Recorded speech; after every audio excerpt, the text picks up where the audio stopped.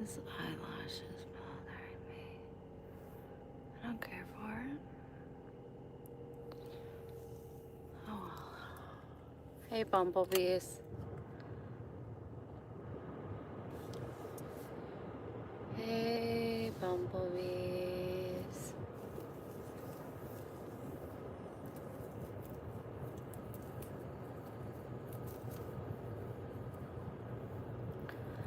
Well, I might get dressed without asking for them. Hey, Allie.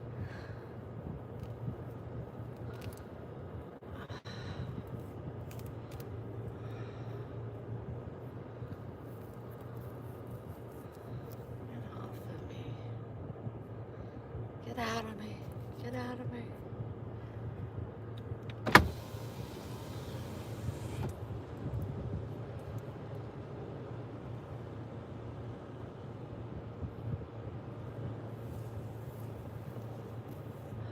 I mean, it is a nest. Hi, Dawn. I have struggled with knots in my hair all of my life. My mom said it was one of the hardest things as me growing up, getting me up in the morning for school. I would just have such bad knots. They like to, like, what is back there? Come on.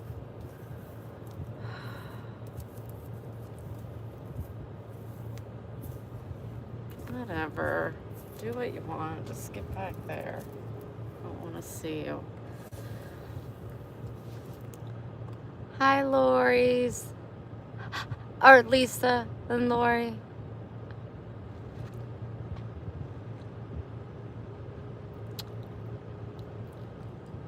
I am going to run some errands. Hi, Aunt Libby. Sorry I've been absent the last couple days. I have had just 2 really hard mental days. A lot of crying. And then I wake up today and I'm like, I don't feel right. And I'm freaking bleeding again. And I mean bleeding. Bleeding. And I just got done bleeding for a month. That's the reason I can say now that I went to the emergency room because I passed out. Oh, whatever. Because I was hemorrhaging. I need a brush. I mean, this is not good. This is not good. For a month I bled. They ran tests but it's been about a year. I need to get it retested. I'm bleeding from my vagina, Wayne. Come on. Do you see any blood anywhere else? Use that imagination. Just gonna grab that. Oh yeah, that's so much better. So I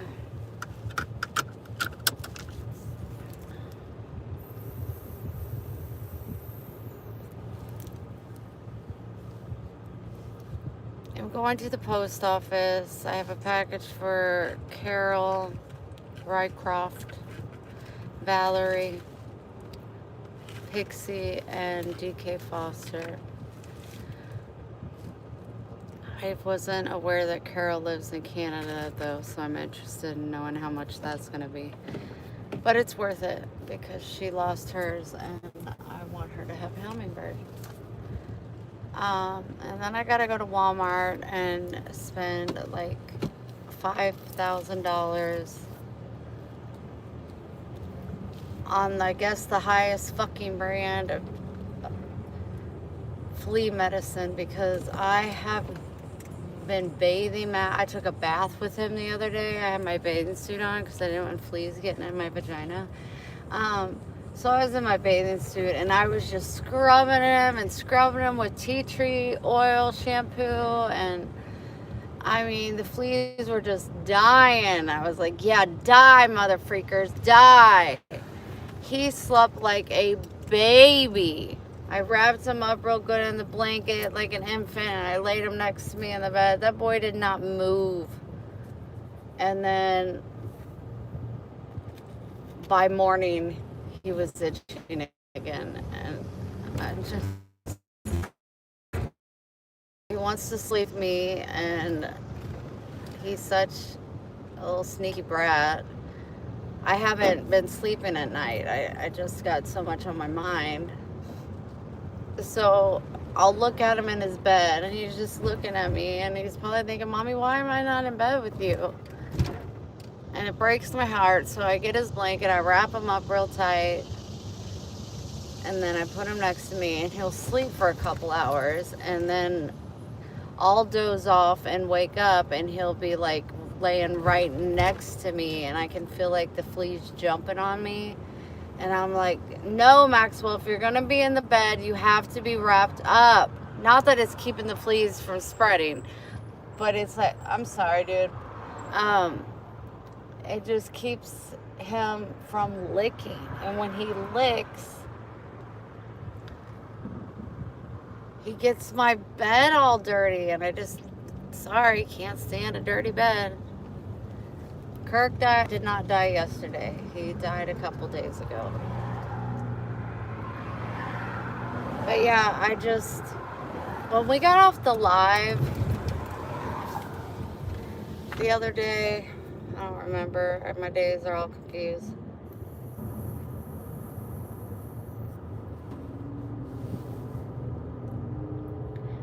On the live, everybody was saying rest in peace, Kirk, Charlie Kirk. And I wasn't aware of who he was. So yeah, it was just like, okay, that's sad. Just like with Ozzy or Hulk Hogan. But later that night when I got off the live, oh, I know who this dude is. And when I watch his videos, before, even though I never knew who he was, like his name. But on my Instagram feed, he'll debate. Come up. That's what he did, motherfuckers. He debated. And we can do that as Americans. Sorry, I still have hostility in me, and I'm really on my period. No hate to any of you guys. Unless you were some of the demonic, evil sons of bitches that cheered that this man died.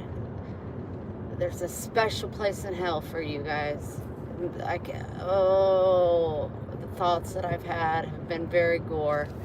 But anyway, I started watching just like him talking and something, and as you keep scrolling, I freaking came across him getting shot.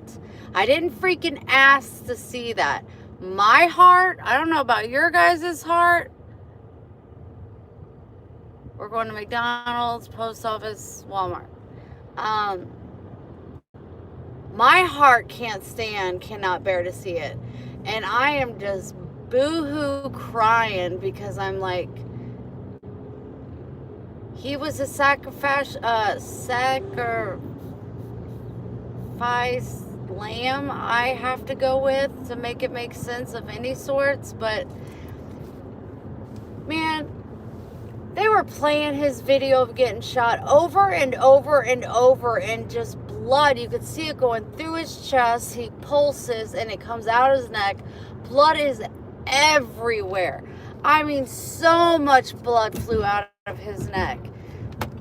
And his daughter, his children, and his wife are right there. So not only am I not his family,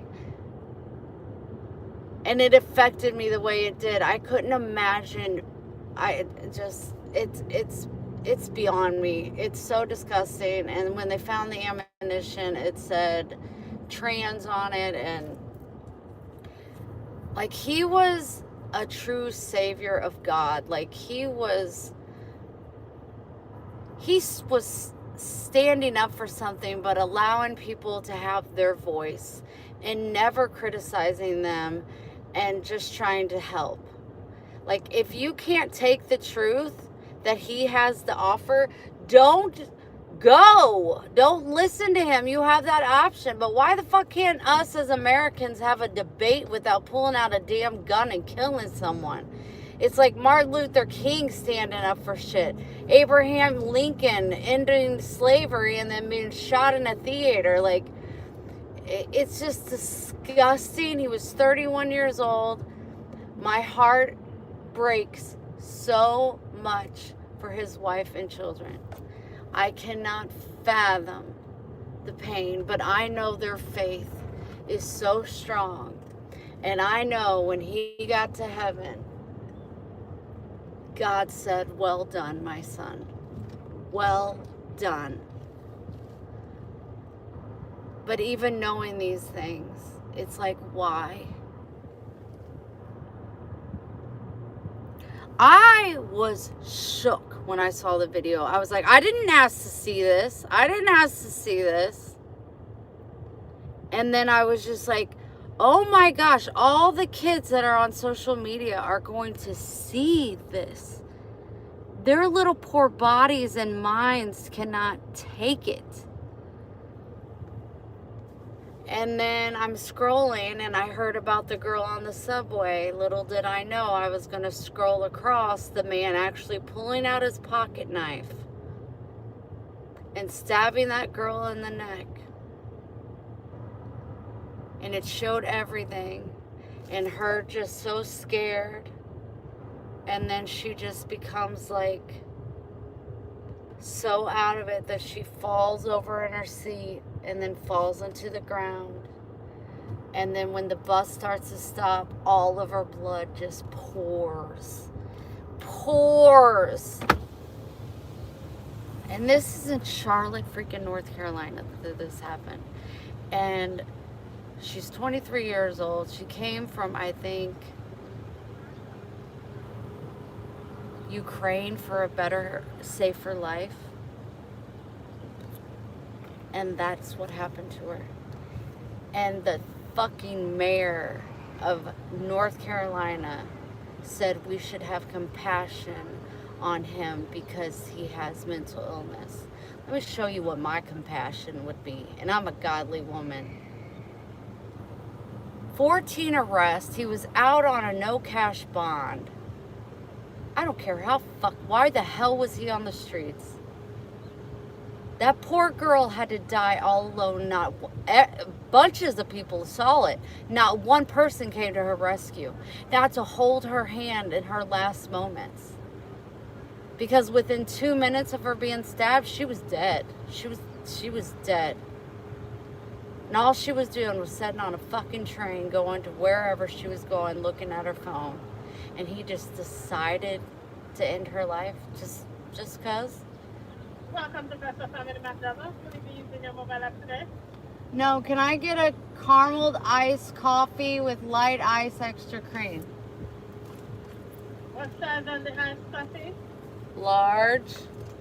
A large. So have a large iced caramel coffee. Anything else to that order? Yes, I would like light ice extra cream.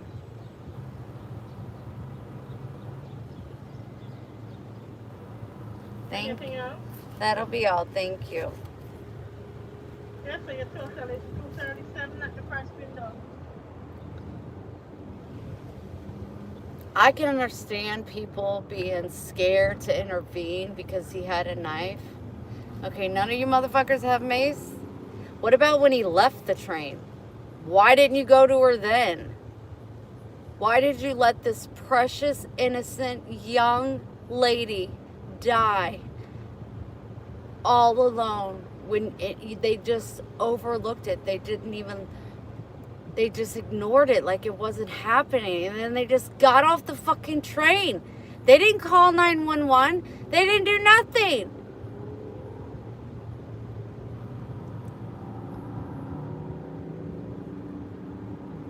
So I saw both of those videos within like a 30-minute time range. My heart was devastated.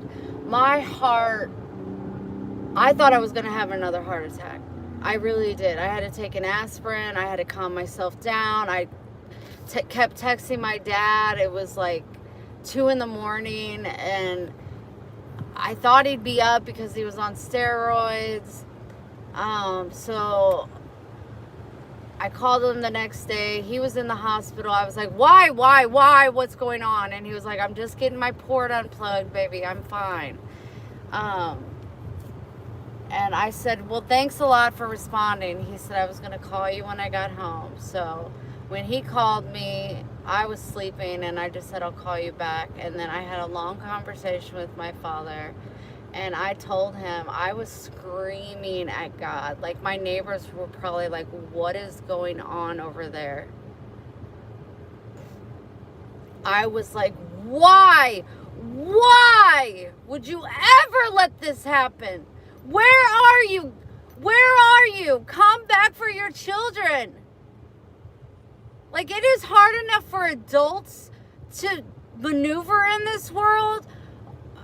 This next generation is so fucked. Why? God, come home. Jesus, come home to your children. What are you doing? Eating fucking popcorn? Watching this fucking massacre that's going on? Like, come home. Come get us. We are ready. I am ready. I am ready to fucking go home. And then I got real upset because I texted my son and I was like, baby, you know, like,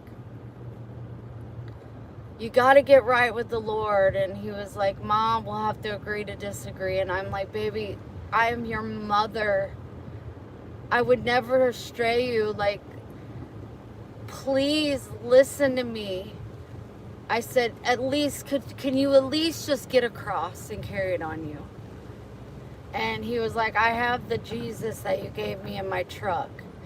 And I was like, talking about, you know, like the 7 trumpets and like, you know, hopefully the world is going to end soon. And like, if people are knocking on your door saying, I'm your family, let me in, those are demons. He goes, Mom, I'm protected. And I said, a gun is not going to protect you in this war. You think you're invincible because you have a gun? No, son, you're not. Not in this war. But it broke my heart. It broke my heart. He was like, I'm not trying to be disrespectful, blah, blah, blah. And I didn't respond back to him. Thank you very much. And then he texted me the next morning and said, are you okay? And I said, why do you ask? And he said, because you never responded. And then I sent him a long text trying to explain. Extra caramel in there as well too. You're such a sweetheart. Thank you, baby. Of course, you have a good one and be safe. You be safe. Ugh. See, there are good people. What is she, 19? She could be on a train. I could be on a train. You know what? I was laying in my bed that night and I'm like, you know what? My neighbor, Michael, that helped me carrying groceries and had a good conversation.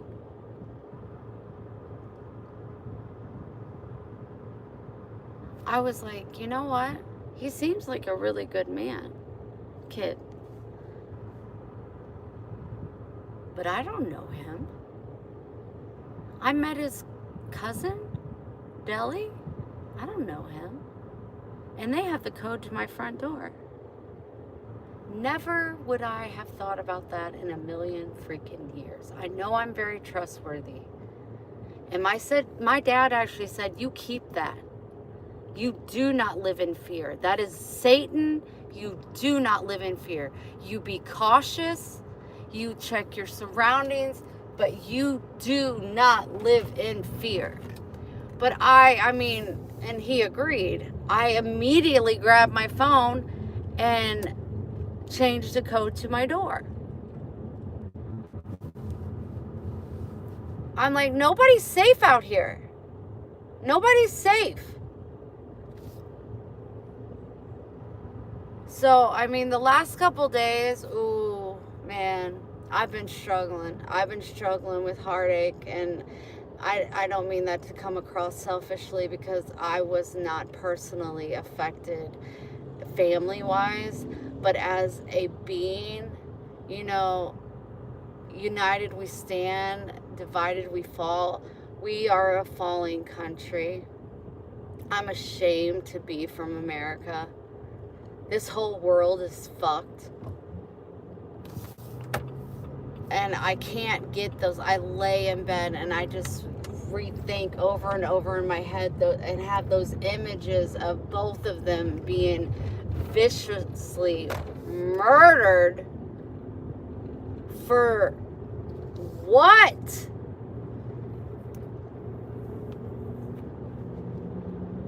I just, my mind is blown. My mind is, I'm shook. I'm shook. I'm absolutely shook. And my dad was like, there are good people out there. And I said, Dad, my heart can't take things like this. And he said, you keep your heart. You keep loving the way that you love. You don't let Satan in. You say, not today, Satan. Every time you're scared or fearful, that's Satan. He goes, look at how hard you worked to get that job. And as soon as Satan saw you well on your way, what'd he do? He knocked you down with illnesses. But you're fighting.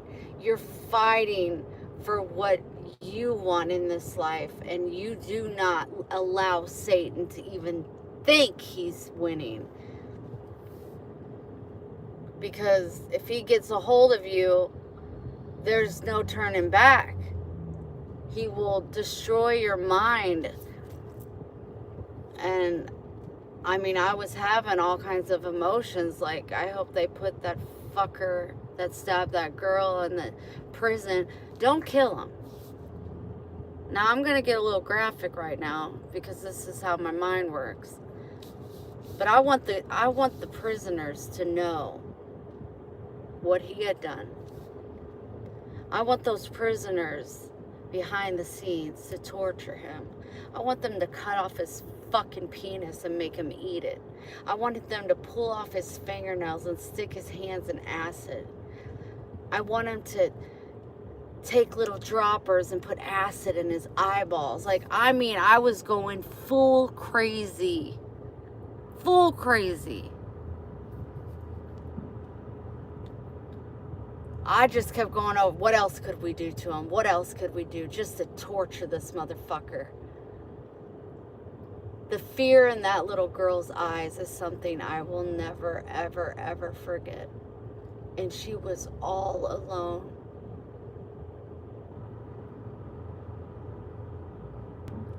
All alone. It's so tragic. It's so sad.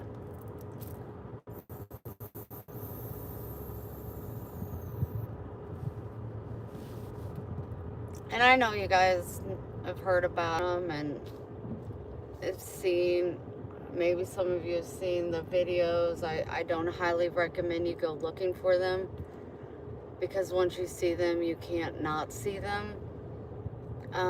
I haven't looked on Instagram, nor have I been on Instagram since, because I wanted to check, but Dad said they should have taken them down by now.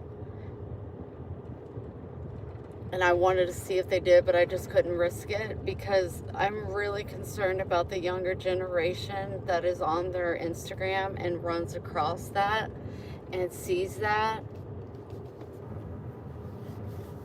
It's just,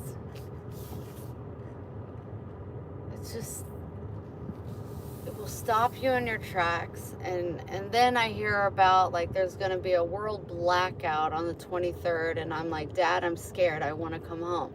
I'm not scared about God coming back. Sure the hell ain't scared about that. I'm ready. I'm running. I'm going to get my freaking oil and a lamp. And I'm going to get my holy water and have my crosses out. I'm ready. I'm ready. Come back, Jesus. Come back. But the way that things line up and nobody knows, and that's what my dad said, nobody knows when Christ is coming back. Nobody. And I said, Dad, they said that there's going to be a blackout and on the 23rd through the 25th, and like, I don't want to not be with my parents. I mean, my son obviously just thinks I'm nuts, but I'm not. I mean, in other ways I am, but when it comes to Jesus Christ, I am not. He will come back. He better come back. We don't know when. Dad said, baby, God ain't gonna come back for a long time. And I'm just like, but he's supposed to love us and protect us. Why is he allowing such horrible things? Our world is divided. Somebody can't have a different opinion from someone else without being targeted and shot and killed in front of their freaking wife and children.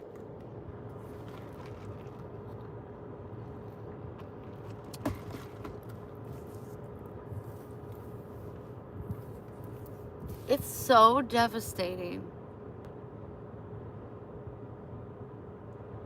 Matiko, tell me more.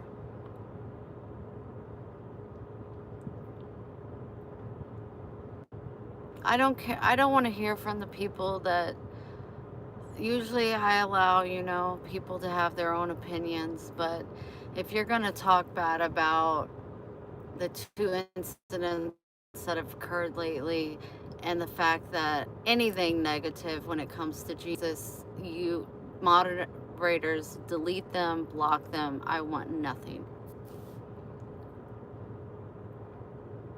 But like Tony, him saying, yeah, he's been coming for the last 50 years. Like, allow that comment. That's fine. But people that are like fairy tale, Neil, yeah, goodbye. Goodbye. I need to be restored with hope. And I wish Andrea Eubank still was in the community. I almost messaged her. I almost messaged Mama Sandy, because they know their Bible. They know their Bible, and I want to say, I got my book out. I'm at Revelations. Where are we at? Where are we at? I need to know. I need to know what's going on. Like, I need to know more. And I try to read it, and it just doesn't make sense to me.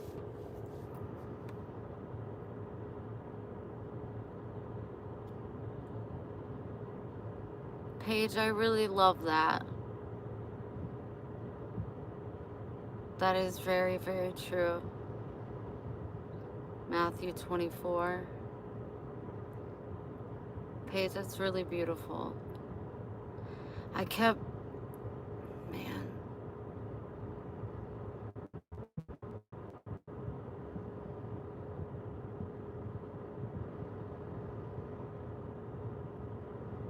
But my heart don't work like that, because when somebody is hurting, it will stop me dead in my tracks. I will hyperventilate.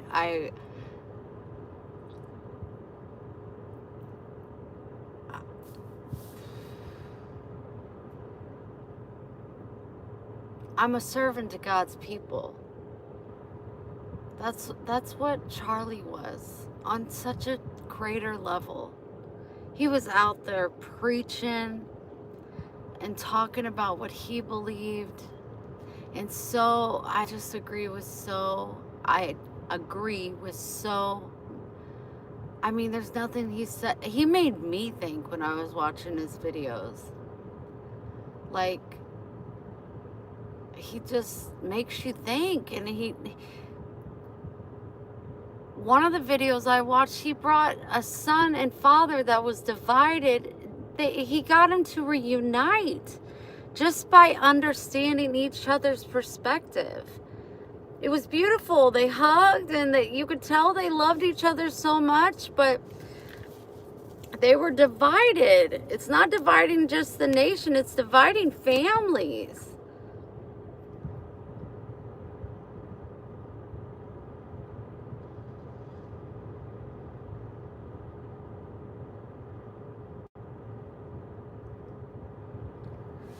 But I guess, I don't know.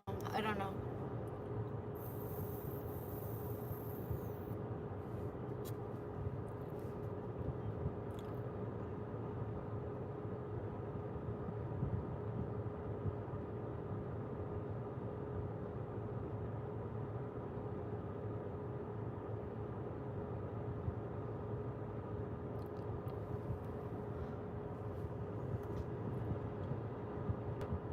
Another good comment page.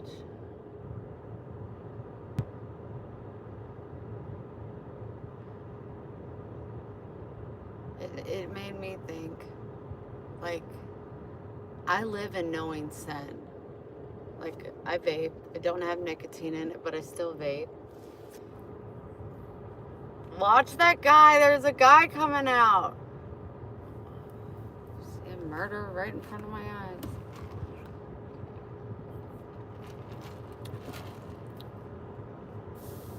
Yeah, everybody hit the like button if you don't mind. Yes, I was in the hospital. My doctor finally went over all of my records and typed up a paper, and it says, it's so funny to read. It's disturbing to read, actually. It's, my patient has recently been diagnosed with osteoporosis and rheumatoid arthritis with thyroid disease and a mild cardiac infarction. She is to take it easy and be on work leave until further notice. It just went, I'm just like,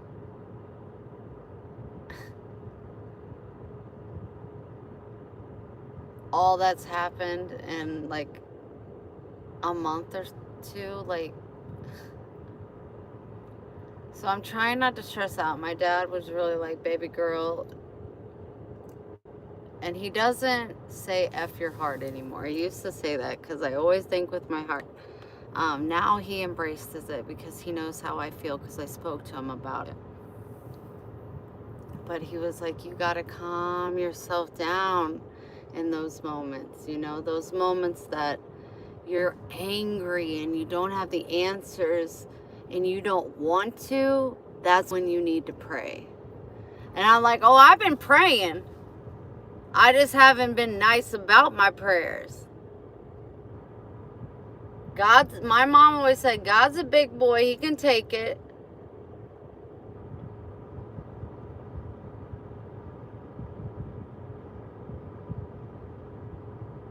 And then on the news, and I don't even watch the news, it came through on Instagram, a lady was carrying a huge bag. And she said the cops, she couldn't get it into her trunk. And the cops came to help her. And they were like, what's the smell? And she goes, pissy blankets. I have 2 younger kids and they're pissy. Well, where's the kids? With their father. I'm taking these to the laundromat. And they knew something was up, and they were like, take stuff out of the bag. So she's taking blanket after blanket after blanket, and she's like, is that enough? Like, I had to put all this stuff back in there, and it's nasty. They're like, no, ma'am, clean out, we want the whole thing. And at the bottom of it was a suitcase. And they said, open that suitcase. And her 2 small children were inside the fucking suitcase. One of the cops threw up, started gagging, started crying, was like, officer, I can't take this. He started praying into Allah, or his God's name. He about had a nervous breakdown. She was sitting on the concrete stoop in handcuffs, and she goes, just kill me, just kill me. And I know that cop wanted to say, oh, I want to. I don't know where it was. I didn't stick around too long. It didn't show, the children, but immediately one of the cops just could not take it. I mean, he was so angry. He was running around. He was throwing up. He was gagging. he was, and the other cops were like, pull yourself together, you know, just stay over there. And like, this shit is really going on. And this is not even the tip of the iceberg. I mean, they're killing poor innocent babies for their body parts. Like, what else needs to happen for Jesus to come home? Come home. Satan has ruled this world for way too freaking long. For over 2,000 years, Satan has ruled this world. That is enough. Enough is enough.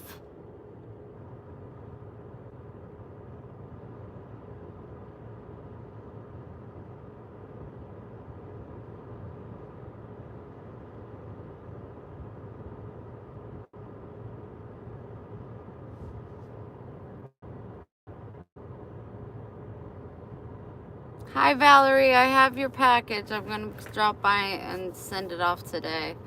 It was today or it would have been another week. I had to literally force myself to leave the house because it's just been a hard couple days. I would imagine it's been a hard couple days for anybody that has a heart and compassion.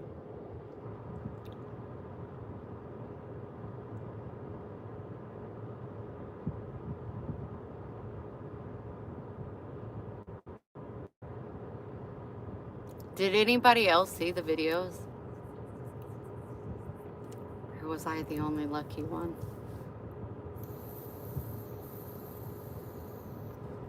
And then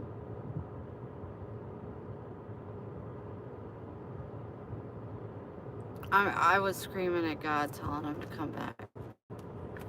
It's time. It's past time. Like I said, my neighbors were probably like, I know she lives alone. Who is she screaming at? I was screaming and bawling. I just, the ache in my soul and my heart and my body was just,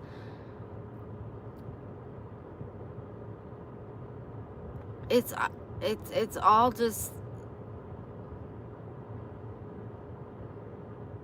the woman on the train, that wasn't a few weeks ago, that was recent.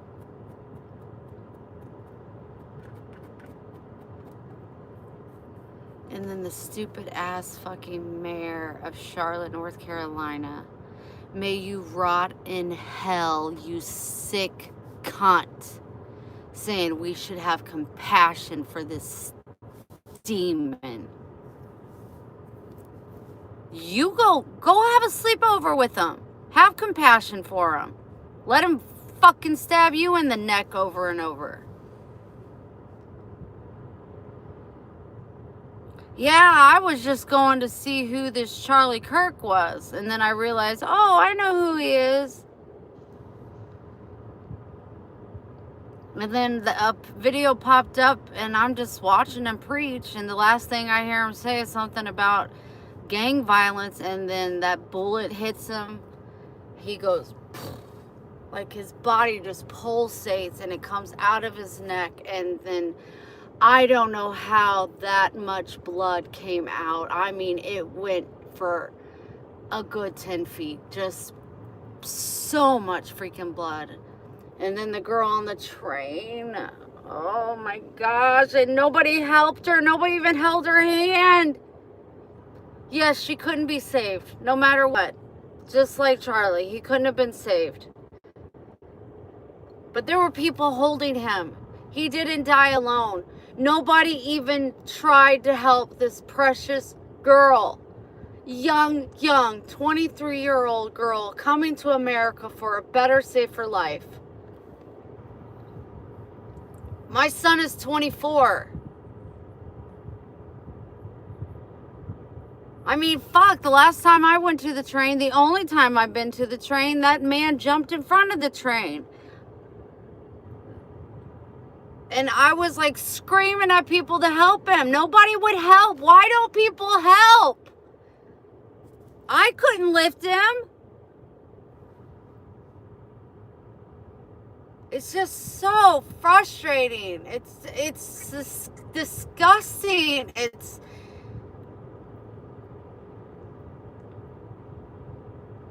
I gotta find a way to. I got to.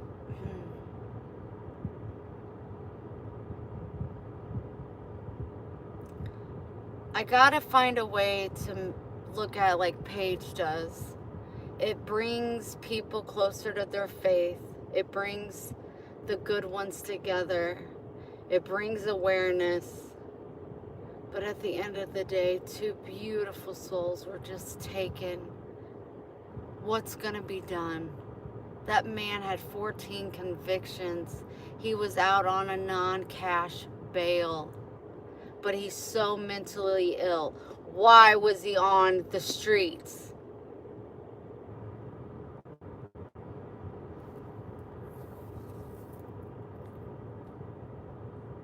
And they tried to keep it from us because he was a black man. I was like, who gives a shit what color he is? I love black men. I love me some black men. It's a man.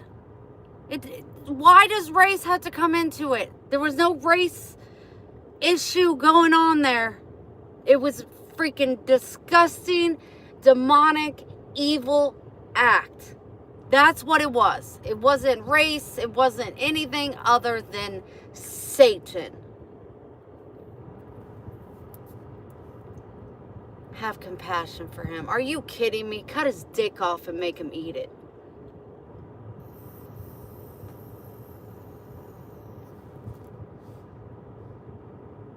Bring back the tortures that they used to do back in the day.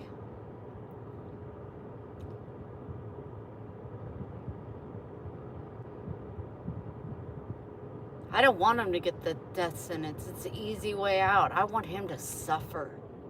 And I know God would not want my heart to feel that way.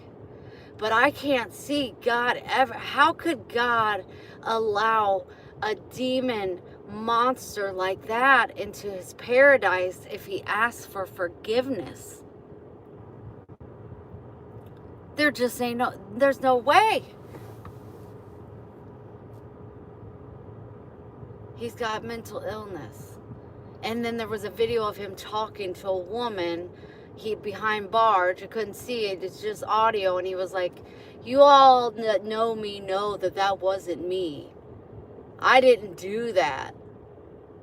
That was the demons or this whatever was telling him to do it. I don't care if your mama said to do it. Don't! Stab yourself in the neck, you dumb fuck. I got rage. I don't want to have rage.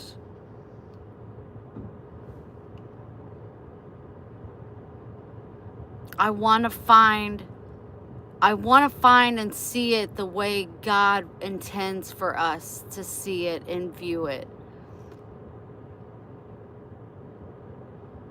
And I guess that's why it's so hard to be a godly person. We are imperfect, and we have anger, and we have rage in our bodies. Jesus doesn't have that. So it's like trying to find a balance. But I just, there's no excuse. It never should have been on social media for people to see. I hope to God they took it down so smaller, younger generations don't see it, because like I said, once you see it, you can't freaking unsee it. I laid in my bed for hours last night just thinking about that girl, that fear. Her looking at herself, wondering where her stab wounds were, and then she just collapsed, and then she goes to the floor, and not one fucking person gets up to check on her or hold her hand. Like, the guy was gone. What's your excuse?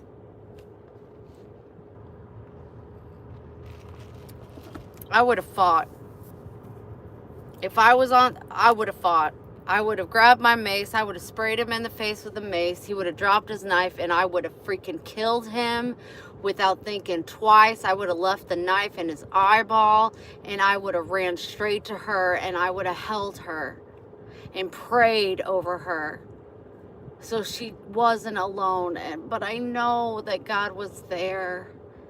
I know he was there the second she closed her freaking eyes. He was there to take her.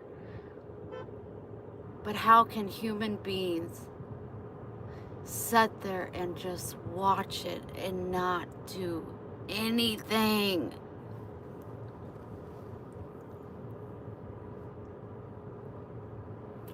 It's a good thing. You guys think I'm like really going at it. That's why I haven't gone live in 2 days, because I was 100 times more heated. I mean,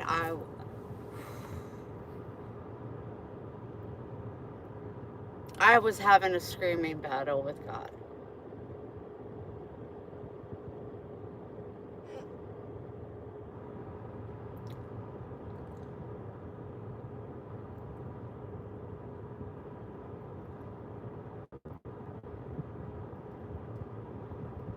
He wants to wait longer so we could get more people to turn to him. What child is going to see the way the world is right now and really truly believe there's a God? I can't even get my son to even consider it. And I cried to my dad, I'm going to be in heaven and my baby's not going to be there. Not by his own faults, by how the world has let him down. How the world has let us all down.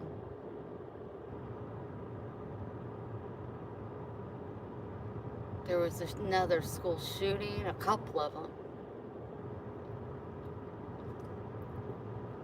Utah. My son was just in Utah.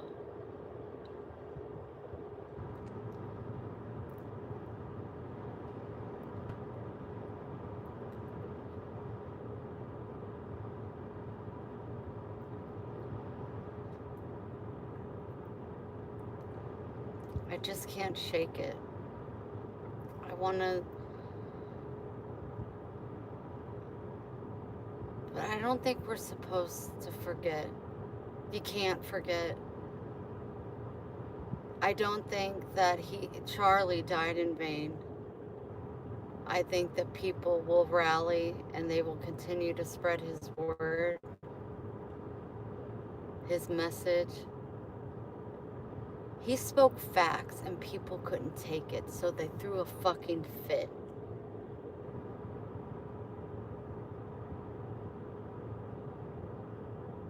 He allowed people to speak their truth. And never did he insult them or say they were stupid or wrong. He would just retaliate with his input. He had no hate. But he can't express the way he feels without getting a bullet put in him.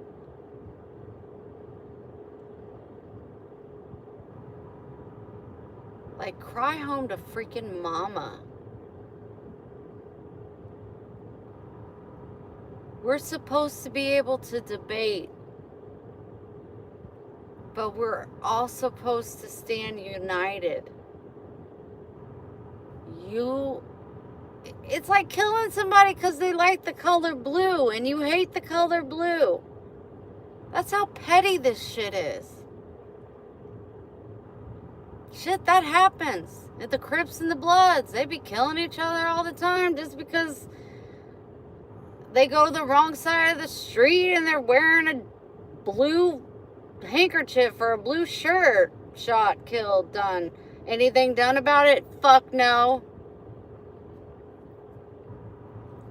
Because the government's all involved in it. It's all corrupt. It's like, no wonder our kids are so lost because they don't know what to do. And that's why I'm so headstrong about my sons when I say, don't listen to what the world dictates you to do. Don't listen to a damn thing. You do you. Because you're way, way fucking smarter than these fucking idiots running the country. A lot of the idiots running the street. The Rockefellers, they got their foot in everything. They are so disconnected from what's going on in the real world. You live on your own fucking planet. You didn't say you wanted to raise happy, successful people. They stated they wanted to raise workers to make them more rich. Like, you don't need any more money. You're the richest family in the whole world. What you could save this world.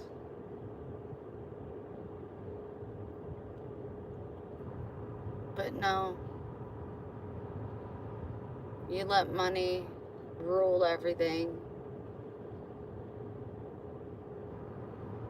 Maybe that's why when I get money, I give it away so quick, because it's just like the root of all evil.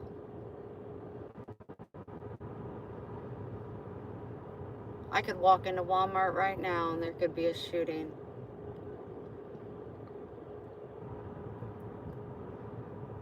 I wouldn't hide. I would go out. I would probably be killed, but I would try to tackle whoever the motherfucker was. My dad didn't raise no bitch.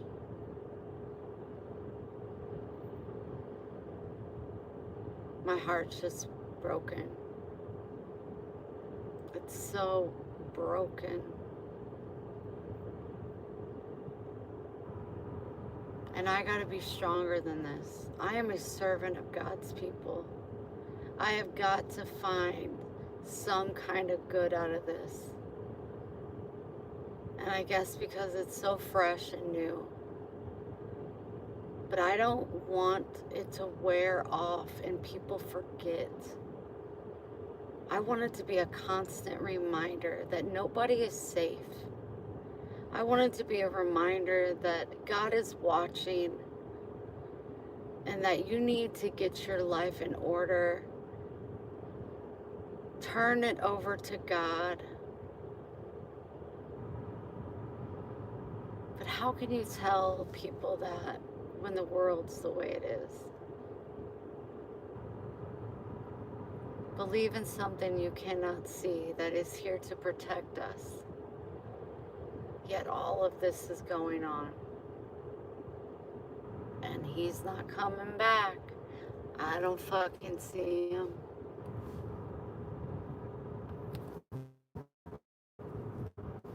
I don't see him.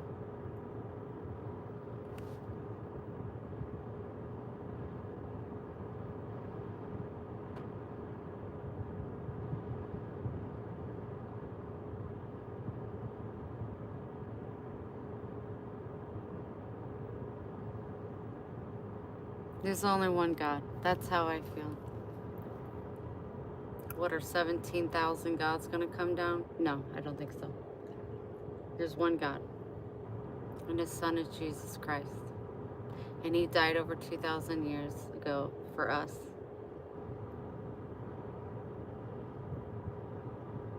He is to come back. Nobody knows the date, the time. Thief in the night. I want to hear those trumpets. I want to hear those trumpets.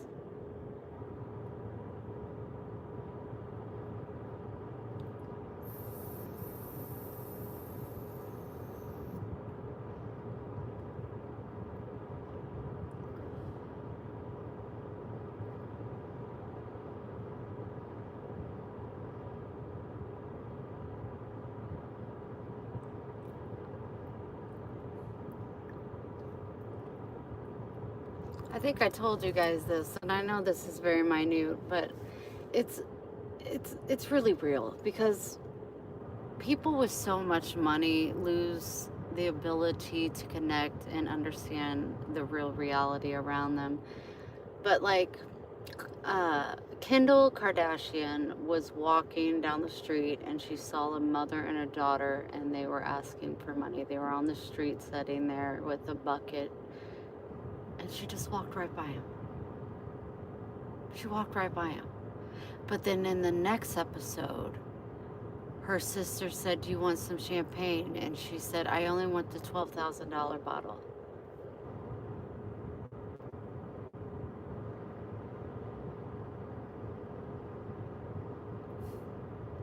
I'm sorry, what? Her own sisters made fun of her.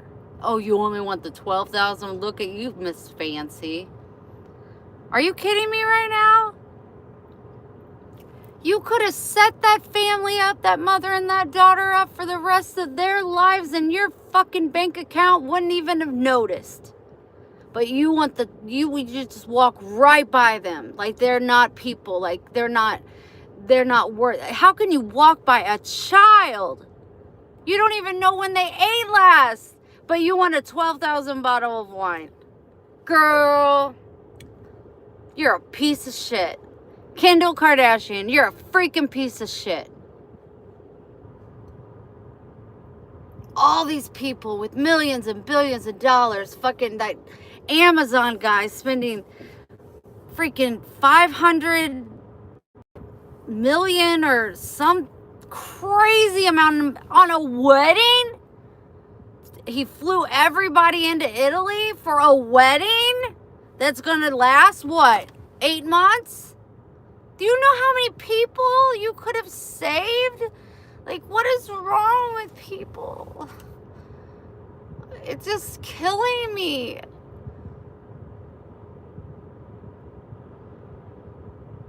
Look at the people in Philadelphia that are walking around like zombies, passed out on the ground. You don't know if they're dead or alive. Why is nothing being done to these people? They are addicts, but they're still freaking God's children. They're lost. They lost the ability to believe.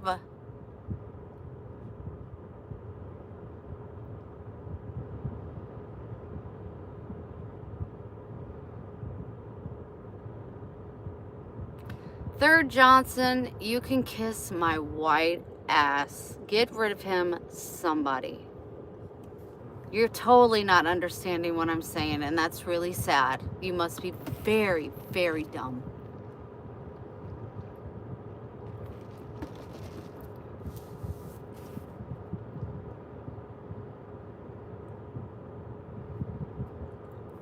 Churches. Let's talk about churches.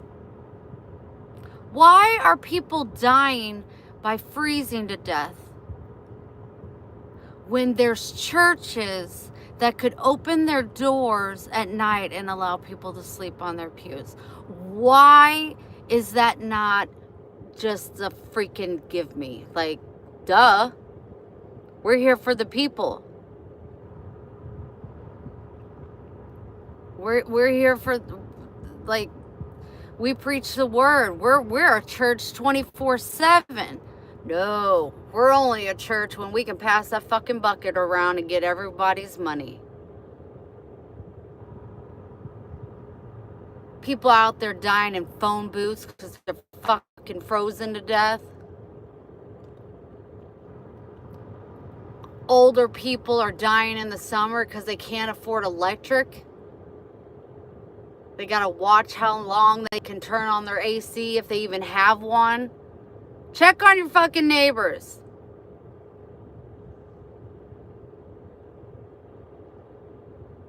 Oh, we churches can't afford, to heat up a church at night, and chaos could break out. These people just want to survive another freaking night. God would open his doors to his people. But no, not churches. They keep those doors locked and chained. What the fuck are they gonna steal? A Bible? Good.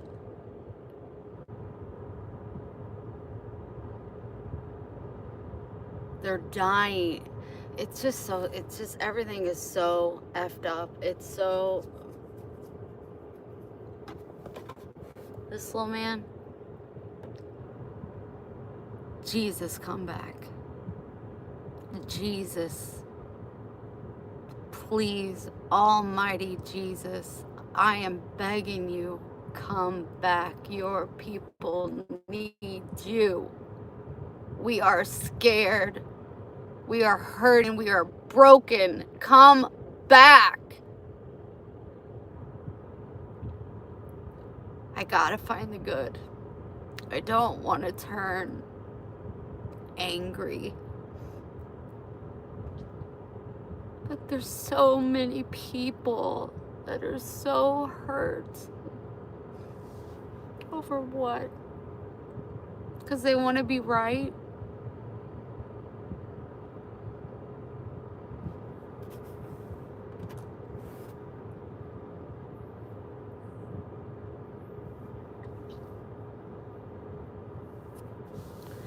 We've been on live 61 minutes. What is it? Every 14 seconds someone kills themselves?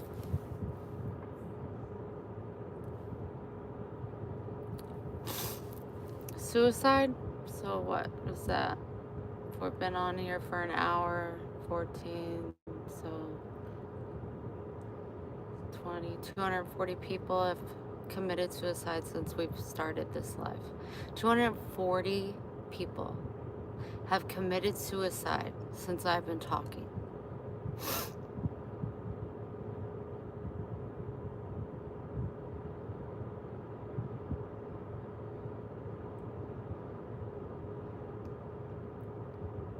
Because a lot of people are sad and broken right now, Bob.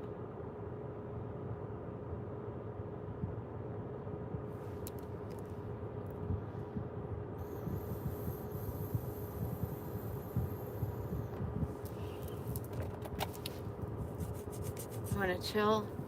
I'm gonna go into Walmart. I'm gonna get this $5,000 flea medication because, of course, everything costs more than the American person can afford. Jesus will win every battle. There's no nicotine in the vape. I'm aware that it's probably not the best thing, but if you're going to talk shit about me vaping, why don't you alter your mind and kind of change it to what's a real issue? A real issue. You don't vape, good for you, but there's shit you do out there. You don't think you drink? I think you drink. I don't think God likes that either. Don't try to call me out. I'm the first to be hard enough on my damn self.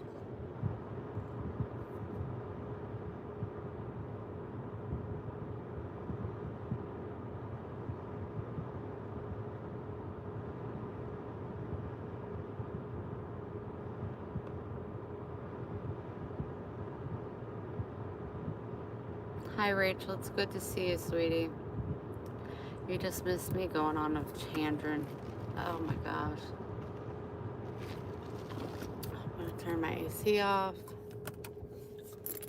It's 100,000 degrees out. I'm going to try to just not get shot in Walmart. Let's see if that's possible.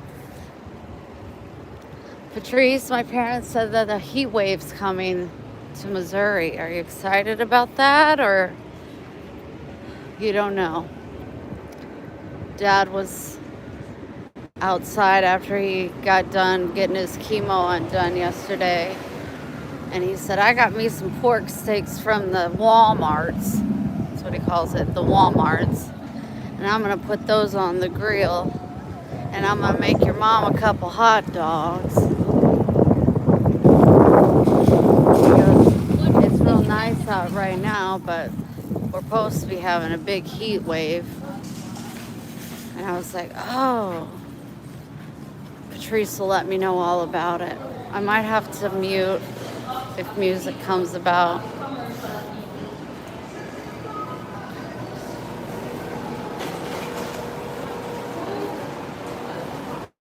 Mine's a Geek Bar, but we have like a lot of different ones.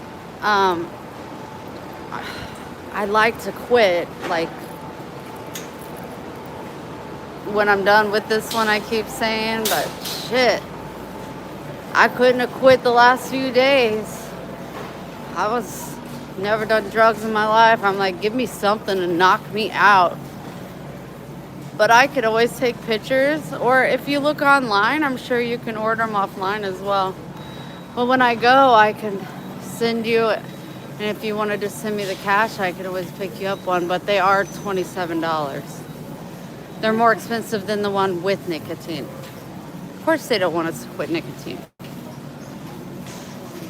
But if you are a true vape smoker and you can't be without it, Trump did just end his connection with China as far as vapes.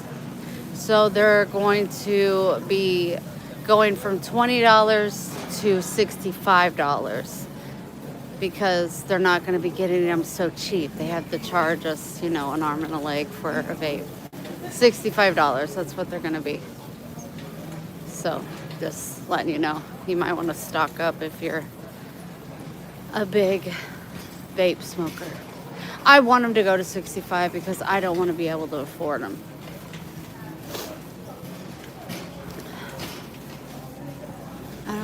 I made a run delivery yesterday at Walmart. I had to got some cabbage. I've been craving cabbage.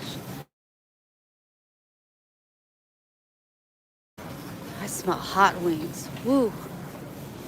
Okay, let me look real quick. Frontline. Man, I feel like I have that at the house, but I know I don't. $70. Jeez Louise. My dog's itty bitty. Like, where are the itty bitty dogs? $68.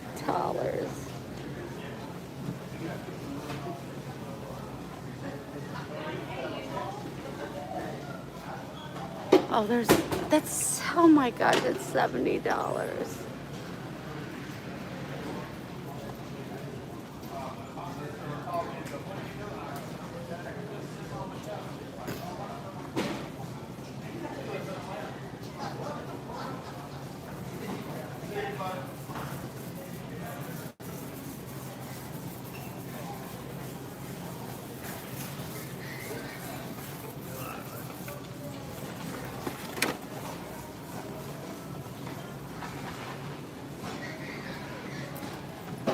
No, I don't got it. If you got it, go ahead and send it to me. I found a 3-pack for $4. Wow. Wow.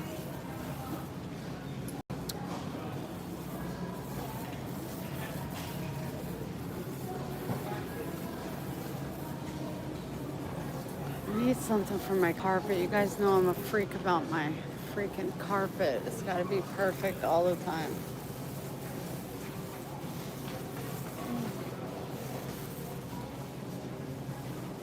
Can you hear the music? I'm going to mute it.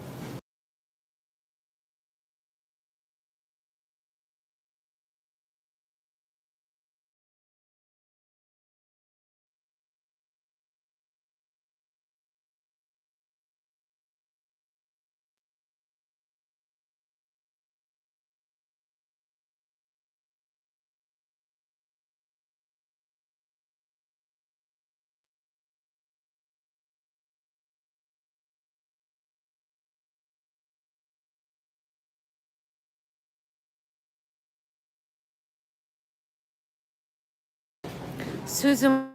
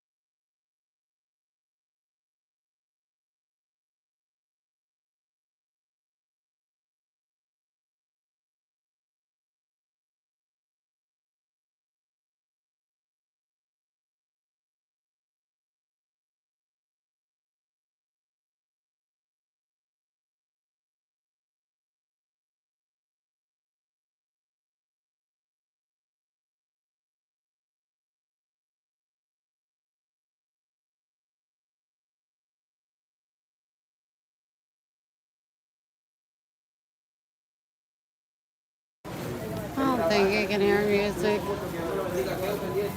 Too much shenanigans going on.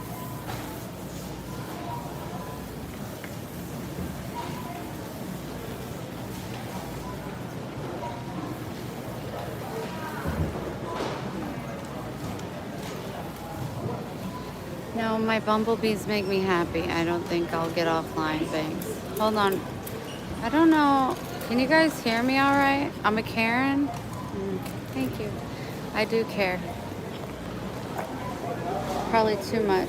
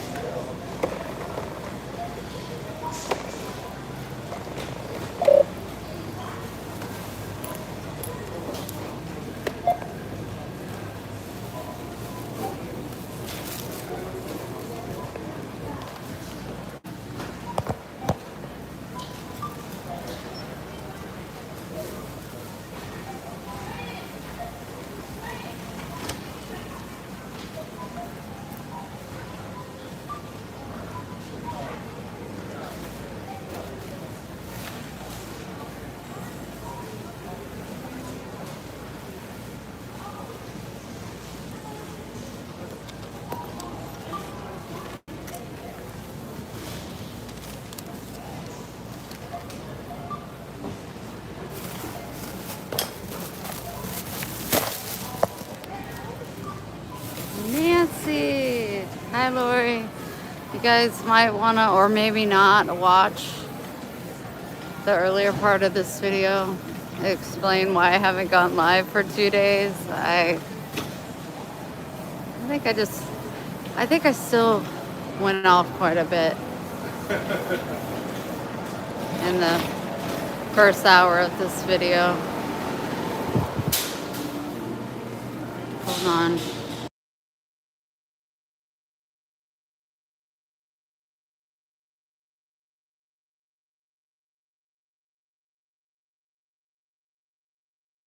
Glad I parked on.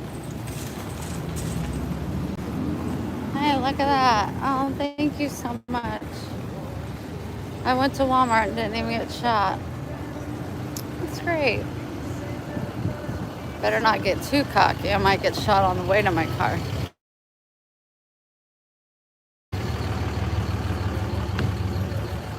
Love the shirts, ladies. They're all 4 older women dressed up the same. They must be on vacation. I hope they make it out alive.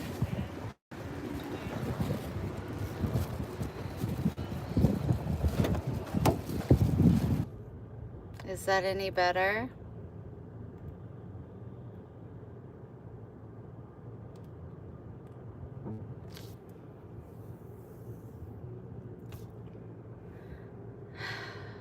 Yup. Excellent. Oh, bumblebees. I sure do love you guys. You girls.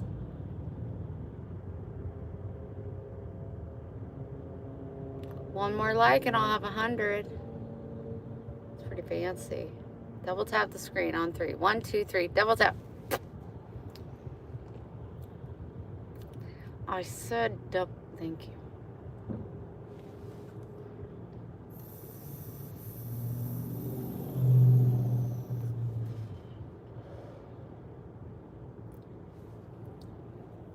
It seems like tomorrow is one of my favorite kind of Saturdays.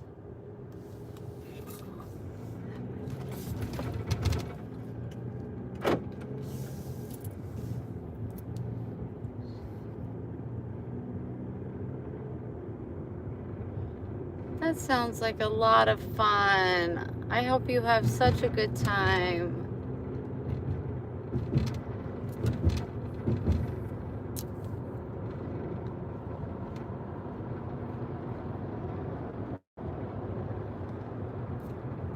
Yeah, I got my final report back from the doctor and I gotta have it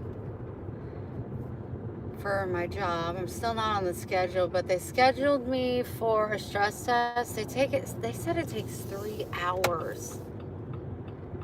What the hell? I can't run on a treadmill for 3 hours. But and then they're sending me the monitor for me to wear for 2 weeks. And they made the appointment for that as well. So I get it in the mail. I put it on.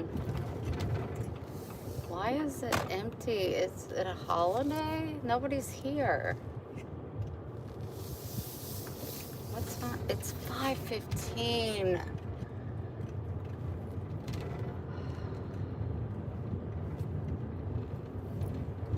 Packages aren't going out today, y'all. Well, I didn't even pay attention to the freaking time. Oy vey.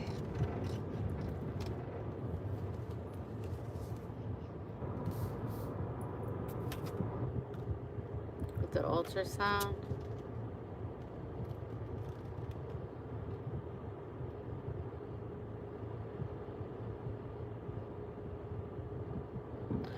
No, I don't drink Monster Energies. No way. No way. No way. No way, Jose. Guess I'm gonna go home. That sucks. I tried. I wasn't paying attention to the time. That happens when you don't sleep at night and you sleep until 1 or 2 in the afternoon. I fall asleep when the sun comes up. But the last 2 nights have just been horrific. And usually I just take an extra Klonopin. Excuse me.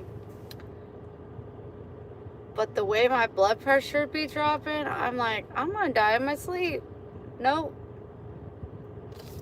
But yeah, sorry, I kind of got distracted with nobody being in the post office. They have me down as having had a mild cardiac infarction. So a mild heart attack. They don't know when it happened.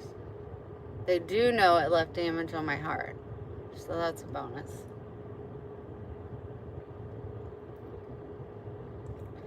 But she also put on there, I was recently diagnosed with osteoporosis, rheumatoid arthritis, and thyroid disease. I took my first Lipitor today. I don't think I liked it. It might have been in my head because I'm so sensitive to medications. But like, I filled my weekly medicine thing up. I am on 15 different medications a day. 15 pills a day. I'm 44. And that's not even taking all the ones the doctors want me to take. But I think I'm going to not take the Lipitor. I just don't think I'm going to take it. It's just another pill. They said it's, what they say, it's, I don't freaking remember. See, I'm on too many pills. I can't even think straight.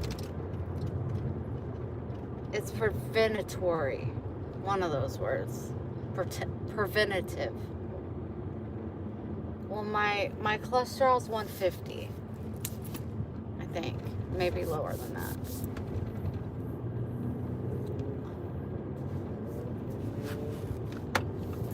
It's just too many pills. Big Pharma's just, really got their hand on me, and I don't want them near me. What happened to just all natural herbs?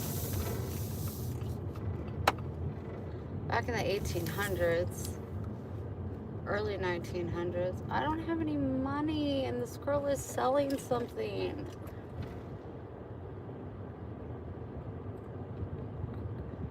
Cookies. What's her thing say? Chocolate bars are $1. I don't know how to. I don't have cash, or do you take Venmo or cash? Okay, I said Venmo. I have Venmo. I don't like Venmo. Do you have Cash App or PayPal? I got some quarters, I think. I can't walk by. Look at her working so hard. Let me get, I gotta find some quarters in here.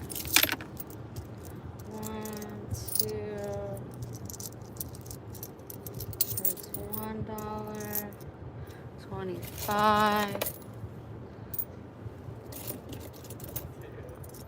There's 2. That's 2 candy bars. There's a quarter. I have Venmo. I just hate using Venmo.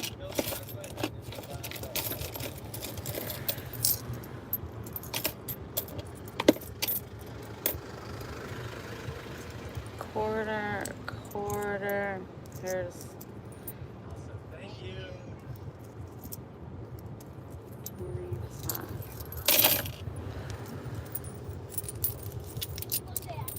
Okay, I have enough quarters for 3. Do you care what flavor? Just give me whatever you're having a hard time selling.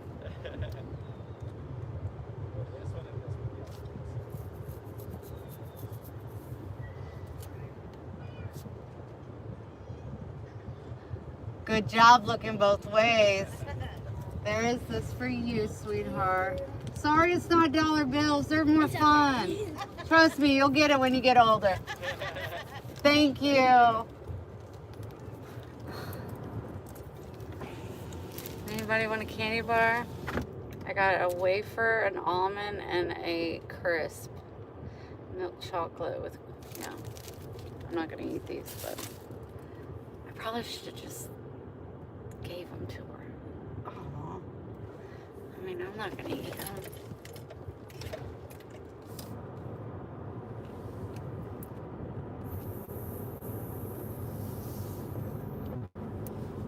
That's why I don't keep cash on me. Never keep it. I never keep it.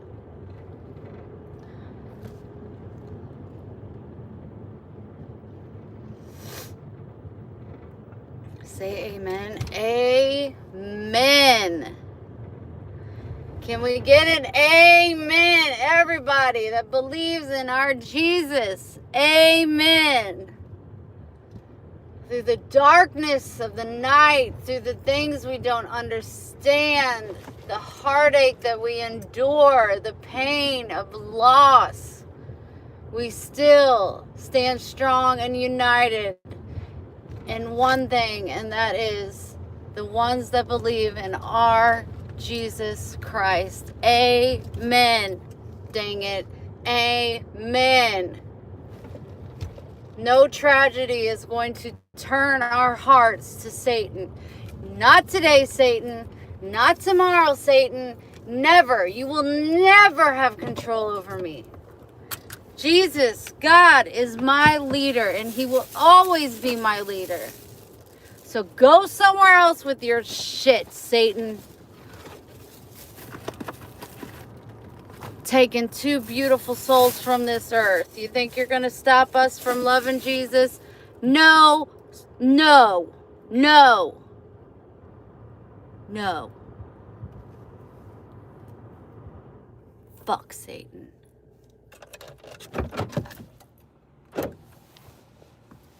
I think that girl's name was Zara and Charlie.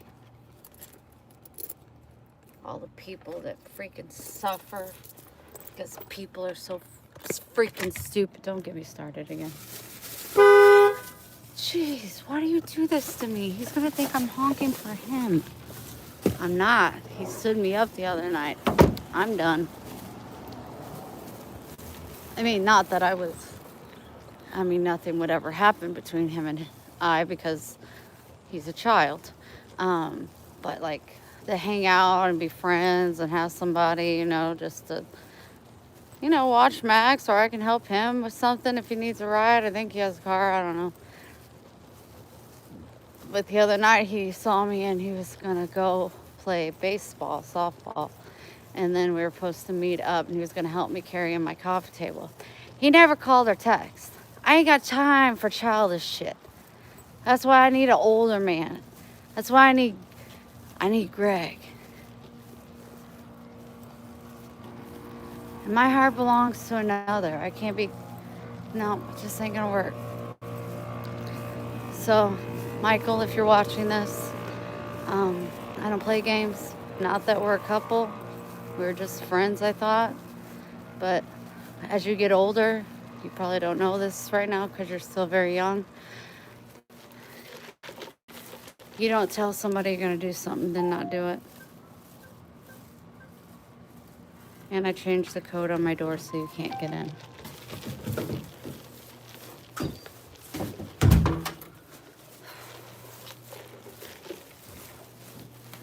Oh, I love it when you don't bark at me. Hi, little rat. Oh, it's always so hard to get up those stairs. The dishwasher's still going? Gosh, it's gonna cost me a fortune. Yes, baby, I see you. I see you. Give me a second.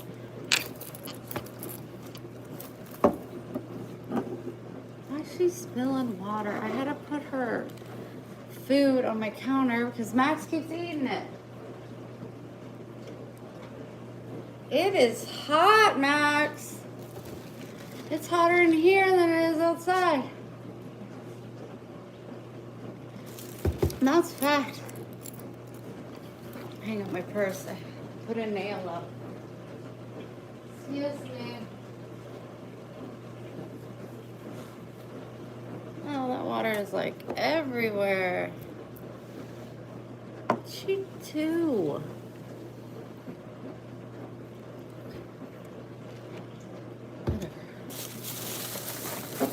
This.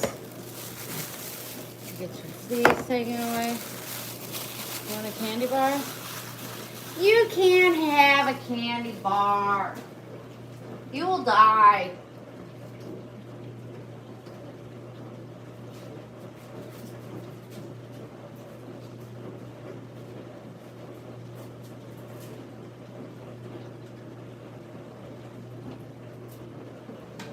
All right. I don't know what to do first.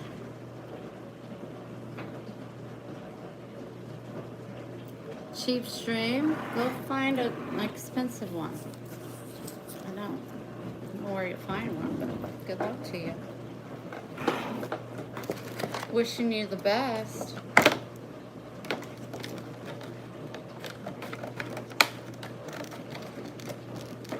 Lola, come in here. I got a collar for you.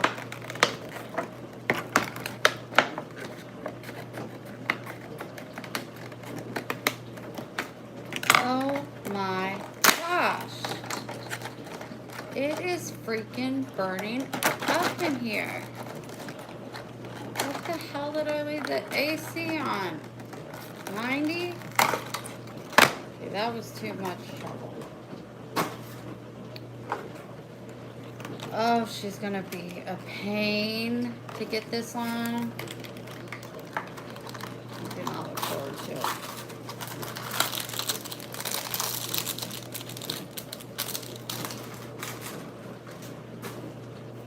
Max is easy peasy. He just sits there.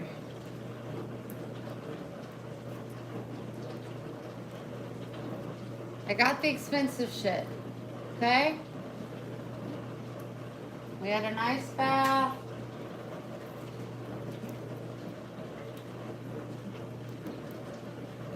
Oh, she's gonna kick my ass. I don't even want to be a part of it. I think I have one of these already. Oh well, I used my mom's credit card. Thanks, Mom.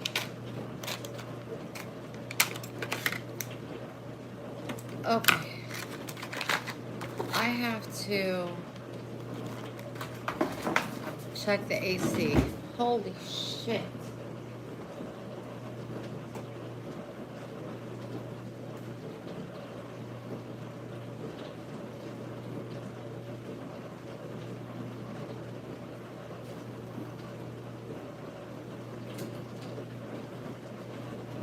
$175.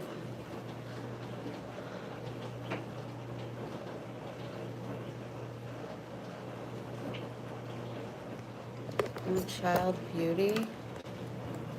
Still think the same now that you're closer to me. Childish hot dog. You guys, shut up. You're being poo-poo heads.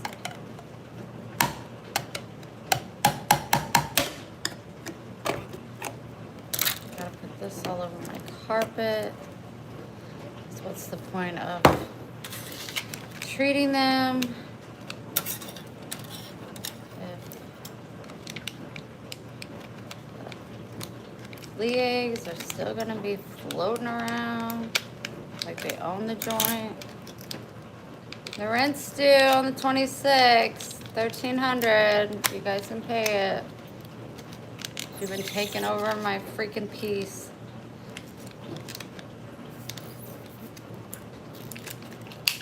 Oh no! Oh no! No! No! No!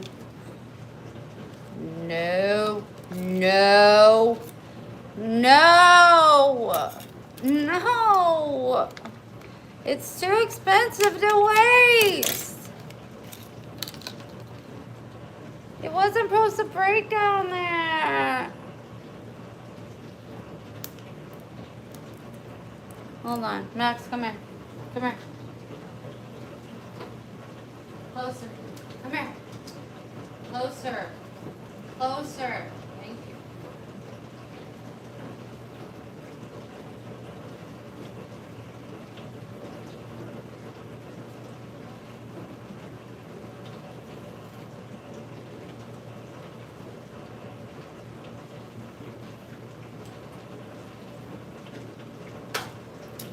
Okay. Got you done. Now it's your sister. Oh.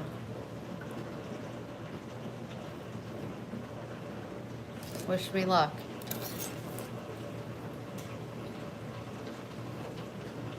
Lola. Yeah.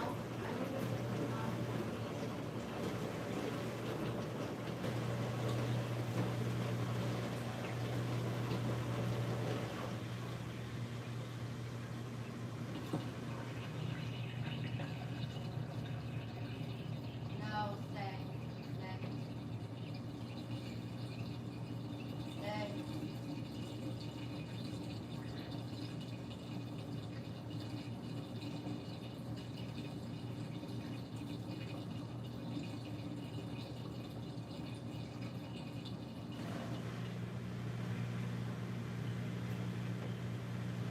Good job, Mama. Yay! Good job, Mama. Max, you so proud of her? Good job, Mama. Don't be mad at me. I'm doing it. You kids just don't understand. I'm trying to do what's best for you. Hey, she did really good. She did good. Holy shit.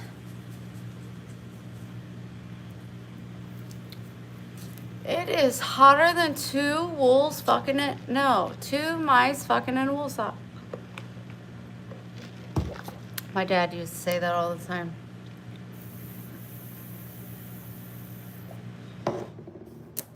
Okay, we're gonna go around the house. Oh, shit. Good job, Mama. See, I vacuumed. Oh my gosh, I vacuum and I vacuum and I vacuum. He was supposed to come over to help me put that halfway under my bed, so it just folded. But I don't think I'm gonna keep it there. Although the animals do really like the fact that it's not in the living room. But we gotta, I just washed those yesterday. I wanna get all the fleas out of here. Get out of here. Go.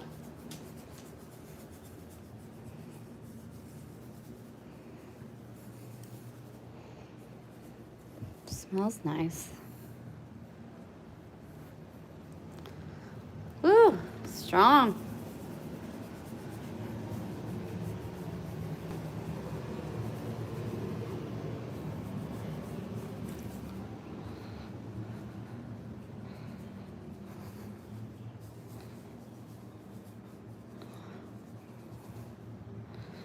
Max is always sitting under here by my feet. Oh man, I'm almost out. Get back. Everybody out. I'm just gonna have just enough.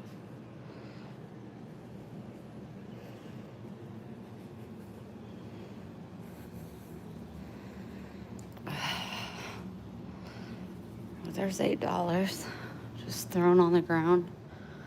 Oh, I'll let that set for a while and see what it does. I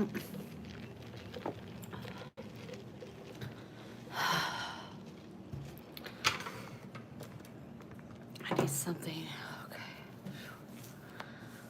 I think I need to get out of these sweatpants. Oh, if my hair don't stop falling out.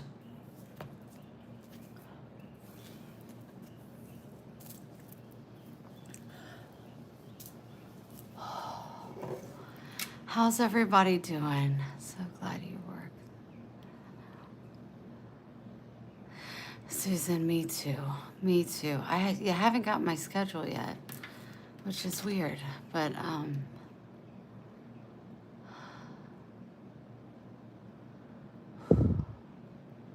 don't ever sweat. My armpits are sweating. Look, they're wet. No scent. That's weird.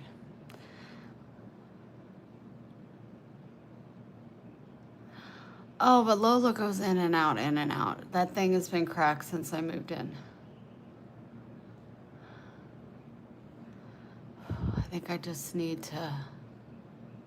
Is it pink? No, it's bloody. Real bloody. Man, is it bloody.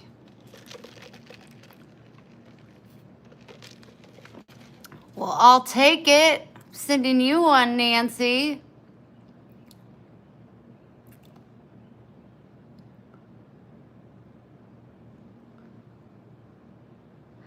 I don't even know how to pronounce first, last name, or where you're from, but hi.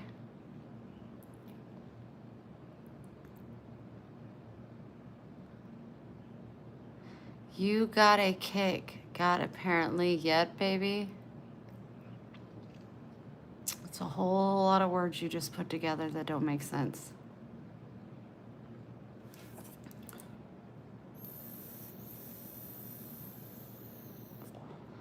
Hi, KMA. I gotta go put on sweatpants or my shorts. I hung up my W.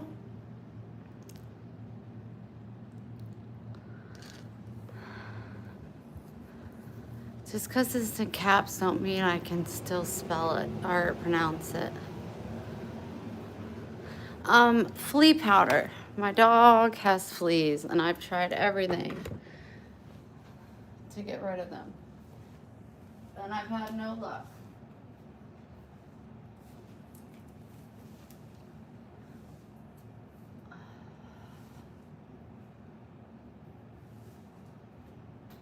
Oh, that's nice.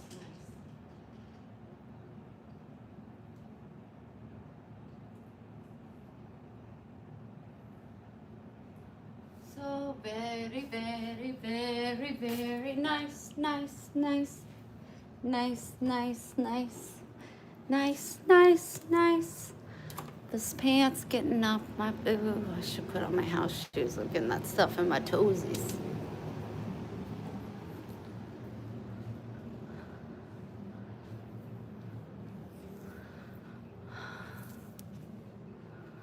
Am I interested in a Hollywood smile? I think I already got one. Thank you so much. I like tacos. I did change my pants because I'm hot.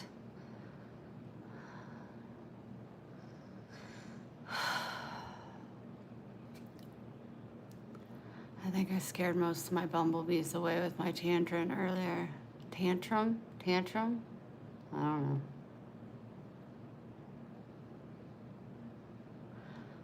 Burritos. You're disgusting, Ram. Go get some common sense. They're like ice blue. Hi, Lori.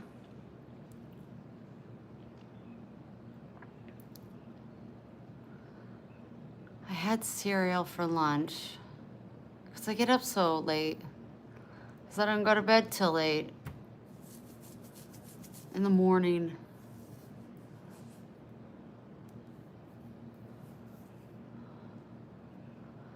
Yeah, Christmas is like seriously right around the corner. It's a little freaky.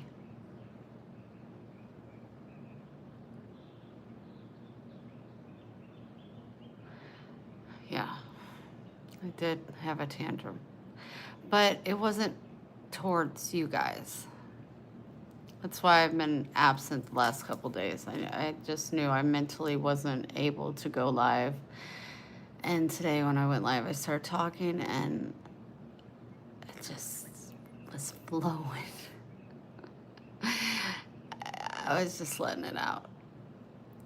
I can't go back there. I can't go back there.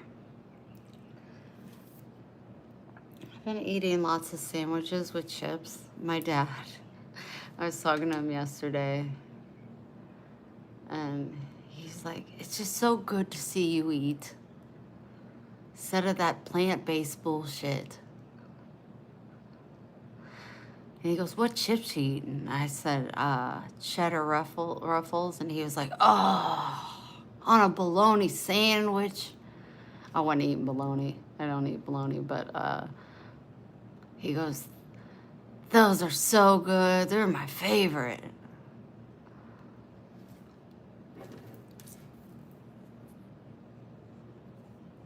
But he got emotional. I got emotional. He just worries. He's just... My parents are just so...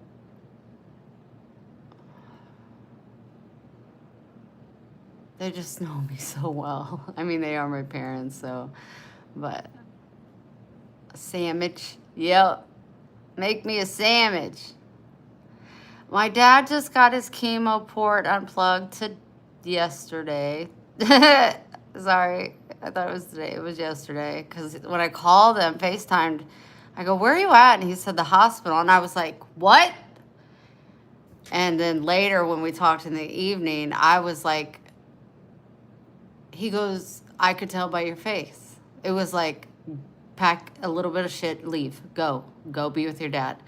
He goes, baby, I'm fine, calm down. I'm just getting my port unplugged. Because he goes home with this chemo, does 48 hours, and then goes back and gets his port undone. I had forgotten that he was doing that. And when I called him, freaked me the hell out. He said, oh, I could tell by your face.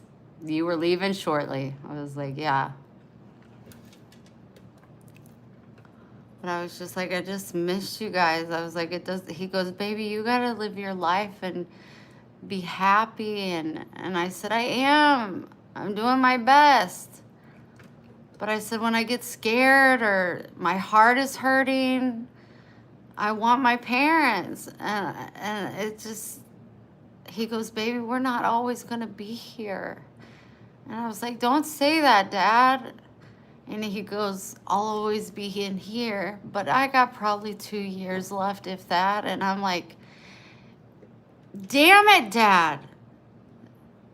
No, that's not, no. You've beaten cancer 3 times. You're a superhero. Like, no. And he goes, what are you going to do if I get sick, baby? You got a life in Florida. And I said, this is just stuff. I don't give a shit about anything that's here. If you get sick or if Mom gets sick, my world stops and it becomes taking care of you guys. He's like, you can come visit, but what are you going to do? Just sit here and watch me suffer and die? And I'm like, yep. I'm not going to leave your side. Just like the very first time he had cancer, I never left his side. I was with him every single day, all day long. And the ones that have been with me know. We would sit in the garage, outside. We would be together. We were together the whole time. I helped him with his feeding tube. I took him to all of his appointments. And if something happens to Mom, I said, Dad, who's going to take care of you? I'll be all right. I'll figure it out. And I'm like, no, you can't be alone. He said, well, baby, you gotta understand that one day me and your mom are not gonna be here. And and he teared up. I started crying, and I was just like, I just miss you guys so much. I just want to hug you. And I was freaking out about this blackout people are talking about, as far as like the first sign of Jesus coming back. It's supposed to happen on the 23rd through the 25th. And I was like, I'm not scared of Jesus coming back. Oh my gosh, please do it already. But I don't want to be without my parents. And like I said earlier, like I'm trying to get my son to just come a little bit to know God. And he's not interested. And it's so heartbreaking, because I'm like, I don't want to be in heaven without my son. He's like, Mom, you have your beliefs, I have my beliefs.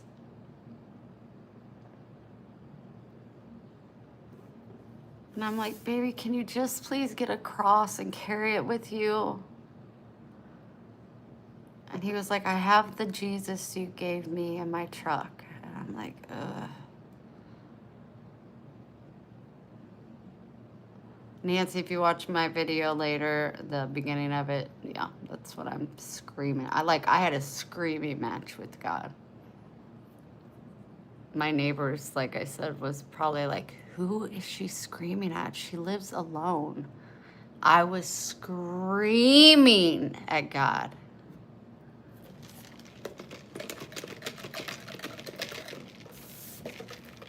For 2 days, I cried. I just couldn't make sense of all the sad madness going on. I have to pee, I've been drinking a lot, so talk amongst yourselves, see how each other are doing, because my life is really boring. Plus, I need to check my tampon.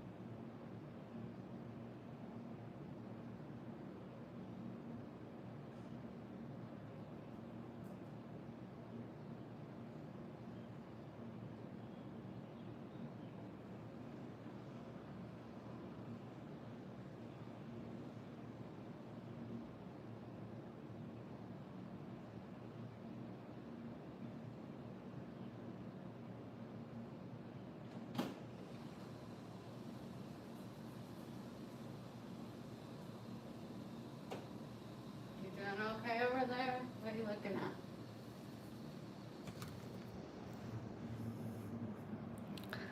Hi, Miss Chris.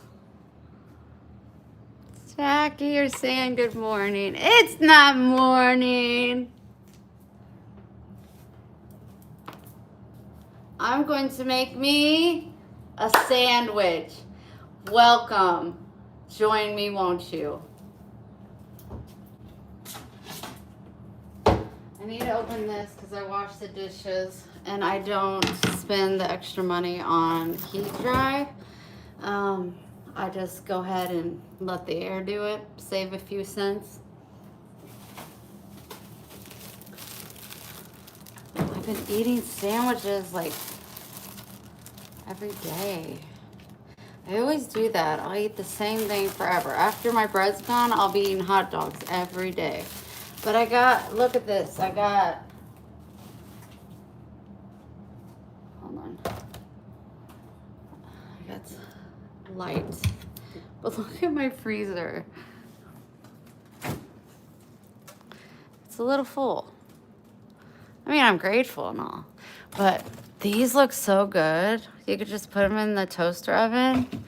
I used to eat these when I was little. And then I got okra. But I also got, where's it at? Oh, here. Pickled okra. Oh, love okra. Big fan of it. And I got cabbage. And I got the cilantro for when I have tacos. I need to eat my pears. These are plums. And then I need to cut these up. I just eat these freestyle. It's so good. I did have potato salad with my sandwich the other day, but I've been choosing chips. I went through a whole bag and now I'm going to go open up another bag. Oh, and look what else I got. If you saw me when I was in the hospital, you'll understand. Don't worry about that. It's fine. Look what I got. I got in this last night. I only ate one of them, but oh my gosh, Wendy, what are you doing with your life? You're eating Pop-Tarts now. And I got some Cheerios. Always get the off-brand because it's just cheaper and smarter. But I don't like seasoning or honey. I just like regular. And then I went through a whole bag of these. So I got another bag. That's embarrassing that it was upside down. Make my whole pantry look messed up. I just ran into the dishwasher.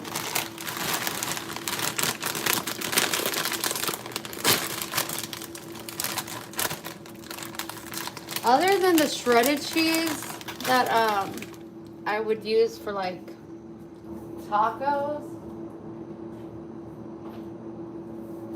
What was it? Tacos. That's really the only cheese because usually when I eat the sandwich I put provolone cheese on it, but it's just more fat and I'm trying not to eat cheese or sugar as I keep, well, only when I go out with you guys do I ever get a caramel coffee. Other than that, I usually never ever do. Actually, my coffee thing I have to make because I drink decaf coffee and I used the last of it last night. So we put chips on the sandwich.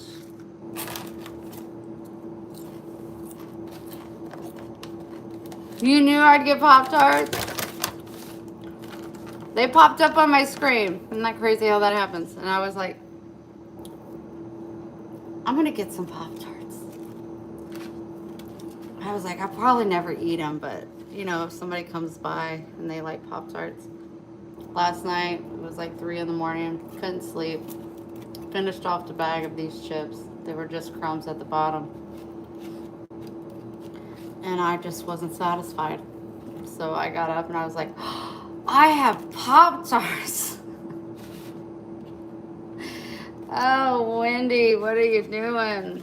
I'm telling you, I'm just like so over trying to fit a certain standard of weight. It's just like my body is like needs nutrition. So no matter what you get at the store, it's not gonna be good for you. So I just decided to eat what I want. I mean, I already had a heart attack and I was on a plant-based diet.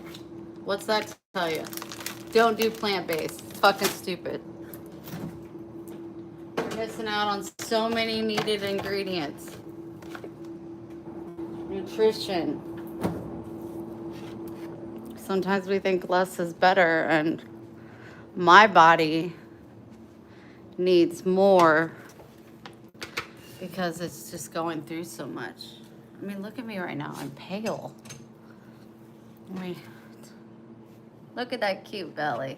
I'm not even gonna say it's fat. This is an addition from a surgery I had, for those that don't know. But it's just like, this is me, baby. This is me.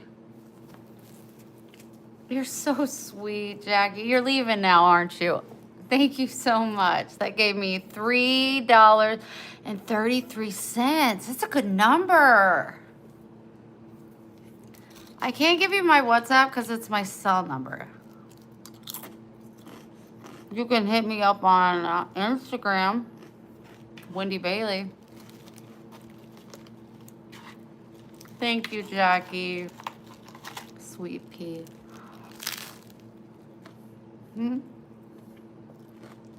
That's not mustard, that's chips.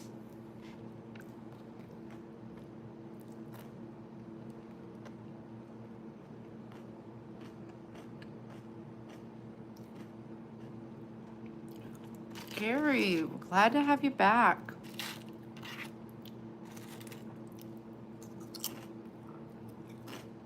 I really... Okay.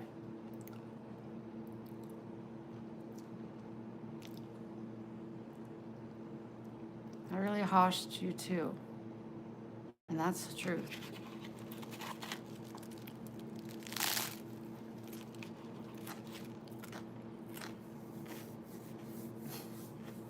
I was on the FaceTime just like this talking to my dad. He loves to see me eat. I think it's because he went so long without seeing me eat, but when he sees it, he's just like, damn, girl, it sure is good to see you eat. He would put food in front of me on the table and be like, just take a bite. And I would, for a year, like, not hungry, Dad. You weigh 88 pounds. You're gonna wither away and die. Eat something. No. Not hungry.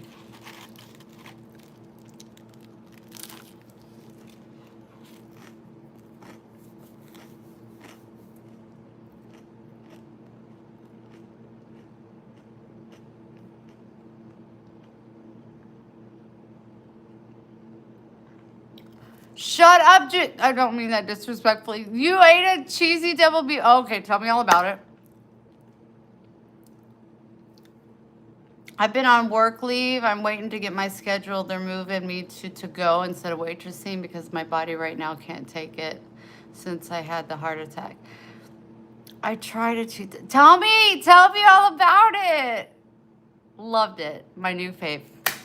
Gosh, I show you all so many good things to just devour, like a frappe or the Friday chips at Dollar Tree, the burrito, the crunch wrap.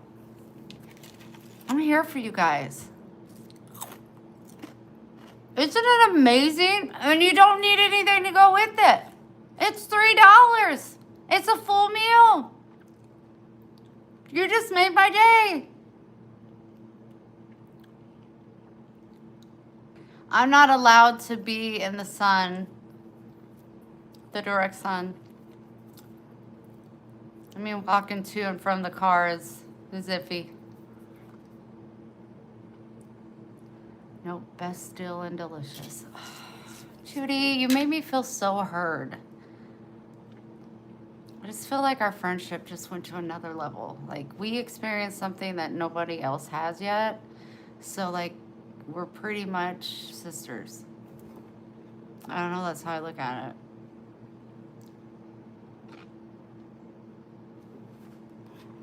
That's so funny. Sometimes when I talk, I'm like, nobody's listening. You were listening.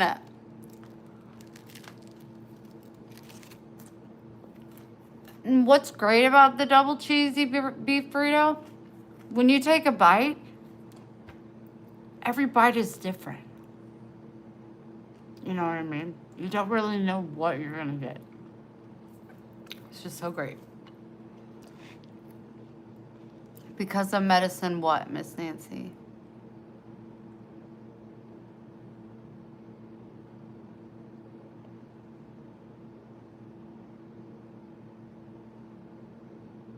Those little crunchy pieces. I know. And then when you bite in and it's like mixed with the cheese and sour cream, it's like jackpot. Oh my gosh, it's so good. You guys go get yourself one.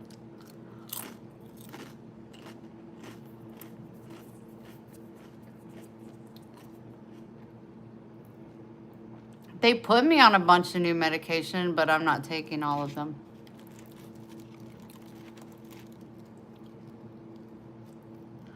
What am I taking that they gave me?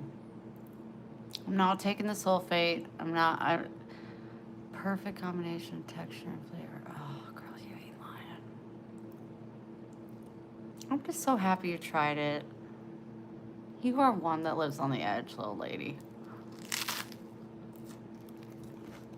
So sorry I'm crunching. It's so annoying. I tried the Lipitor today, but I don't think I like it. Wear a hat with a brim and a light cover. I think God is in charge of your body and will protect you from half. Well, no, I love that. In the evenings, if I could just sleep again at night. The last 2 nights have been very hard, I think, for a lot of people. But I would like to, like, if Pixie ever comes back, get up about 7 and, like, go to the beach and do, like, a mile walk, like, clock a half a mile and then walk back. Get some exercise in. And it's not so hot and it's going to be cooling off, so I can wear sweatpants and a sweatshirt and be barefoot and I'd be good. And I'd be getting my exercise in.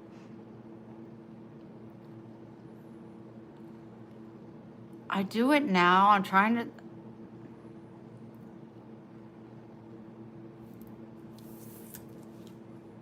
I just don't like going to the beach early or late by myself. I've just watched too many damn documentaries where it just don't turn out right. But, oh my gosh, that's so loud. I'm so sorry.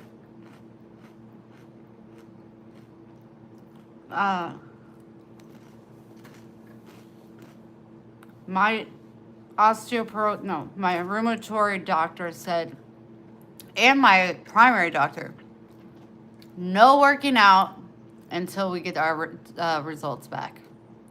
So I have to do a stress test. I have to wear a monitor for 2 weeks. I got to get the ultrasound on my hands. And I got to get this bone blood work done. We will have the bulk of the answers in my workout plan on November 3rd. That's when I see him. We go over everything and we come up with a pain plan. And because I asked him when I was there, because my mom kept riding my ass about it. She was like, you have a beautiful pool at your condominium. Why are you not swimming? It's the best. And I asked him, and he was like, at this point, you are high risk of fracture, and you just need to wait. So I just was like, I'm waiting for everything else, whatever. Take Lipitor at night around the same time before bed. What does it do, Connie? I know it helps with lowering cholesterol, but like, what kind of side effects am I going, like, what am I going to notice it's helping?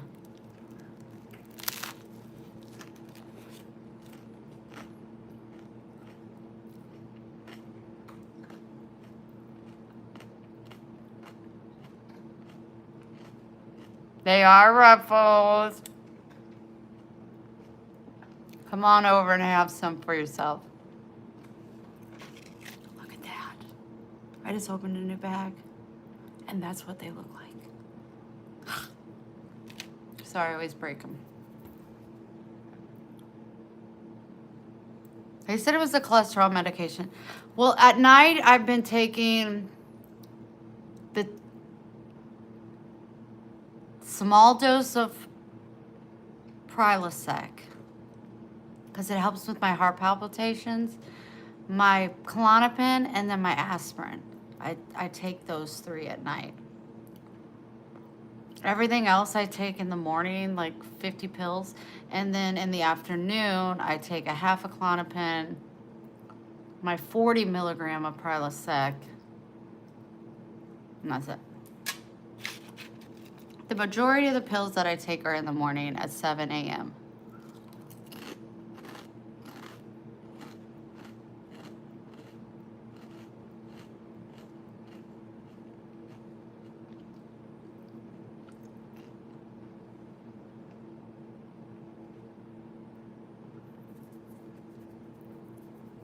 Indonesia.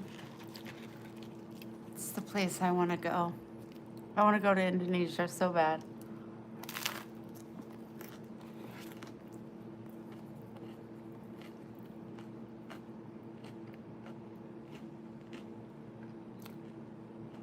Not your mommy. Do you understand as a man that how stupid you sound? Try harder.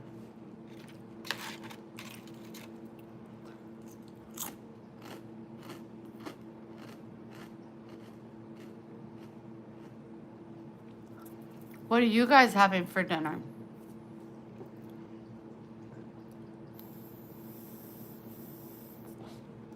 Oh, you're so cute. I just love you so big. I'm so proud of you with me putting that collar on you. I wonder how long until you get it off.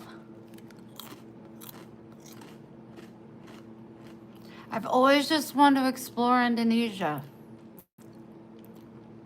But it's so damn far away, and I can't do a really long plane ride. Going to like Guatemala is doable because you like go 3 hours, stop somewhere, and then go 3 hours.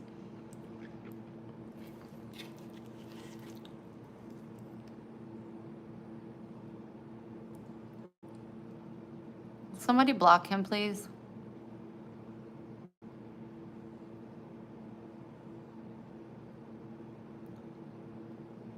Hi, Weston. Nice name.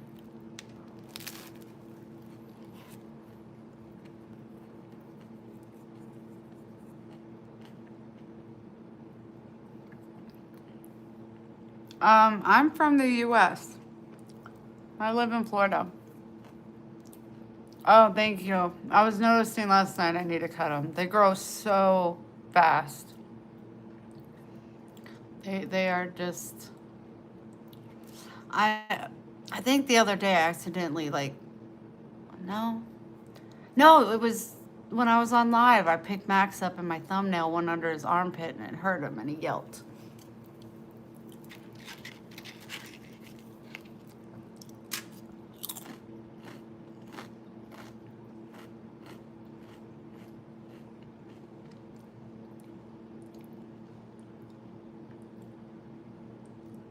It just really sucks to be on another damn pill. And this pill is enormous. It's so big. And I take it with my vitamin that's big. So you're saying I should take it at night?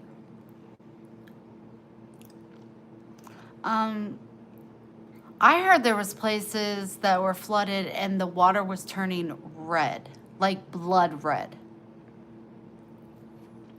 Jesus. Please, please.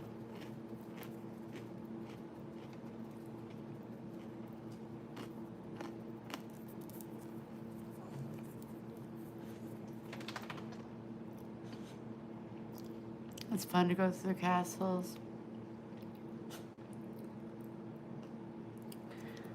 I love Florida. I've been here so many times. That's why I actually moved here, because I had a nervous breakdown and I needed to go somewhere that made me happy. And then I felt ill. And I've been ill basically since I've been here, which is February.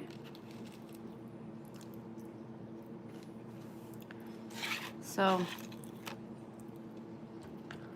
just trying to get better. Mom said I'll blossom in the spring, so stay tuned.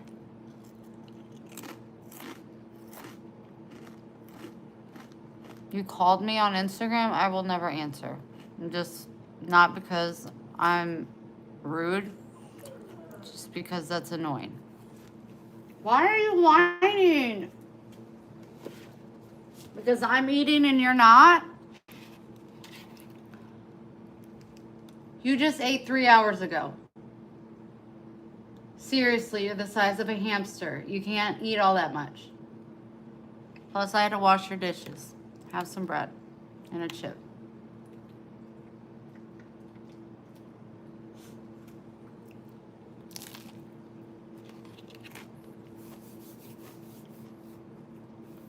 Are you wanting to say hi to people?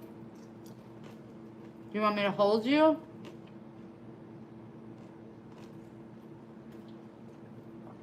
Do you want me to hold you? Use your words. Oh.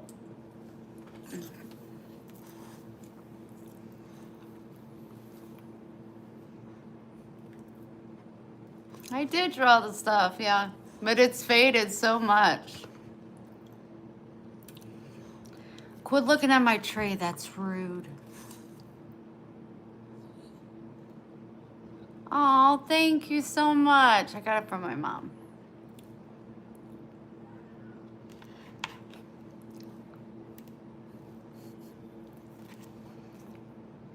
Baby. Don't be rude and stare at people's food, okay?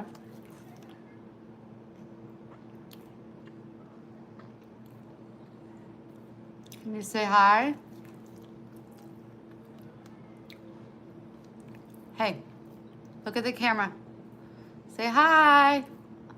Quit licking me. It makes me grossed out.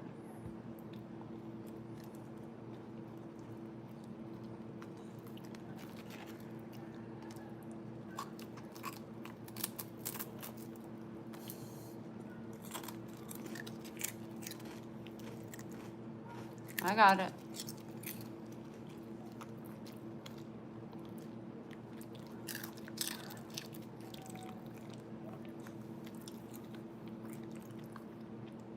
I love you. You're eating my food.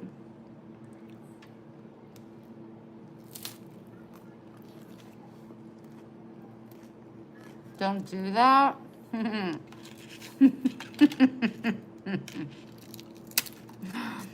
Oh, I love it when people try to tell me what to do.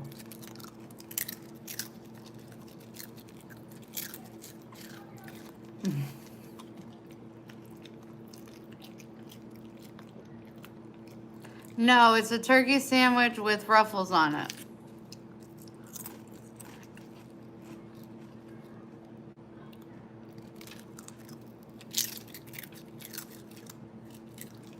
Don't let him kiss me while I'm eating? Yeah, that's... My dog can kiss me whenever he wants.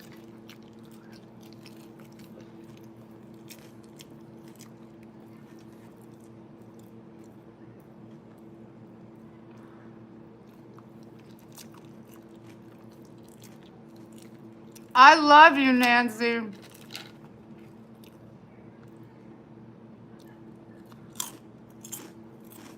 Who the hell doesn't kiss their dog? Maxwell, can I have a kiss? This girl does. Okay, I'll share this piece with you.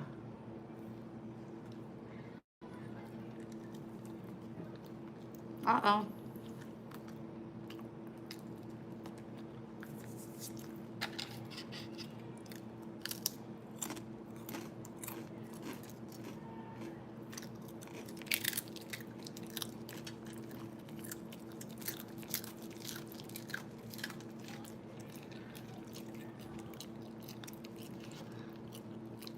I think we're done. What do you think? You want some more food?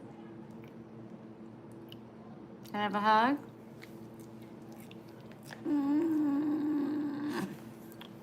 Gentle? Quit looking at me like that. I will make you your dinner in just a bit.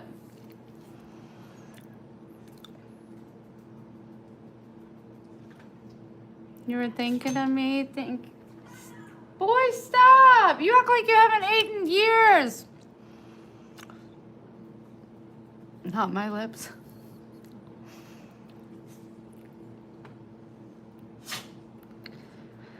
I'm doing okay. I had a couple hard days. Just I think a lot of people did. Just processing, everything that had went down with Charlie, and I think it's Zara, the girl on the train. I had a really, really hard time. I'm still struggling in it, so I try not to. I went on a tangent earlier in the video. Yeah, last couple nights have been sleepless in Seattle, in Florida. Can't get those images out of my head.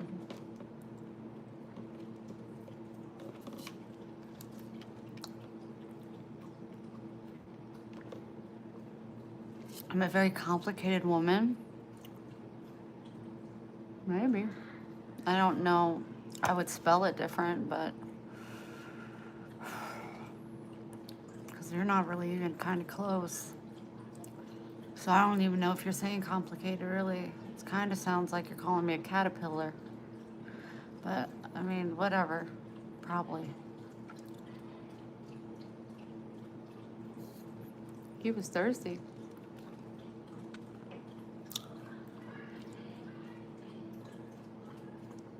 Oh, I get lots and lots and lots of mean comments. It obviously doesn't faze me.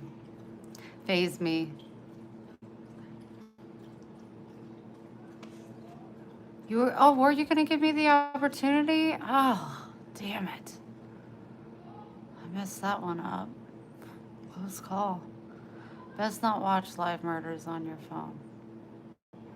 Yeah, I didn't know that it was gonna show up. I was just trying to do research.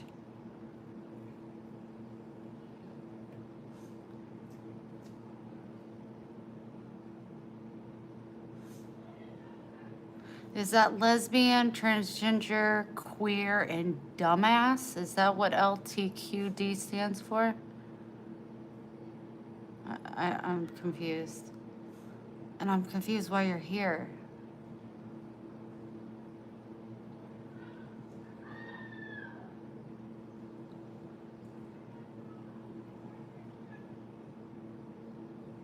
Huh. Interesting.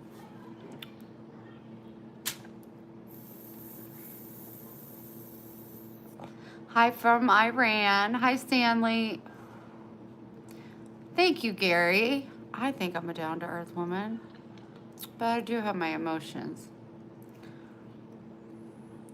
Come on, people. Now smile on your brother. Everybody get together. Try to love one another right now, you big poo-poo heads. Hi, Candace. What part of Texas? I've been all over.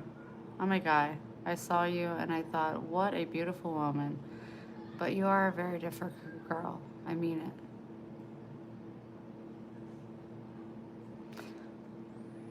Okay.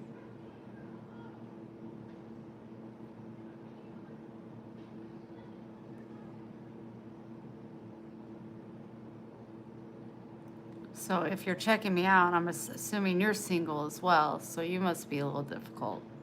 And once you find that girl that's not difficult, let me know because I want to know where she's from and all about her. Because there's no woman out there that's not difficult at some point. I am one of a kind, and so are you, and I love you. And you love me, and we're a happy bumblebee with a great big buzz and a kiss from me to you. Won't you say you love me too? Yeah. Freezing North Minnesota. Oh no. I'm sorry for anybody that's going through cold weather right now.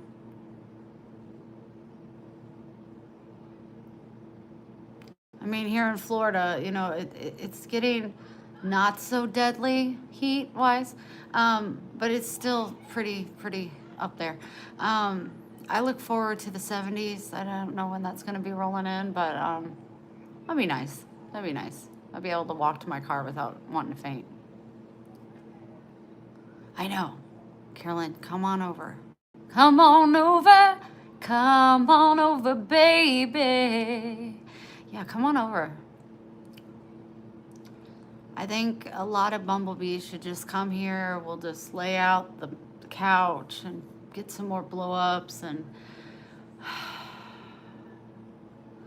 you know, and we'll just ride out the winter.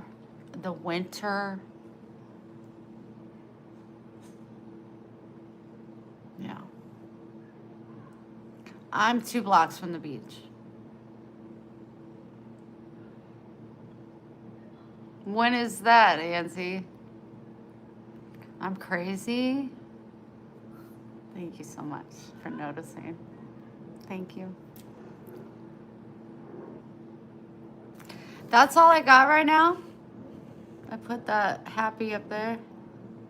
'Cause I'm happy if you want to.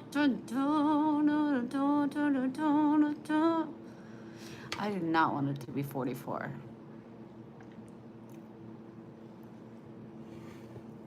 But right there, I'm going to put all cards. Fill that wall right there. I'm going to put cards right there. And then I got little tiny sticky hooks, so I'll take a couple things off of here. But I got so much stuff in my car from the bumblebees that I need to, you know, this will end up being all full with stuff like it was in the cabin. But I mean, I had this kitchen table in here and it was just like, I don't like my office in my room. Okay, I'm going to put it in the kitchen. That's where my office is going to be. I'm happy about it. I made a good choice. And people can still sit here. I got my 2 chairs right here. And then I can see people in the living room. Talk to people on the balcony.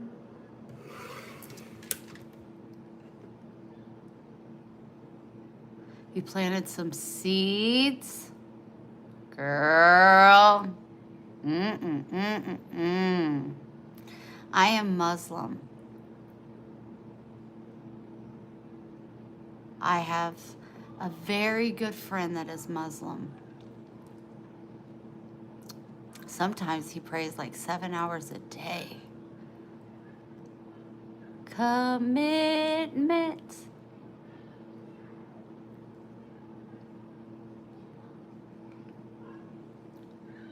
You think positively. That's positively. I'm saying that wrong word. I'm saying that word wrong. Oh no, my brain's not working no more. It just went out on me. I had a shortage. It happens way too often. You guys, I want to say hi to you, but I just don't know how to pronounce your names. Where are you from? It's your face is nice. Just letting you know. I mean, not that you asked, but I'm just letting you know. Your face is nice, or nice face. I'm drinking a nice coffee. Thank you very much for the face compliment. What are you Yeah, iced coffee. Hello, Big Willie. I checked an hour later. They haven't grown.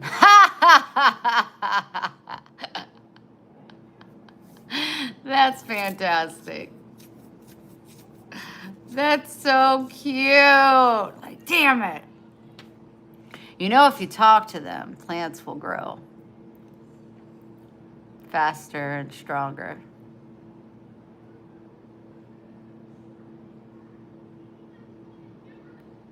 That is so funny. Why aren't they growing? My weed plants were like 9 feet tall. My stupid ass uncle came and stole them.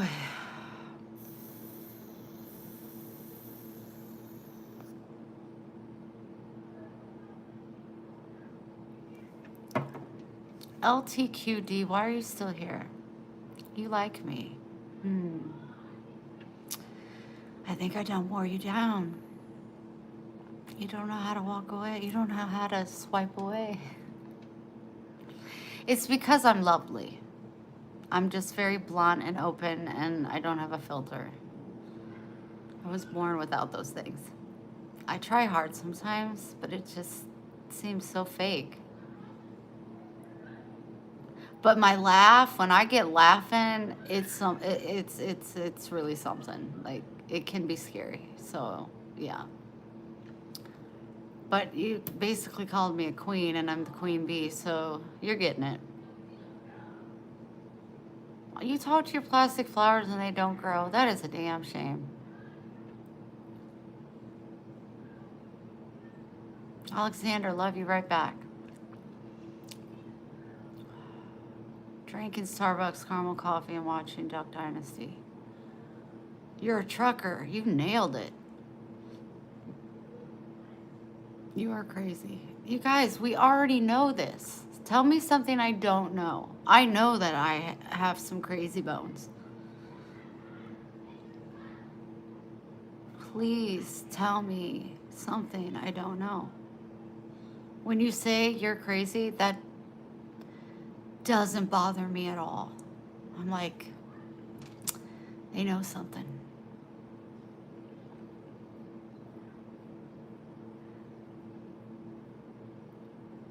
I'm God's servant. I'm not a queen. Nice to see you again. Eats, lugs. We crazy stick together. That's right. We have to. We have to, because a lot of people just don't understand. You have nice face. May you stand up a moment, please. Oh, man, I wish I could, but I don't want to. Just got off a 9.5-hour work day. Good Lord, I am tired. Oh. I bet you are tired. I hope you prop those feet up and you have yourself a nice beverage and enjoy the show. Or whatever show you're going to watch. I don't do that. Crazy question. What's the topic? Right now we're talking about how crazy I am. I just don't understand why people don't understand that I already know that. I want to talk about something that I didn't know. I want to learn. Hit the bong. There you go. There you go. Could you turn your long... What? What? Could you turn your long hair? It's just your long hair ever... Other side? Other side? Yeah, if you join the show, tip $1.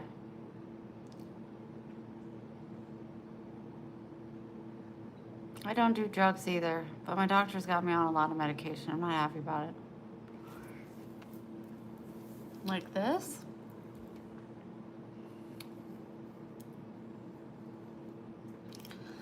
We're flipping. We're flipping. Flipping. We're flipping. Let's do the other side. Flipping. Flipping.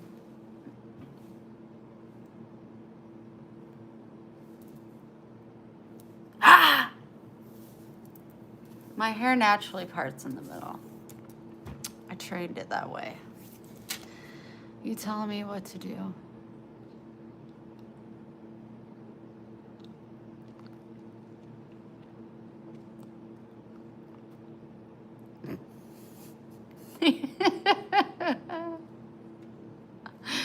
Nancy and Patrice, you guys are cracking me up. She goes, or two if you if you're feeling like a given person.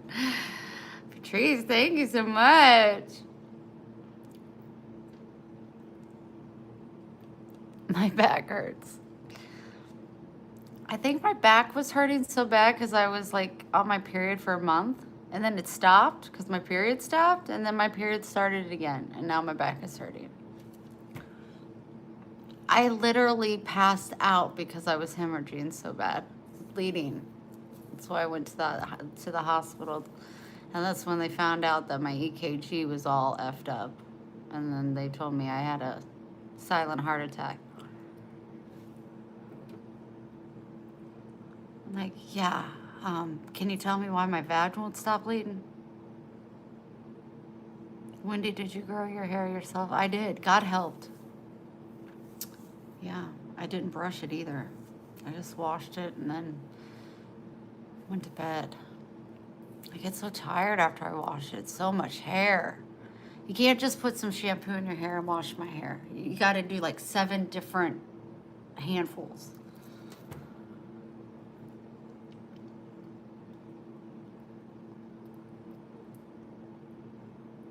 I knew when I got up today, I was like, something's about to pour down my leg. And I got to the toilet, and I mean, I was like, how am I on my period again? I was on it for over 30 days. Hair. Patrice keeps hers up in a bun on top.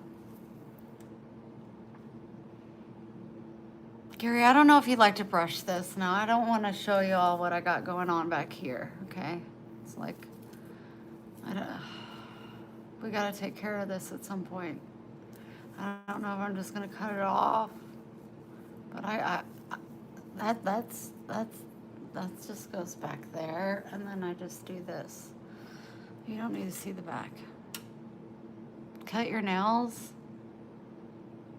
Zip your mouth. Zip it. How are you going to tell me to cut my nails? I was thinking about it, but now that you tell me to cut my nails, I'm going to let them grow even longer. You're going to learn. Y'all are going to learn. You ain't ever going to tell me what to do.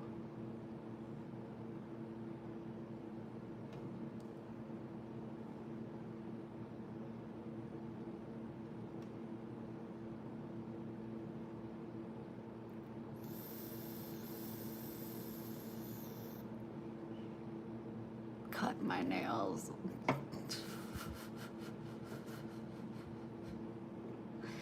Oh, people telling me what to do. It never gets old.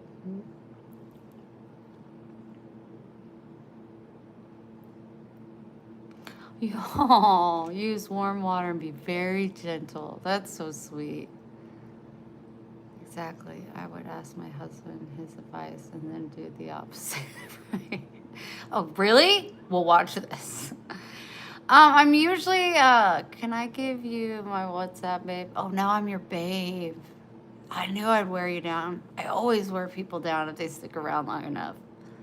Because they get to see my crazy, but my love and my humor, because I'm freaking hilarious all the time. I just want to make people smile and happy and let them feel heard and accepted and grow close to God. I don't know. I can totally be a bitch. I know that. I try not to be. But sometimes you guys just make it so damn easy. It is what it is. But I don't give my WhatsApp because it's my phone number. But don't be sorry. No, I don't want people to be sorry. But I do have Instagram, Wendy Bailey, that you can look up. You're living inside my dream. Did you know that? No. I am reason this world is full of shit. I am responsible for this mess.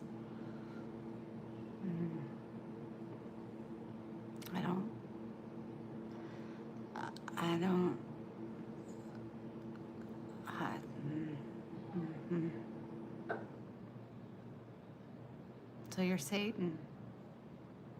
Glad you're proud about it. I hope you get through your pain. Oh, honey, all glory to God. I didn't do anything. Thank you so much for saying that.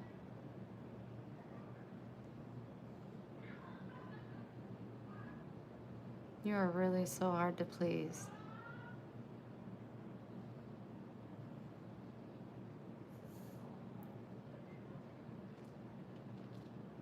I'm not going to dispute that.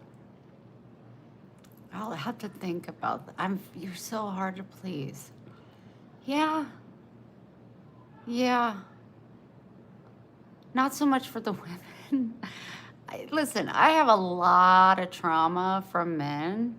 Lot of trauma. So I just don't, and I've been single for 9 years by choice. You know, guys try to hit at it, but I try to bat it away. I bat it away. I don't even try. I'm just like, nope. Yeah, the trauma, which I have forgiven my abusers, but the internal scars, those leave triggers and pain that will never go away, that I can't ever forget. So when a guy tells me what to do or calls me sexy or mommy, my first response is to,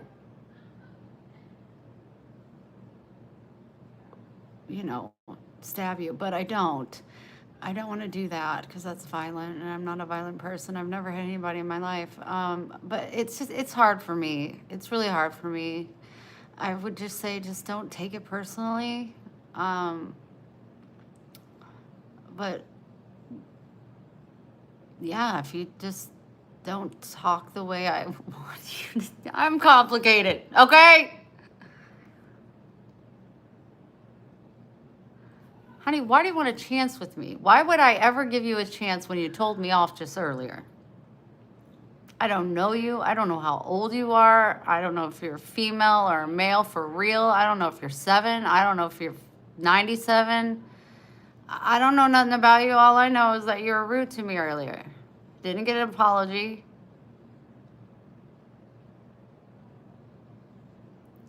I am very gentle. I am. My heart is really, really, really, really, really big, and it's a blessing and a curse. I remember Patrice, you telling me that she did. She broke up with the guy over French fries. Yeah, we have our drawing points. Like, it's just like, you crossed the boundary. You're not gonna pay for what?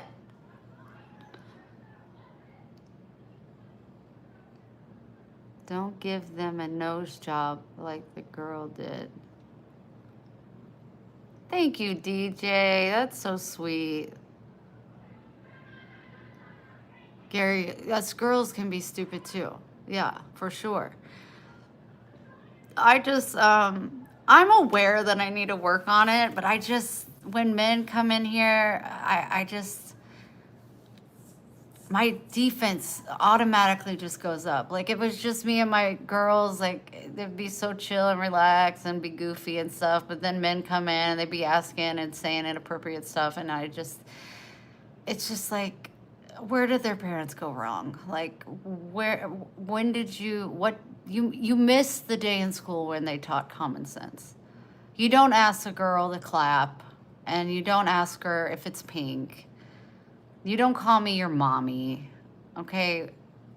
Like, it's just common sense, and it's respectful to not say those things. And if you do say those things, you're not going to get anywhere with me. You're going to get a smart-ass comment, and then you're going to get blocked.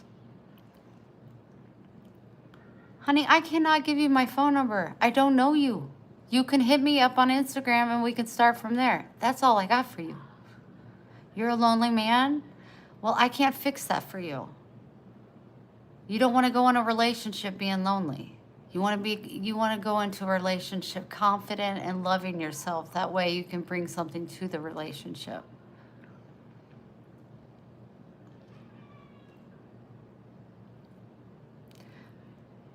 Tabish? I'm sorry, honey, I didn't see what you said. Please repeat. all been hurt. Yeah, DJ, but you know what? We can do it. We can do it with each other's support and loving yourself and bringing God closer to you. We can do it. We can conquer and we can make it through the pain. And the biggest thing I would tell you, not that you asked, is forgiveness. Forgiveness to all those that hurt you. I'm not saying call them up. I'm not saying, have them in your lives, but forgiveness for yourself, because it does release such a huge weight off of you that you don't have to carry anymore. You just hand it to Jesus and he will handle it, and he will handle it. He never forgets an address, and I had to do that. But what we're stuck with is the internal scars and the internal pain that will never go away. And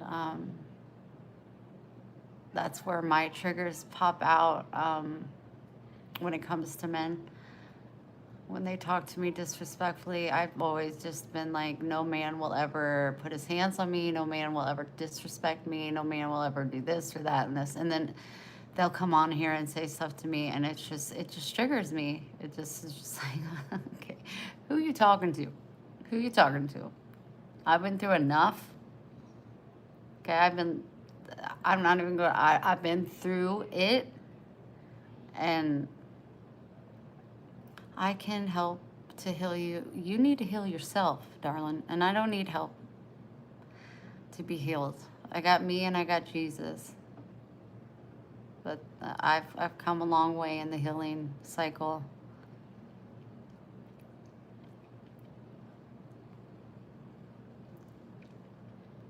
Yeah, Gary, the respect goes a long freaking way. Like, you're gonna get my attention. Oh, Ashley. Honey, why is he so depressed? I thought everything went well.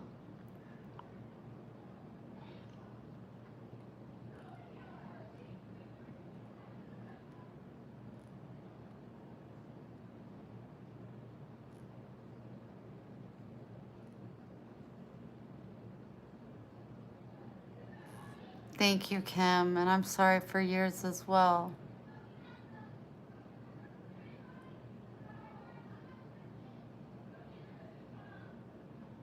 I think he's depressed because he is put.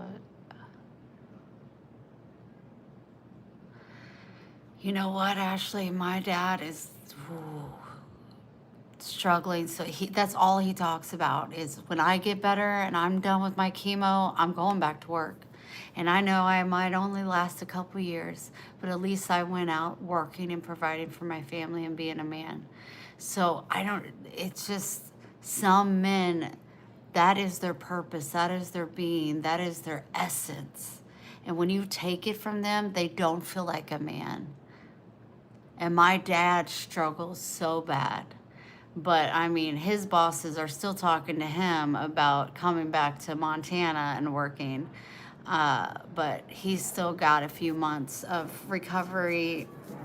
He's losing weight. He's not eating like he's supposed to. I will pray for him and his heart. It's just so sad that they think that that's all they're worth.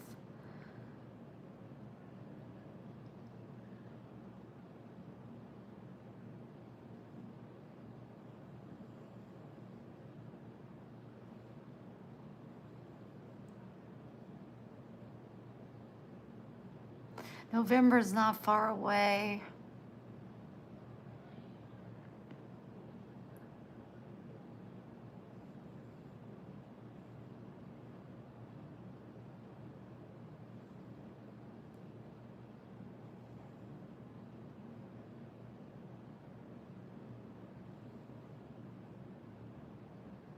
That's right, Ashley. That special name. My dad was just talking about my sister Ashley yesterday. He teared up.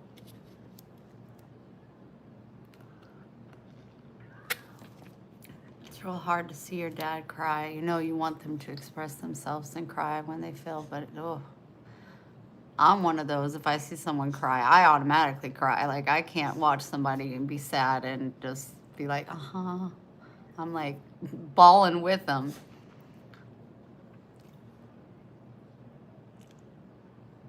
I just tell my dad, just enjoy the fact, like, if you were on the road, he wouldn't have got to bond with Harrison, his new grandbaby. I just try to find ways to validate the moment that we're in, and that this is just temporary, and it will pass.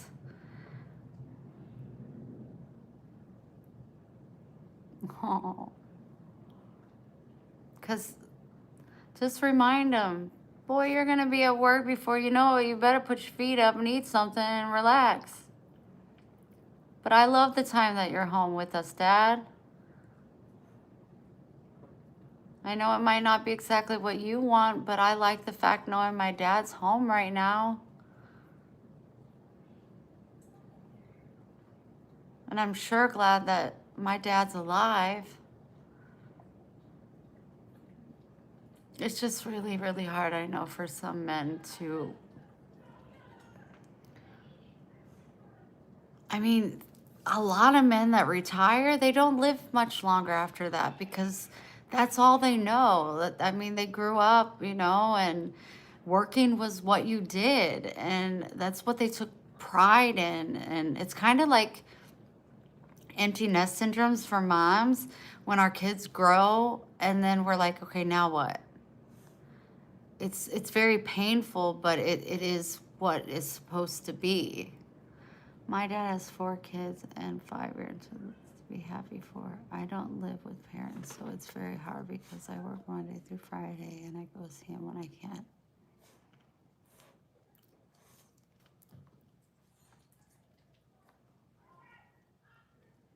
Yeah, I didn't think you lived with them.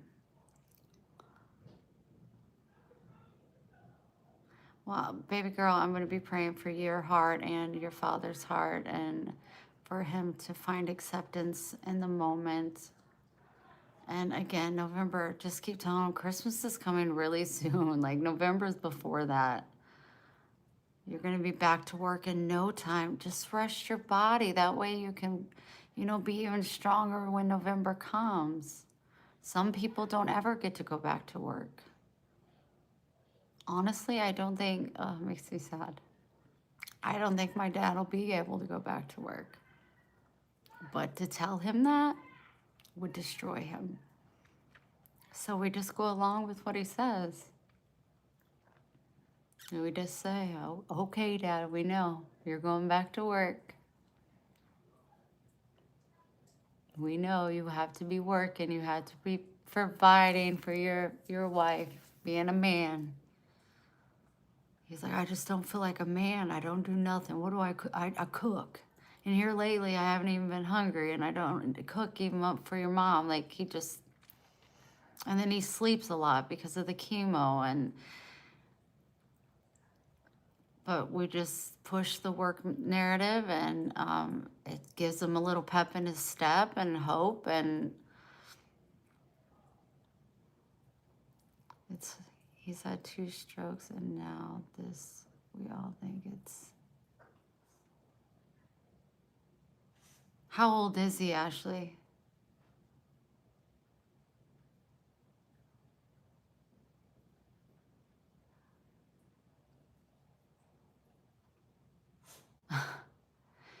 $57.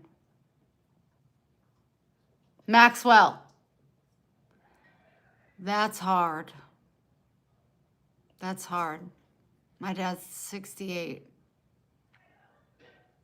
You must be a little young thing.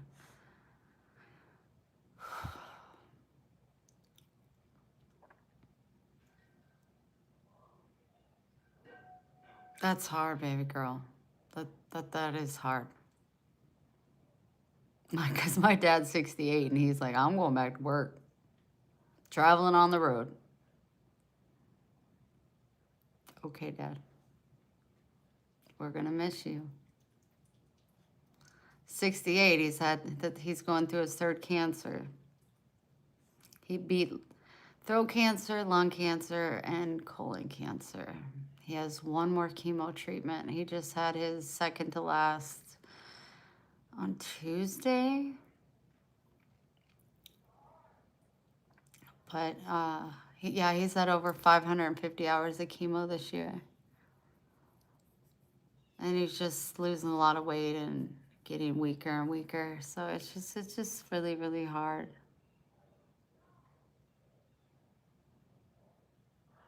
Why is the world shit? Good question.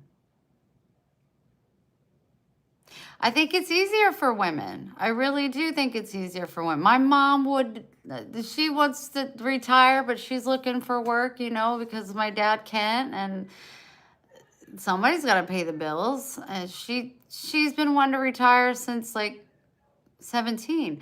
It really is different.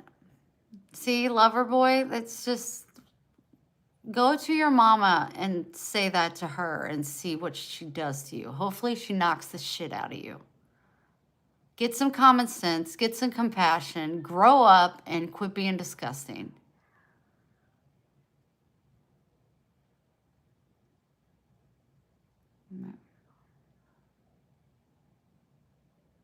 She went so quick. What kind of cancer?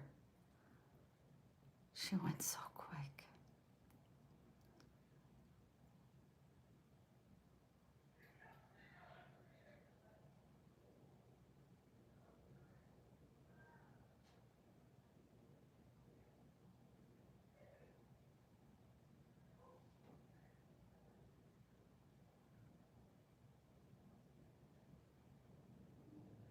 Stomach.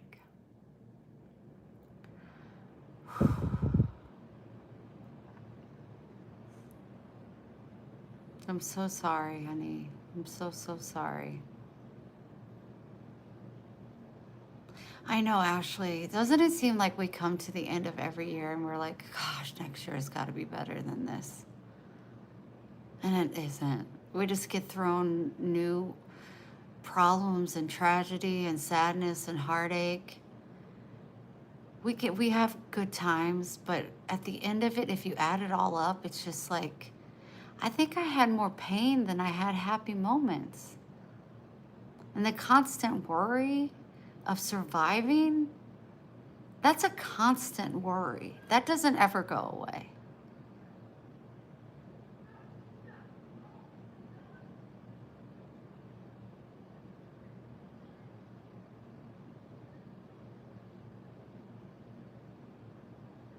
Am I ready for the holidays? No. I don't even have money to pay my rent.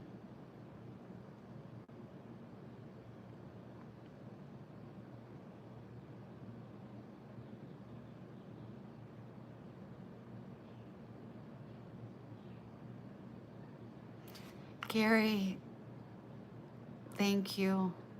Your mom died of dementia. I know she didn't die of dementia. You don't die from dementia, but complications that it arises from.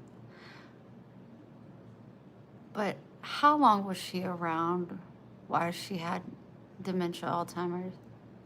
How long did you get to be around her while she had that? I hold tears in where I'm at. Oh. See, I'm so sorry for all of you. I'm just so sorry. The world is just so hard. Okay, Gary. I mean, if I'm being inappropriate, that is not my intention. But I used to work with Alzheimer patients, and they were just like the precious beings.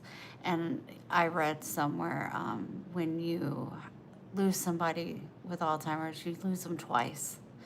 How precious was she?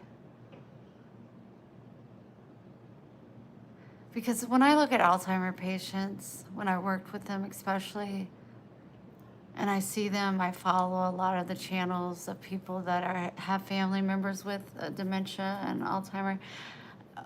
They're just so precious. It's like they came in the world as a baby and they're leaving as a baby.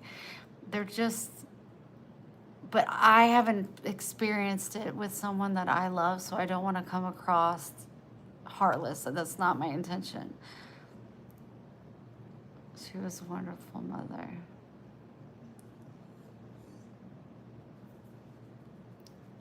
Was she just so precious, though?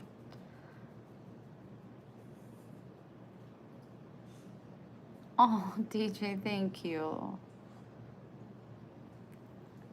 I just see them like there's this girl Betty on Instagram that I watch, and she has passed now, but I still watch her videos, and her son records them.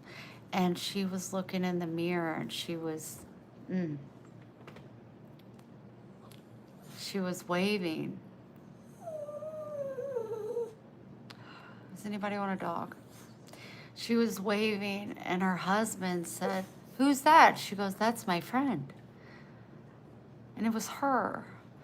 And she just kept smiling at her, and he goes, "What's her name?" And she goes, and she put her hand up on the mirror, and she goes, "What's your name?" And her husband said, "That's Betty." And she goes, "Oh, Betty, I'm Betty." And then they were like, "It's time to get ready for bed." And she said, "Okay, I'll see you later. Good night. Sleep well." And she really thought that that was really happening. And it just melted my heart. I've watched it several times. Just how precious. Just, oh my, how precious it was. It was just, that's my friend. And then what's her name? And she'd like laugh and put her hand on the mirror, and it was her. Oh, I believe in God. Yes, yes. So I know it's got to be so hard because, like I said, you lose them twice. You know, they forget who you are, and then you have to lose them in death, and it just terrible. But watching people, you know, I watch another lady, and she calls her granddaughter mommy, and she'll go, "No, I'm Jessica." And she'll go, "You know, you're my mommy." And it just sends chills down my spine how precious these human beings are. So I don't, oh, I think that there's extra special. People that have dementia, Alzheimer's, I just think that, and they're feisty. They can be feisty. I've had one chase me down the hall naked. They love being naked. But how precious they become. Not that they're not, you know, before the illness kicks in, but Alzheimer patients, I had to stop working with them because I get so attached. I do it when I teach school. I get so attached to my students. I have to watch what kind of work that I put myself in because it could totally break me because I just get so attached. But they're truly special. And your mama's definitely up with the angels and running through beautiful fields, and she knows exactly who she is, and she knows exactly who she's looking down upon. I know that doesn't take your pain away.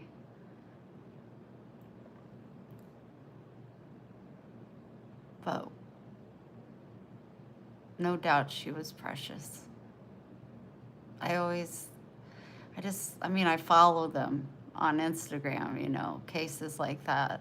And you go so close to them. And you don't even know them, but you're rooting for them, and how their family interacts with them, and how they'll ask the same question 10 times, but just like a child, you don't say, "Shut up, I already answered that."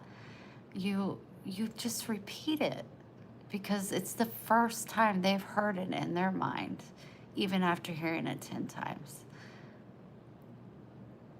Oh, Gary. Oh my gosh. No, honey, I didn't. I ramble but I don't know. I don't know. I don't know. I just think that there's something so special about people that have Alzheimer's. It's just it's like when you come, if you have someone that's like sick, like my father, he's sick. And like he's like, I love you, baby girl. I love you. But I don't want you living with me because you drive me crazy. You drive me crazy. You're in here checking my blood pressure, this and that, and making sure I'm breathing through the night. You just on me. And he's right because I be on him. But with Alzheimer, dementia patients, they invite that. They want that. They want that touching. They want that. You know, she's married. She wants to know where dad is because that's usually what they call them. Where's dad at? Meaning her husband, or you know, they invite the aspect or part of caring for them, and I just think it's really special. I think it's special. I can't. I'm gonna shut up now. I just love you, Gary, and yeah, she's definitely looking down upon you. She knows exactly who you are, and I'm sure you definitely showed her love and grace while she was here. I just don't know how somebody couldn't.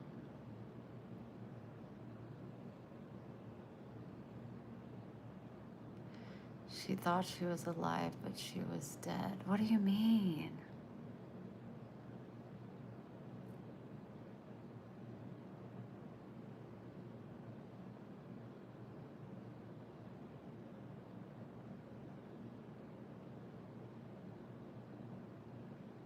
She thought she was alive, but she was. What do you mean, honey? What is this? What is that, an ant? Hey, girlfriend, I missed a little bit of the video, but hubby just got home. Chat later. You betcha. I love you so much.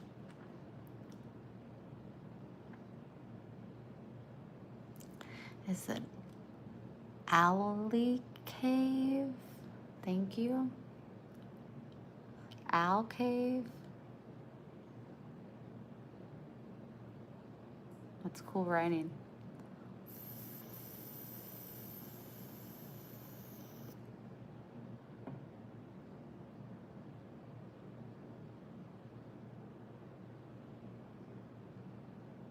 Oh yeah, DJ, I'm in my car a lot.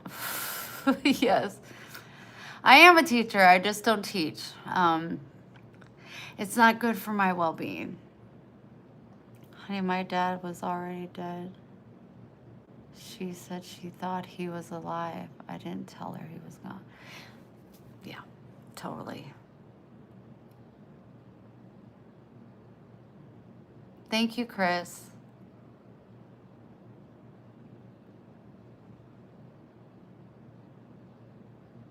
Your dad was already gone.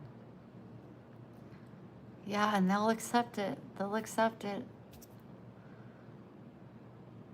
And I'm sure there was times you felt guilty or wanted to say, you know, the truth maybe, but you did right by her. Well done. Well done. I'm going to drive now. My prayers and condolences to you. Be safe, and I enjoyed being here. Oh, Timothy, thank you. I hope you do too. Be safe out there.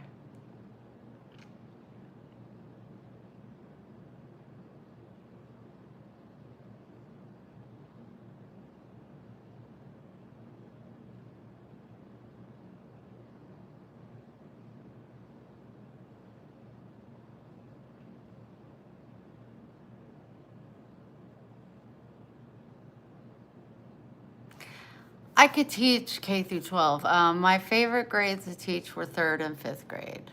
They were very impressionable. I don't know if you guys heard about the Ferguson riots in St. Louis, Missouri, but that's where I taught. I was the only white teacher. And when I walked in to teach the first day of school, those little black kids, because I was the only white person there, they just, they had a rock on their shoulder. Like, but by the end of the week, they were all attached to me, and I was crazy in love and attached to them. And it was just really, really hard to see these babies come to school hungry, dirty, scared to go back home. I would buy them clothes or buy clothes and have them, you know, in my room. So if they came to school and didn't have anything clean, I could clean them up. There was one little girl that always came in real dirty, and I would make sure I clean her up before class. I bought her a backpack, and the next day she came to school and I was like, "Where's your backpack?" And she goes, "Mommy took it back to Walmart."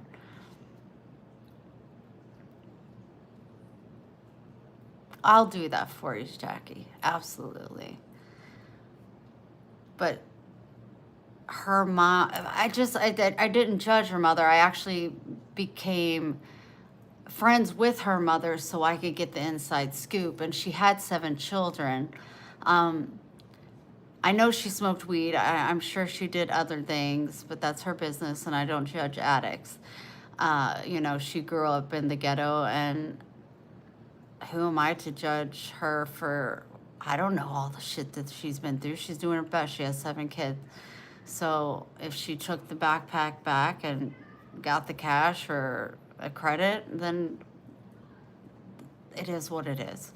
But I had 26 children at one point, and in my class, not in life. You know, making sure they all have birthday gifts, making sure they all had Christmas presents, making sure they all had Valentine's, making sure, like, just always making sure they had something. Having a treasure chest in my classroom, so if they felt like they weren't smart enough or didn't do well, I would switch the scenario around to how actually they were so smart. And I was really good at manipulating their little minds to thinking they were just brilliant little angels. And they all wanted to eat lunch with me. But, you know, even back in the day, you know, the teacher would let one student eat with them in their classroom. And it got to the point where they would actually cry. I wanna sit with Miss Bailey, and you know, like, so I just started eating lunch with them. And then we would just switch seats. I would just go, you know, so 2 different people got to sit by me, and yeah, I would do that. I would go outside with them and play, and the principal would tell me, you know, like, you don't have to go outside and play with them. You can go have lunch, or you can take a break. And I'm like, no, I'd rather just play with my kiddos. But I got very, very attached to them. And the guy I was seeing at the time, Maxwell, it got to the point that he was like, Wendy, enough is enough. Like, you come home and all you do is you talk about these kids. You got to go to Walmart. You got to get this for this kid. You got to do this. You're doing lesson plans. You're grading papers. You're writing journals. You're doing all of this. You're making sure that all crafts are right, and you're checking homework. He was like, I'm so sick of hearing about these children. And the last day that I worked, and I didn't go back. I did eventually go to a different school in a different town. Hold on, I'll feed you. I get it. I get what you're saying. I'm catching what you're dropping there, Max. Sit down. You're scratching me. Was one of the sweet boys. Grew very close to me. He had a very sad upbringing. You could tell just by me having, the parent-teacher conferences, that the father was abusive to the mother and the children. So he had outbursts, rightfully so, with the life that he has lived. And I had to give him many chances. And one day I told him,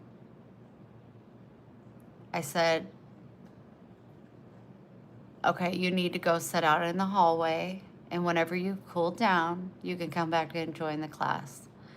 So when he left the class, he slammed the door and kicked the window or the mirror glass, next to the door. On each side there's glass and then the door, and it shattered. And I called the principal with the phone on my desk, and I had her come down, and I had him sit at the table because he had to be careful. There was glass, and the principal asked me, and I wish she wouldn't have. I wish I didn't have the authority to make that call, but she said, do you want to suspend him? And he cried and wept. Please, Miss Bailey, I'm sorry. Please don't suspend me. Please don't send me home. And oh my gosh, it was one of the hardest things I've ever had to do.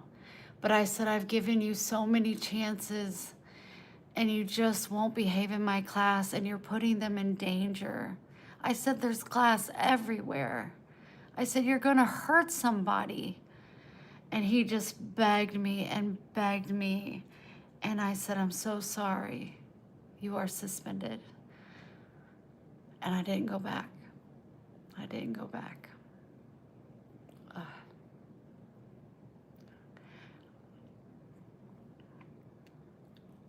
I don't think I've ever said that on this channel.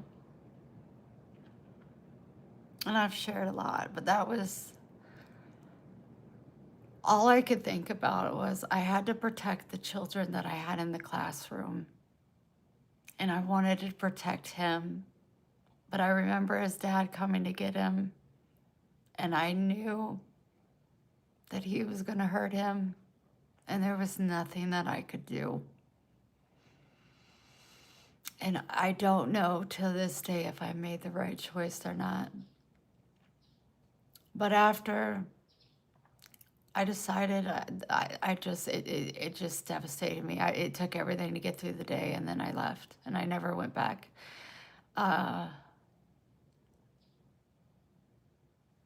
Jackie, stop. Stop. Thank you, sweetheart. Thank you so much. You leaving now? I don't know if I made the right choice, but they all knew where I lived. Because we lived in a small little ghetto town. I knew it. You were leaving. I'll see you later, sweetie. Let me know when you want me to come and cozy up your place. But they would come by my house and yell out, Miss Bailey! And I'd come out, you got any food? And I do. What do we want today?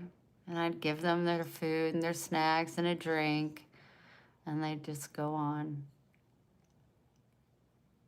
When are you coming back to the school? We miss you.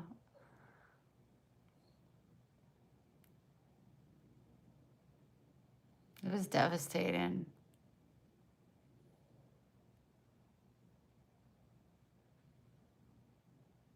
Yeah, for sure. There are some teachers that don't give a damn, let me tell you that. But a lot of them care so much, and you can't just be a teacher and then go home and not be a teacher. Like, it just, especially in such a high crime, just sad area. That's where I wanted to work. Like, I didn't want to work where all the kids were privileged, and no, I wanted to work where God wanted me to work, where I could build kids' confidence and build their self-love and stop the division and let them know that they're smart in their own way. I mean, I grew up in special ed classes since I was, in kindergarten, second grade, first grade, whatever. I know what it's like to feel different in classes. And I made sure that everybody, even if they messed up on a question, I would turn it around. I don't know how I did it, but I would turn it around that they were right, but there was a different way that we could come up with an answer. I never wanted anybody to, and then I would make sure that the class, knew that they were different, but we're all the same. I loved being a teacher. I love working in the medical field.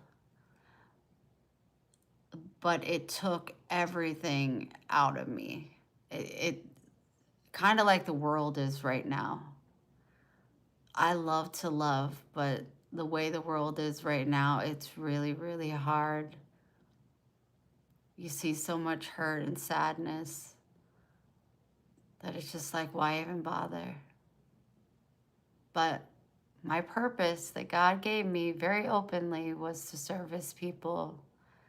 And that's exactly what I'll do.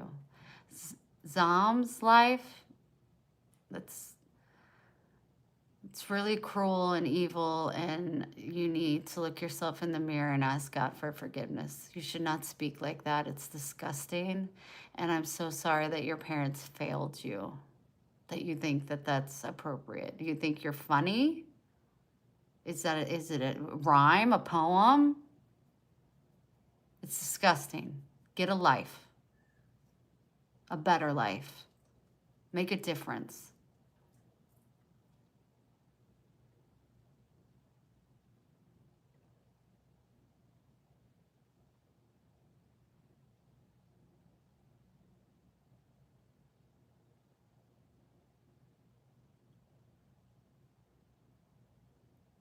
I'm sorry, when did I ask for money?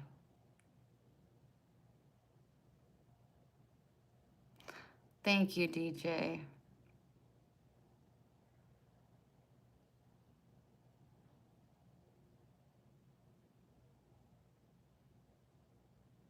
Gary, thank you. Thank you very much. All glory to God. Don't praise me, please.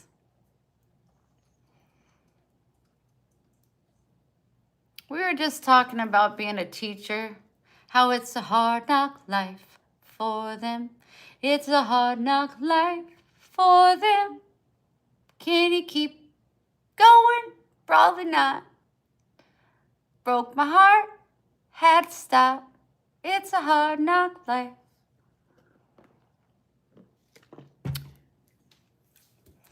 I gotta take you guys with me because I need to put these dishes away. I know, I don't remember saying anything about money. I got a sweet donation from Miss Jackie, but yeah, I don't know what you're talking about. Sure, you were great. Kuma boy, my sweet boy. I am confident that I was a very good teacher. I'd probably be better if I was able to stick it out in the hard times, but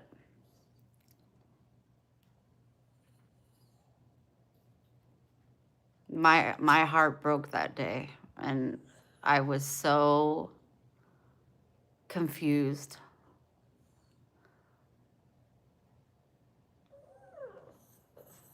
I gotta feed this dog too because he's gonna, not that he can, he's gonna bite my leg or something. I gotta make your food. You're out of food. Riddle me this. I am. No. Oh my gosh. Coma, what are you doing?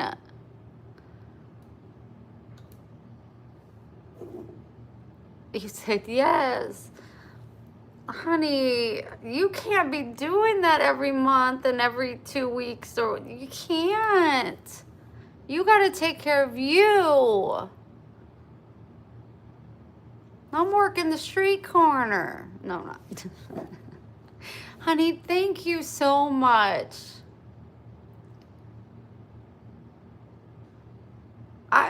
You've got to email me. So many people email me. Why aren't you emailing me? JerseyBailey@gmail.com. Email me. I want to send you something. Something of gratitude. If I'm not giving, I'm not living. You're helping me right now when I really need it. And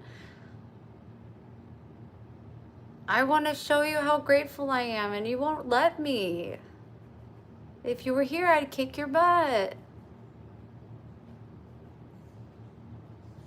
I have a Shih Tzu. I shaved his hair off. He looks like a...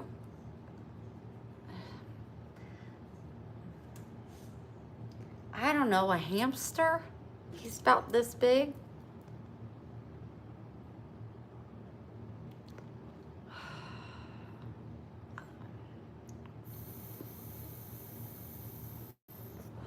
Do you want us to all go to Kuma Boy and follow you? Let's all go to Kuma. Go to his channel and follow it. Put a thumbs up if you do it or not. Like this. Thumbs up, thumbs up. I'm going to Kuma's channel. I'm going to give him a follow. Does that help? No, no, no. No, don't do that. Can we see him? Yes. Where'd he go? He's playing with his sister. Come here, Max.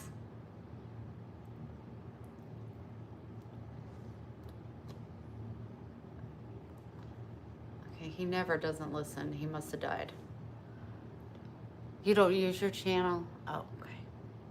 I love you. I appreciate you sincerely.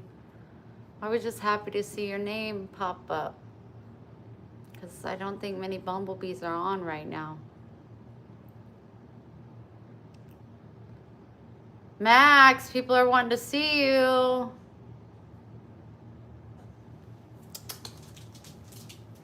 Here him is. Usually he's got lots of hair.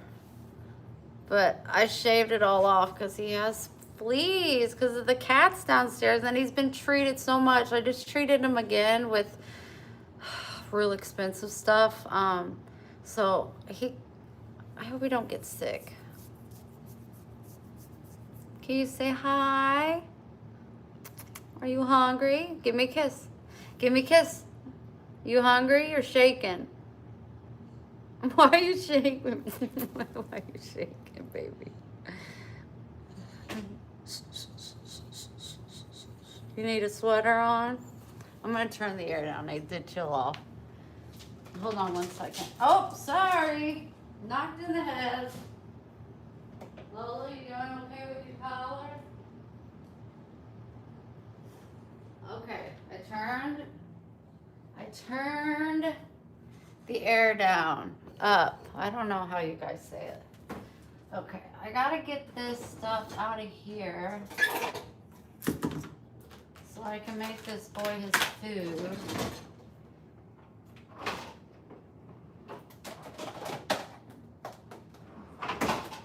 I think I'm gonna...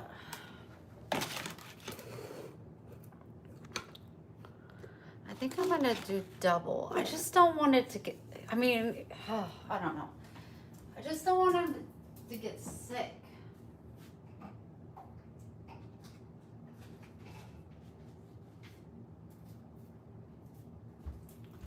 So this is what I feed him. I feed him carrots, pink salmon, and white chicken breast. This is what he eats.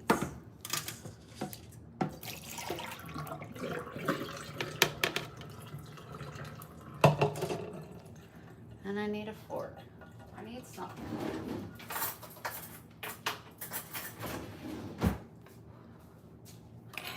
So I'm not ignoring you if you're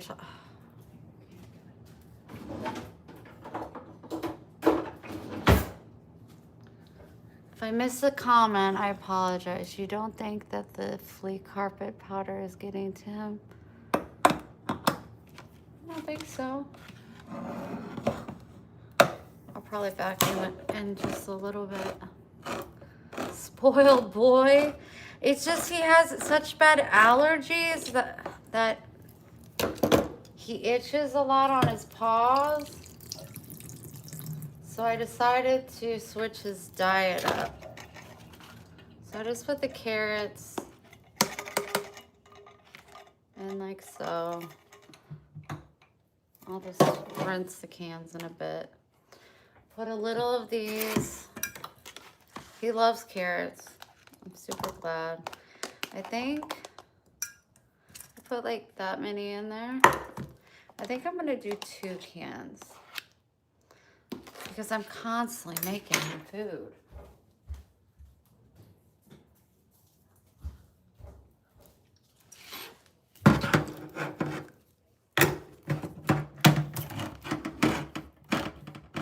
This is him.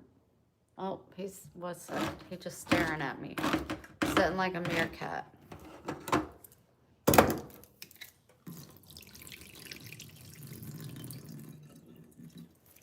Yeah, I'll just make a double. I just put that in the wrong one. Oh, Wendy. Oh, Wendy. Couple more carrots in here for the baby. Okay, so we got that. And I'll just put the lid on it because I feed him twice a day. This bowl just really, I don't know if it's gonna hold all of this. It should.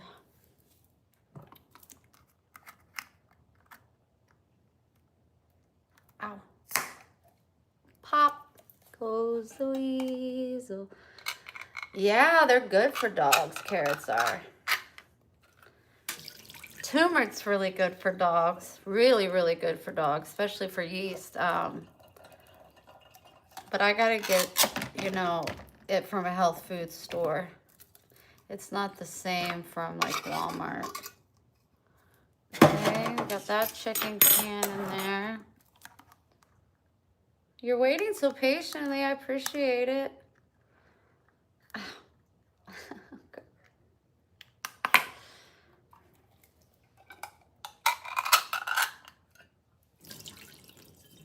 We don't want the juice. Caca. Caca. Green beans? I haven't tried green beans. I tried peas, and he'll do peas, but he's not really happy about it, which is fine. Save them for me. I love peas. Okay, so we got all the chicken in here, and I'm just going to mush it up. I don't eat chicken. This makes me want to throw up.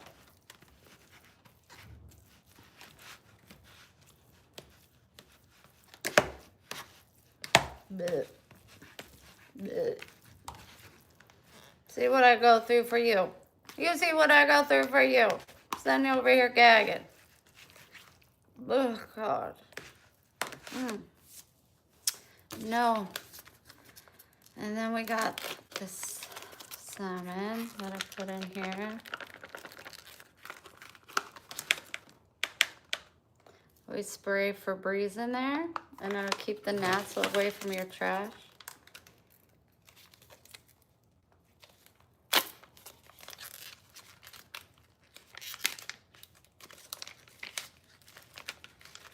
Now, I would eat salmon, but I gotta be careful with the seafood intake because I have an allergy.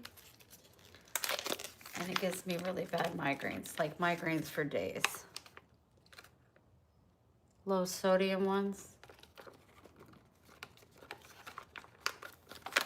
Yeah, I know that salt definitely isn't good for the pup. But when I use salt, I use Himalayan salt.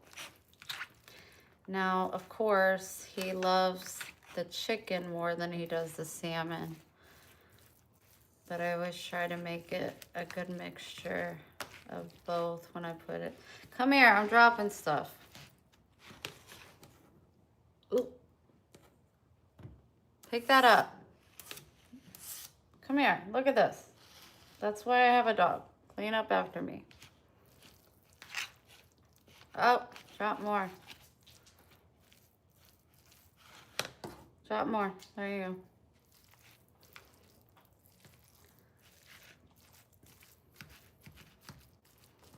Okay, let's put some in the bowl and maybe it'll give me more room to stir. Your mom is making a mess. You need more tuna in there. So then I put the chicken on top and then I just mash it up.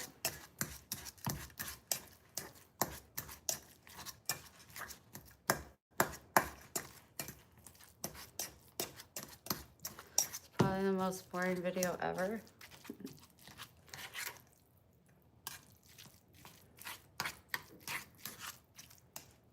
Are you excited?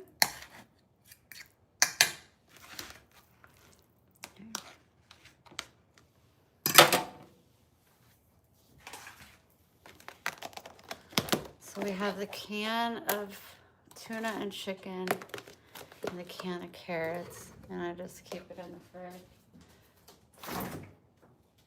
Right there. And then I just, that's what it looks like. Yum, yum. Human eatable. There you go.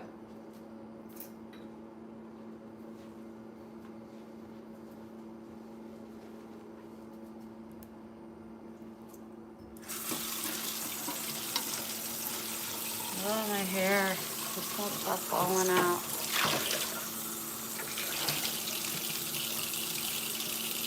Eat the food.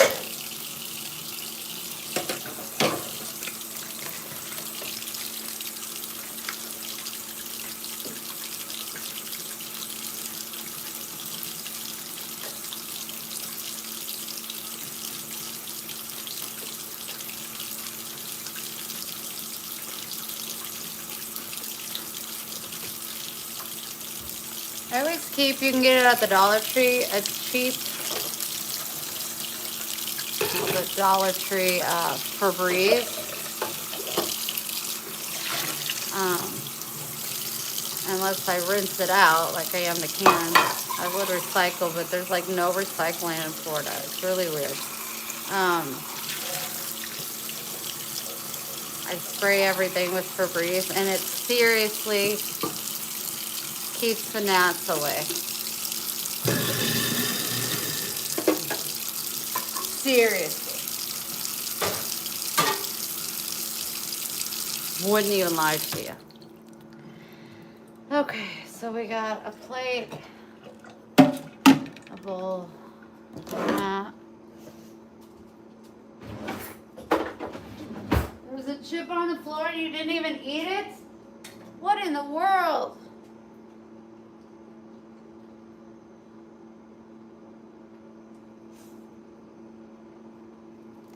And then when he's done eating, I just take his bowl like immediately, fill it with water, just because so I don't get nasty. He's chowing down. And then I'll just empty it out, rinse it out, and then use it again. He's already eaten today once, so it'll be ready for me tomorrow. And this water, I don't like water drops in my sink, so I'm just gonna clean that out. Not a fan. And put this back over by her food because she keeps making a little mess. Why? I don't know. Let me do that. I had to move Lola's food up on the counter because Max keeps getting it.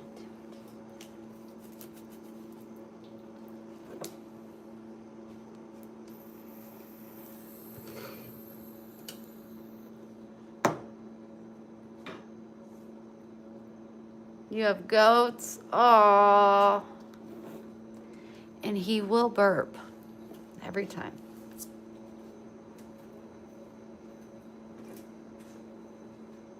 Is that good? Oh. I saw it. You gonna burp?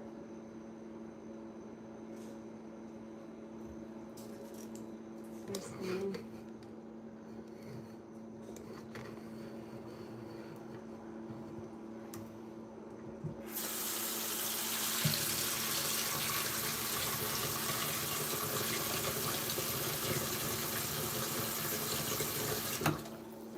is full of water.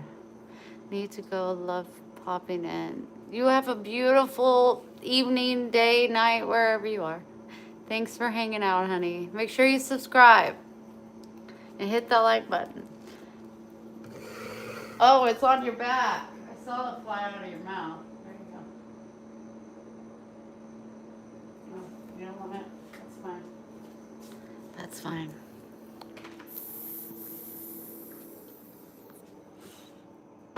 Love and respect. Thank you so much. Okay, I need to just do some things.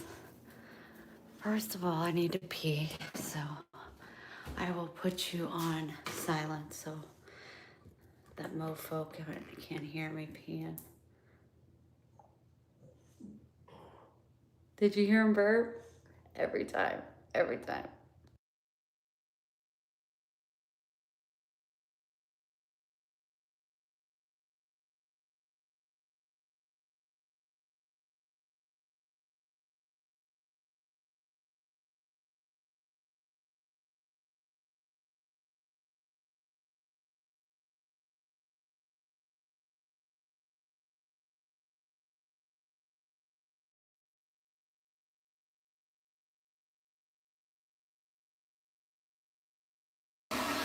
Okay, so leave that door open. I'll just show you this. This better than looking at my face. Come in here, cut that light off. I need my house shoes because I'm getting cold. And I think my sweater. What? It's not time for bed. What are you doing? What are you thinking about? I gotta get to the charger. Why are you whining, baby? I'm not going to bed. I'm getting the charger.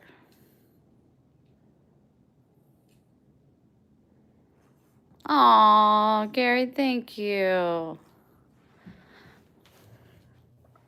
See? Give it to God and go to sleep. My dad gave me that pillow. I love us. Ah! So sweet. Okay, come on. I'm gonna grab my sweater out of the dryer. I think I washed it. I think I washed it. Little piggy. I collect antique cookie jars. This is from the 40s. It does have a crack, but it's just character. My son found it at a thrift stop and got it for me. But it matches my salt and pepper shakers.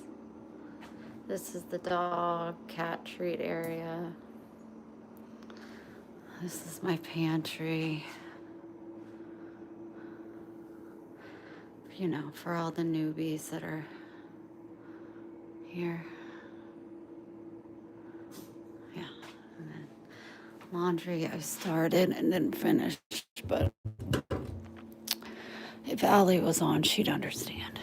Okay, I gotta put on my sweater. That's the monkey from the college my son went to, Mizzou. And then on my...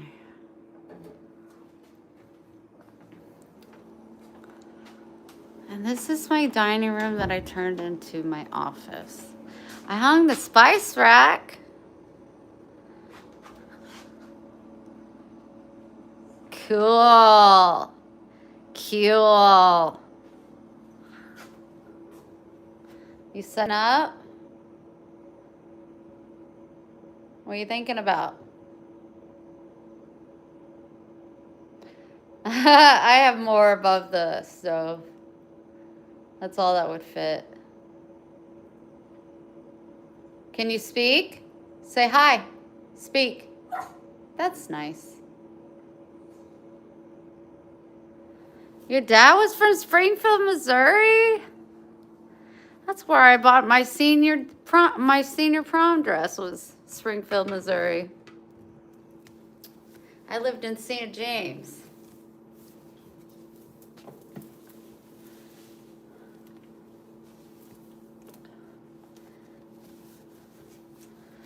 Okay, this used to be bigger on me. That means it's either shrinking, which it's not, or I'm getting bigger, which I am. What do? You just go with it, right? I gotta plug in my phone because it's going dead. Is any bumblebees in the house? Hold on, I gotta lift this so I can plug. Ugh! Oh, Kuma boy, Kuma boy, Kuma boy, where do you be? Yes, I spent a lot of my life in Springfield. 2 of my cousins live in Springfield. Oh, my back. Europe. Wow. I am here. Oh, good.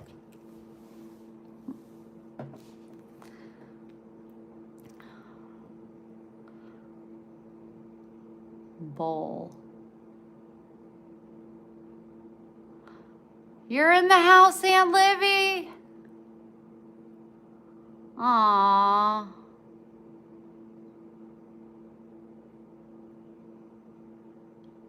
Thank you, Ruben. I'm okay. Oh, Marinelle, present. Greetings from Las Vegas. How am I feeling?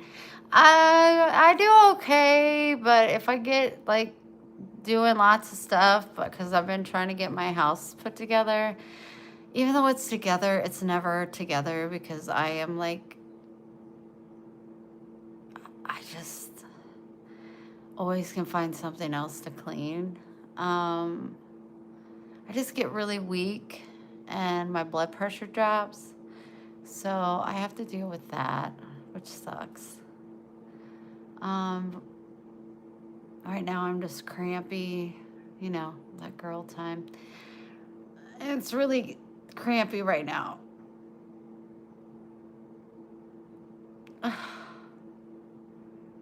Why? Why is it hitting me like this?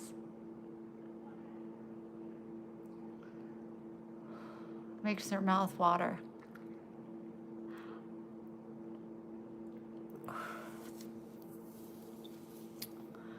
Whew. Well, I'm up all night. I have insomnia, and the last couple nights or days I haven't gone live because I've been struggling with the heartbreak of America. Because, you know, somebody's hurting. It just, and I can't do nothing about it. It's just heartbreaking to me. I really went off on the beginning of this video. I really let people know how I felt. But, I don't know what I'm saying. Let's look at pictures that I drew. Who remembers these? In a world, you can be anything. Be kind.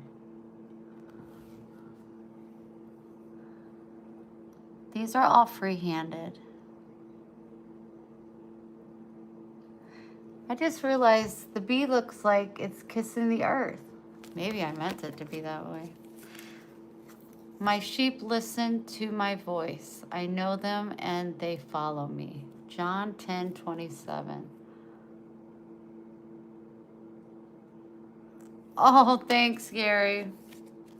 I invented this logo.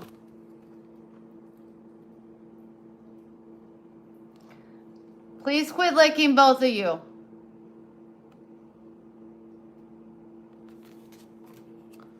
He ate all of it, and he eats that twice.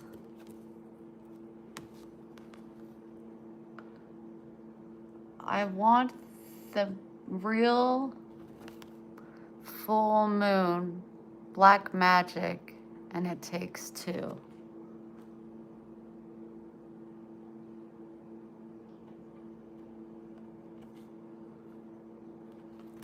You can tell that I drew it because it bled through the back. This is just easy, fun one. Be kind, be kind, be kind. Be kind, be kind. This is a Psalms poem, scripture. This is what I drew because I changed my channel to One Face, and this was like the logo of it, one-faced. We don't want to be two-faced. We just want to be one-faced. And that means authentic.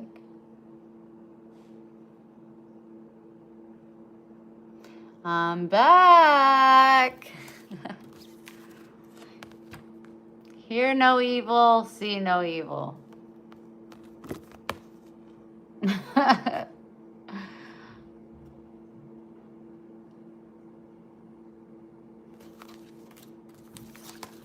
think this, what is this?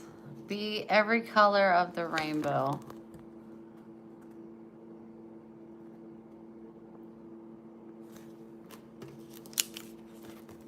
The Lord's goodness and unfailing love will pursue me all the days of my life.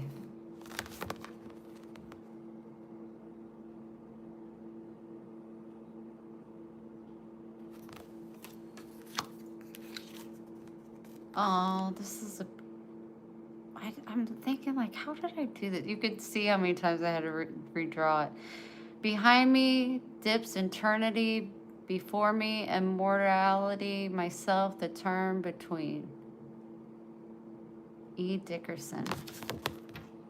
Can you see all the lines where I'd have to erase and redraw? That's pretty.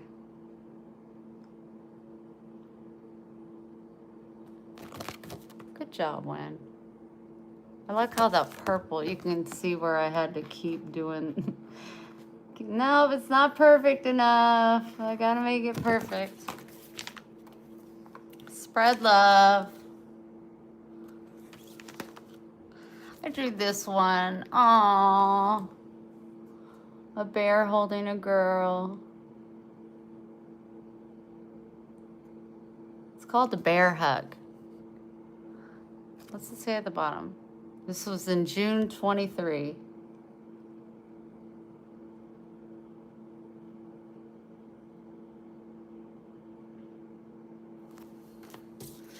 Be love. And I will never leave you nor forsake you. Hebrews 13:5. Those are the ones that I have that I've laminated. I have so many drawings. I have so many. If Kay comes on, she wants me to send her a drawing for her new place, but I haven't seen her on here. Those are some of my drawings. There are some other ones. I wonder if they're in here. Live, love, live, whatever it says that. This I started, but I didn't know where I was going with it, so I stopped. Hope, stay humble, kind.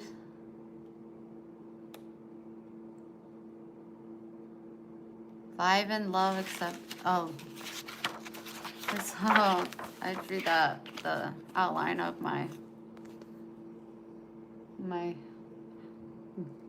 van if I ever got one to travel.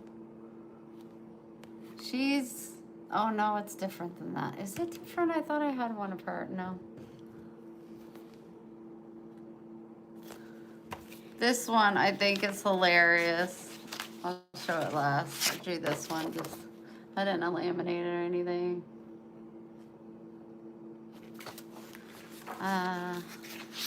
Lots of love. And then I just created this. I don't know what I was doing.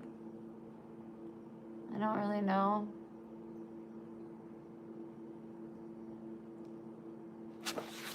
Lots of love. Any more in here? Who remembers this one? It was so funny. Gosh, you could see how many times I had to erase.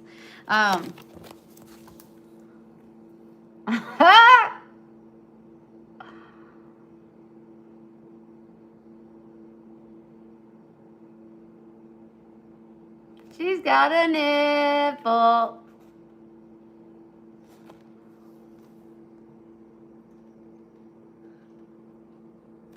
I've never drawn a bunny before.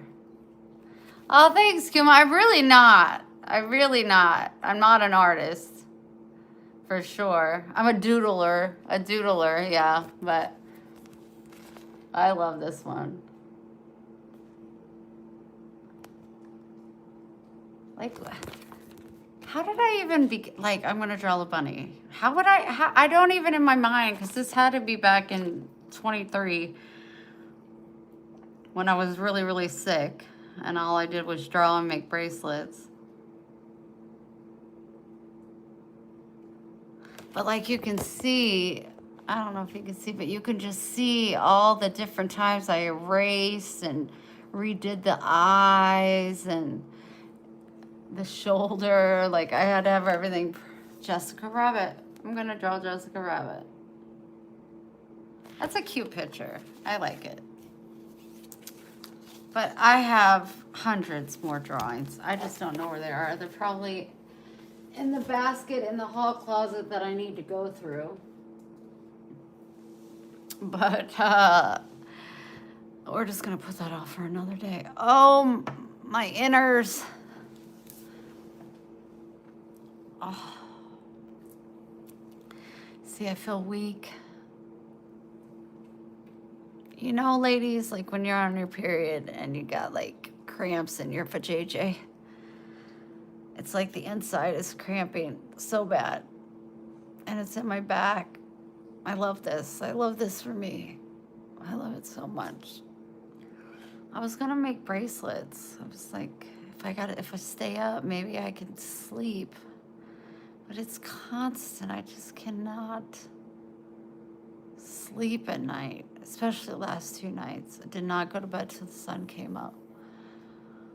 But my mind was just going and going. I couldn't stop thinking about Charlie and that girl on the train.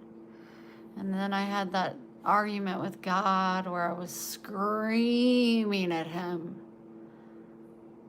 Screaming. Like I said earlier in the video, like I was screaming. My neighbors were like, that girl lives alone. Who is she screaming at?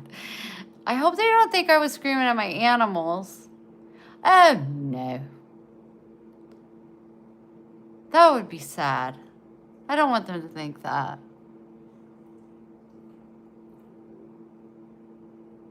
I mean, I yell. I'll be like, Maxwell, stop! But I wouldn't scream like I was today, or the other day. And then I had a talk with my dad, and we both cried, and it's been a lot. Oh my gosh. It'll pass. It sure will.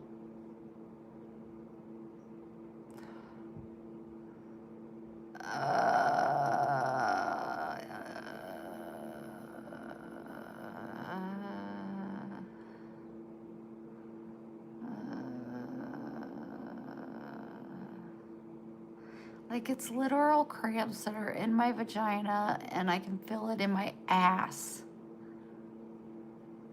Welcome to my channel. Yes, he just had his second to last chemo. And he got his port unhooked yesterday. So this weekend he'll be sleeping a lot. Here lately, like in the beginning, I mean, he's 550 hours of chemo in this year. They give him a cereal. He'd be down for a couple days, then he'd be okay. Oh gosh. But it's just really taking a toll on him. But he keeps positive. He's like, one more chemo, and then I'm gonna start taking my vitamins the way I want to, because the ones that he was taking that aren't talked about have bad side effects while you're on chemo. get back on his ginger roots and his turmeric and his lemon and honey, all that stuff that they take. Beet juice. Get healthy and get back to work. That's what he says.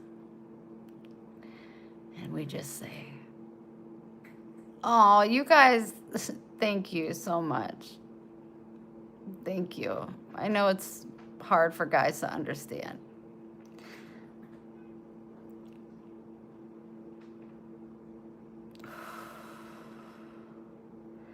I just don't know why it just hit me so hard. Now I'm getting hot. Breathe.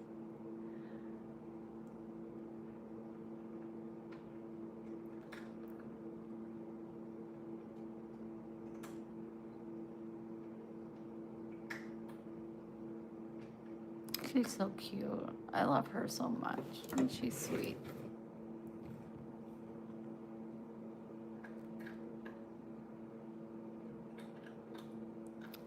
Lola, you look so pretty with your new collar. No, I never. I'm horrible. Marinella, I'm telling you, it's like a sickness in my head. If somebody tells me what to do, it's just like I'm going to wait as long as possible before I get it done. I'm going to go just make sure everything's okay down there. I'll be back. I'll be back. Talk to each other and spread love and say amen. God is almighty. Let me hit this one. I had that. Oh.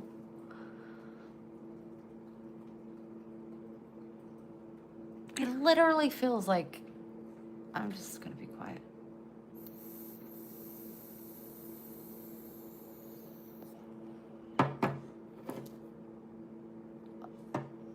My charge is getting a little low.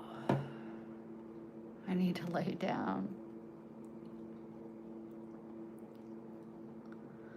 No, I don't need help. I'm good. I'll be right back.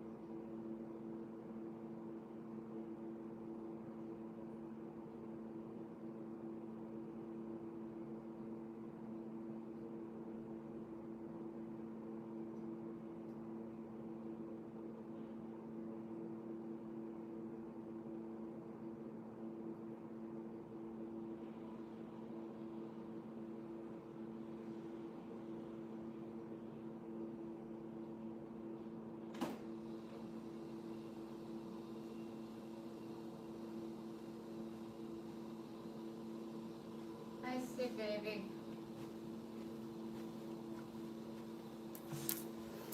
Okay, I think that'll be better. My tampon was saying, whoa, boy. Whoa, boy. Yeah, I need changed. And I just changed it. I'm bleeding like a slaughtered pig. I love that for myself. I'm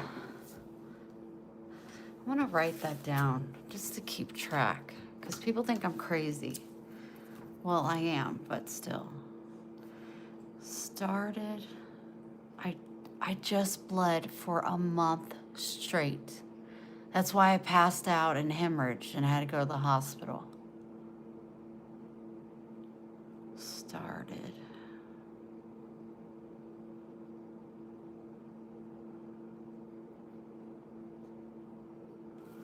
The 12th. All right. Didn't get to go to the post office because I got there 15 minutes too late. Oh, Wendy.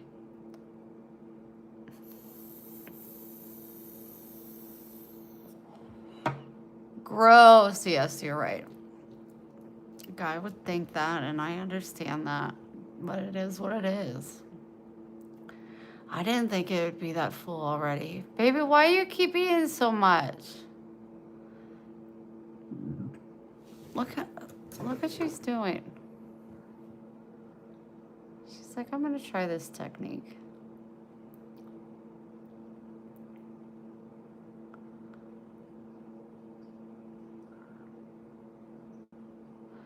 A lot of men are watching. Oh, Gary, no. This is a pain he gave us. This is the pain he gave us. And you know what? They couldn't tell me why I was bleeding for a month straight. I'm like, do you want to pay for the tampon cost?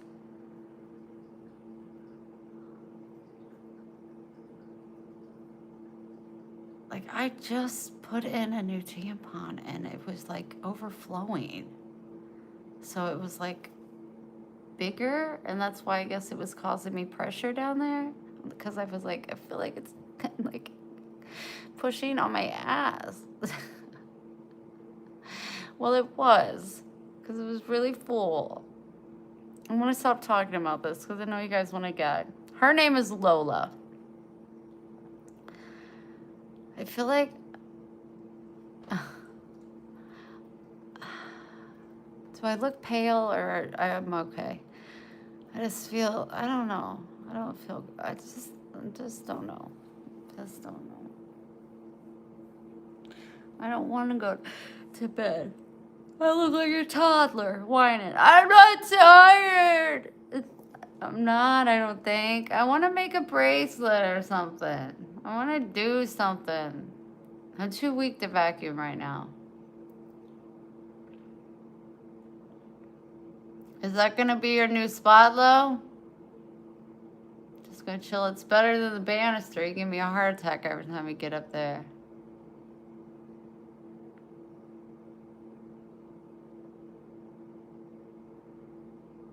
Aw, I'm okay, Gary. Thank you. I feel better. My back still hurts, but that's just gonna be part of it.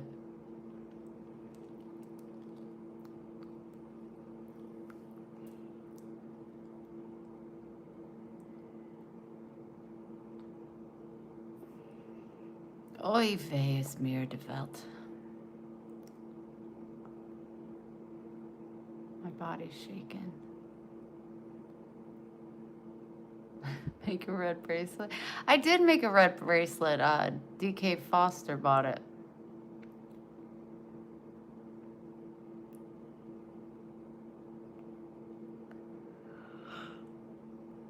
Guess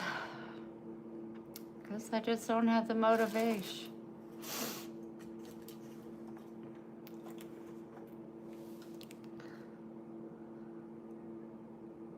Aw, thanks, Gary. I live alone. I get bored of me. Sometimes I drive myself crazy. A lot of the time, actually, because I just be talking to myself all the time. When you need to take you little self to bed and rest if you can. If you can't, come back live. Aw. of what you look like. I have a portrait that I did in like, gosh, third grade. It's of a woman sitting at a desk. It's her portrait, like the side of her face, and she's sitting at a desk with a pencil in her hand. And my dad has that to this day. And I'm like, Dad, throw it away. It is so horrible. And he was like, girl, you were young. That is beautiful. He goes, that's one of my prized possessions. I am not getting rid of that. And he hangs it in his garage every time they move, which, you know, we move a lot. But I'm just like, it's so embarrassing. I'm like, oh my gosh, Dad, it's so bad.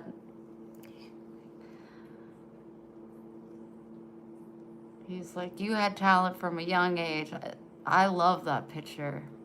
It's just weird for him to be attached to something like that. Like, I can get him a pocket watch with his name engraved, and he'll just put it in his drawer. Like, cool, thanks.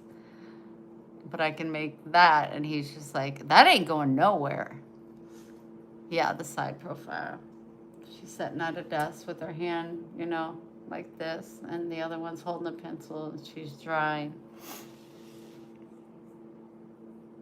I'm sure I've showed it at some point over the last 5 years.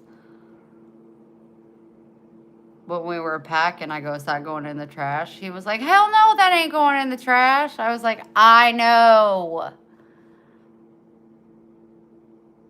Take a picture of it or have him send us a picture. I'll tell him to. Right now, he spends a lot of time outside on their patio, but it's going to be getting colder, so they're getting the garage set up. Because Dad can't be in the cold. We had Lower Elementary Grandparents' Day today. Oh, my grandbrats, I love it.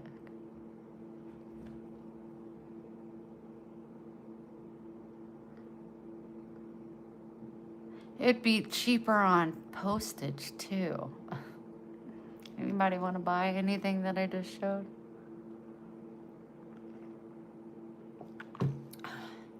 No, keep your money. If it was like real art, it's just doodles. Just doodle, doodle, doodle. Looked like my lip was, I'm so serious. Okay. Yes, ma'am. I have so many drawings. Your dad loves his little girl. You'll always be his. Yeah. Him and I, but me and my mom, we're both just, they are just, I talk to them every day. I just, I'm such a mama and a daddy's girl. And it's like, if I have this issue, I go to the mom. If I have this issue, I go to Dad. And they just comfort me and bring me ease. And I am 1,000 miles away. But like yesterday, thank you, Nancy. When I talked to my dad, I was just so sad and defeated, and we cried together. Like, I needed my dad, and you know, he was there. And if I need my mom, she's there. I mean, they ain't the best at coming to the hospital, I'll tell you that. We've had many arguments about it, but I always fall back to how traumatic the hospital is for my parents, because my sister died while they were waiting in the waiting room. And when the doctor came out and said, we're so sorry we couldn't save her, my dad punched the doctor, knocked his ass out. That doctor is still my dad's doctor to this day. And that doctor and my dad, they adore and love each other so much. And it's been 40 some years. But yeah, his name is Dr. Schaefermeyer, and he's in Jeff City. And my dad won't trust any other doctor as far as just like his health. I mean, has his chemo and cancers, but yeah, when he walked out, he was just an intern. Dr. Schaefermeyer at the time, he was just young.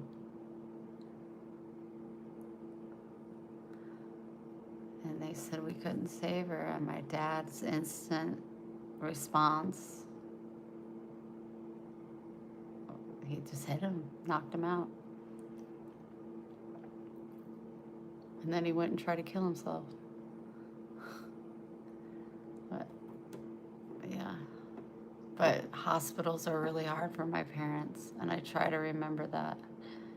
I try to remember that when I'm in the hospital and they're not there. They do their best, I guess. They do their best, but it's just, I would say it's a trigger for them. It's a real trigger for them to walk in, especially sitting in a waiting room. And how many surgeries I had last year, and them waiting and seeing me willed into surgery. And my dad was there more than my mom, but she was working. My dad was going through cancer at the time himself.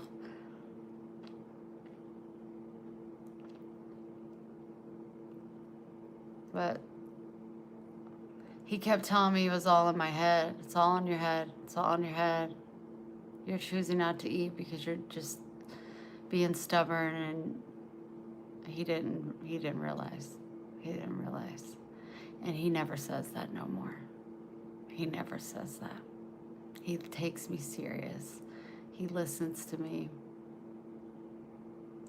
And he made sure, because he felt bad. Because he kept saying it's all in your head. And then when he knew that I was being rushed to the hospital to have emergency surgery or I was going to die, he never questions me. He listens. Dad, it's not in my head. Something's wrong. What do we need to do? What do we need to do? He sat there. I was supposed to have a 2-hour surgery, and it turned into 6.5 hours. I can't imagine what was going through his mind. He sat there and he waited. And then he made fun of me when I got out of surgery because my face was so... all the gases go to all the loose skin in your body. So like my eyes right up here, down here. I looked like I had nuts in my cheeks. I was so swollen from being in surgery for so long. He took pictures of me. I was like reaching for the sky.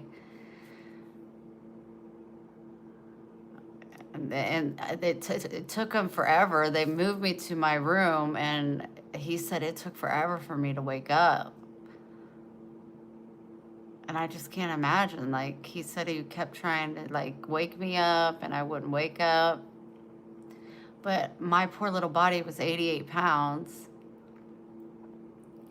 And going through a 6.5-hour surgery, very dangerous, very, very dangerous. And I just can't imagine. And so, like, after me being there a month and then getting released,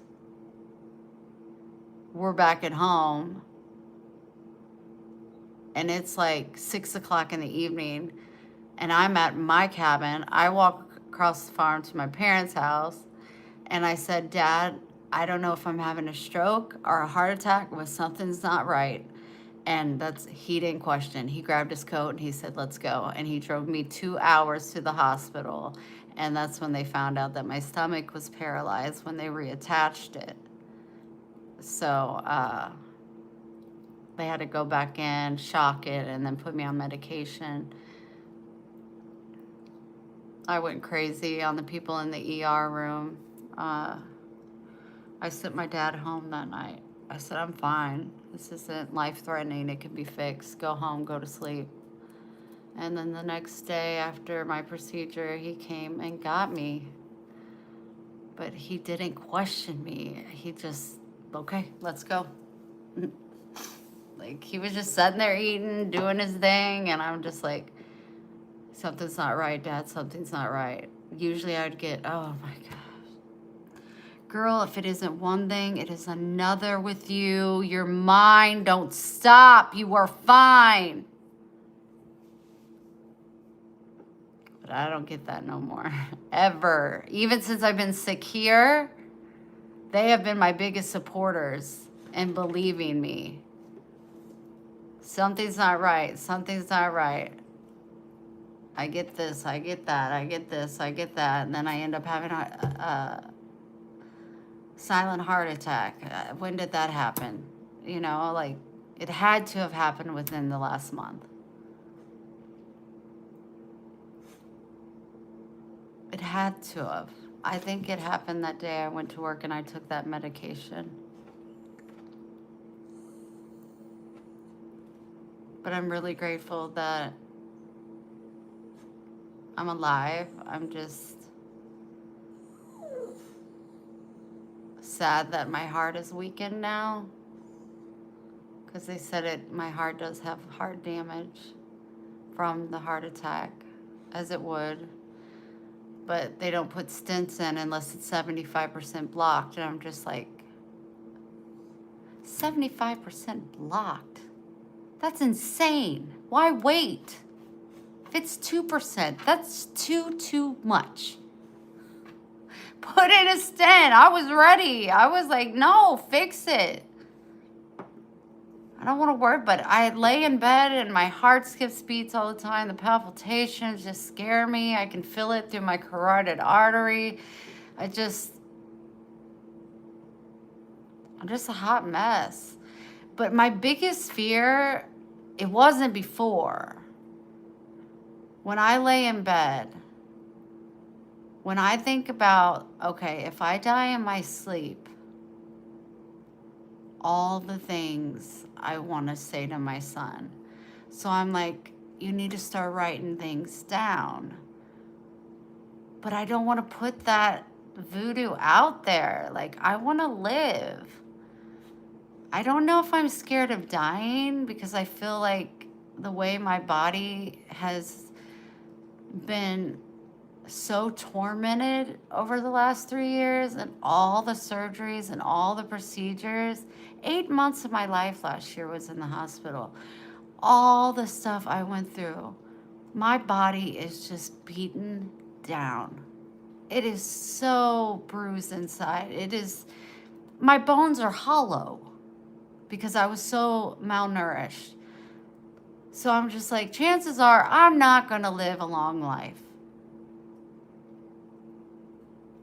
But all the things I want to say to that boy.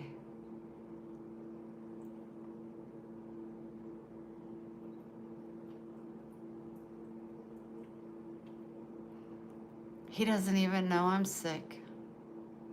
He doesn't know anything. The other day, yesterday, I almost told him when we were texting and he hurt my heart. I almost told him, but I said, no, you would only be telling him because you're angry. And you don't need to tell things like this in anger. I just wanted to wake him up and be like, gosh damn it, Ryan. Like, if you only knew how sick your mom has been, and I've been lying to you this whole time that life is amazing up in Florida and I'm doing this and everything's great. And if you only knew, your mom can't even go out in the sun. I'm on work leave. I had a heart attack, son. I have 2 bone diseases. I have thyroid disease. All these things hit me so quickly. He knows nothing. Nothing. And I wanted to tell him, but it like I said, it would have been in the wrong intent. I have a long life to live.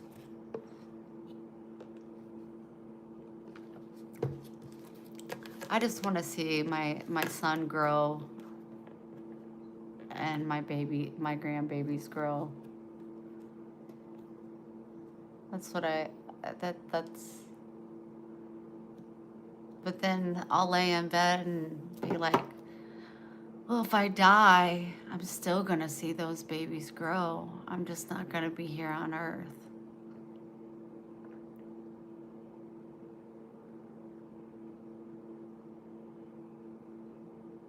But I just don't know how much more my body can really take. Oh, I know my son's crazy in love with me. He has an amazing mother. I'd much rather him focus his energy on spreading his wings right now and enjoying his life than worry about his mother.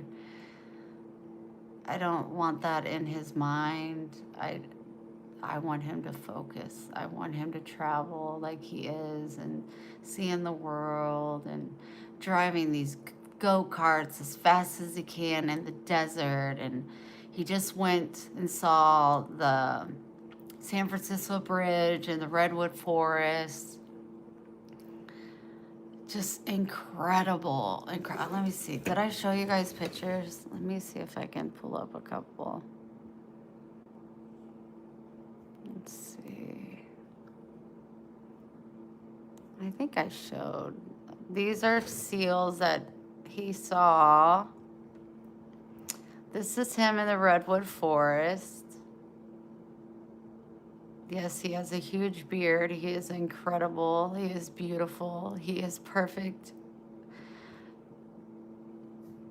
Look at that. And look underneath right there. You can drive under that tree. Look at that. He's living his best life. What parent would shatter that? I can't do it. I can't do it. There's more. He sends me. Let me see. Hold on.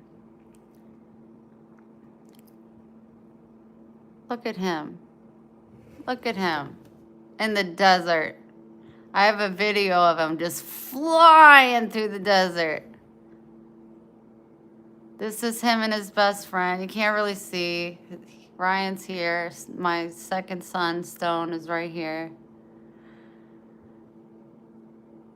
Look at him.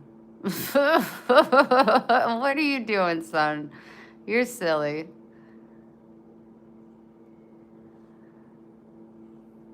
This was at Lake Tahoe. He's in the West, yeah. He wants to move somewhere in the West. Let me see. Looking, because he sends me like pictures.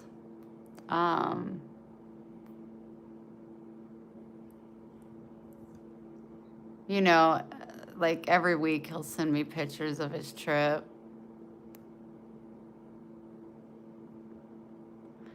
That scared me a little. I was like, you don't need to be getting that close.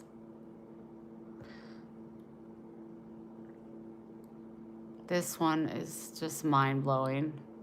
Look at that. Oh my gosh. Get out of there. This is incredible. Could you imagine seeing that in real life? He's just seeing so many amazing, incredible things. Like, what?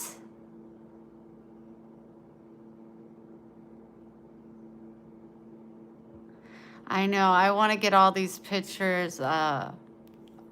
He sent me this one. He knows I get sad about dead animals, so he told me the story about him.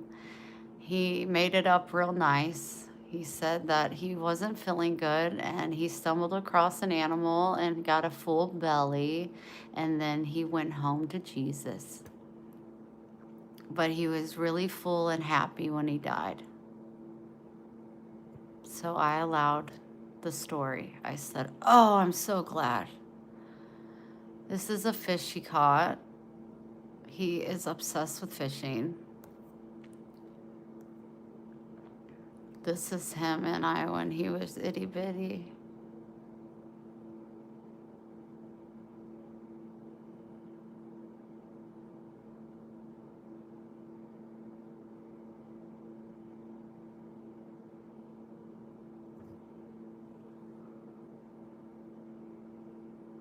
Here's me and my dad. We were at a concert, Jason Aldean concert, and he was singing in my ear.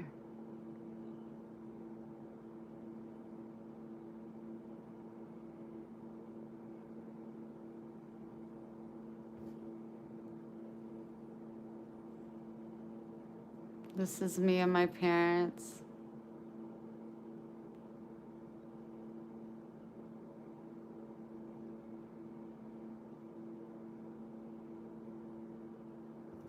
My beautiful, wonderful parents. This is my son on another part of his trip, fishing. Look at those dimples. Make your heart so freaking happy. Like, look at him. Like, look at this smile on his face. Like, oh my gosh. I'm not gonna be the one to take those dimples off his face. This is Stone, his best friend. I don't know what kind of fish that is.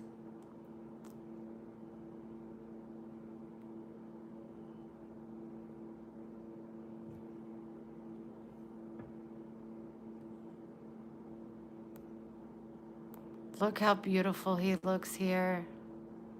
Just so happy. This is my son, yes. The other one is his best friend, but I claim him as my own. Nice stringer of fish. Yeah, he has a... Here's another one. That smile, like if I'm in the saddest mood.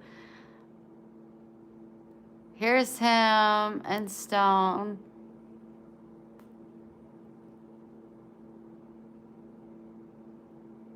And then this is him in front of the monument. You can see the presidents up above.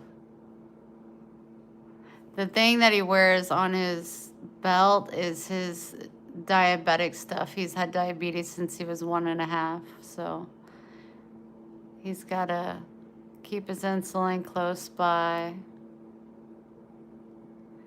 Here's, I won't show it because it has that in it, but this is my dad going through chemo and how low his platelets got. That's his arms.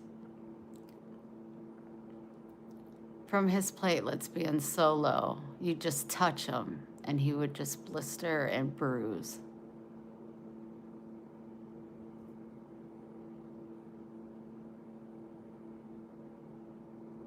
I'm just going through pictures. I don't know if they sent any more. I think that's all I have. This is my mom, me, and my sister Ashley. Ashley's the one that passed away.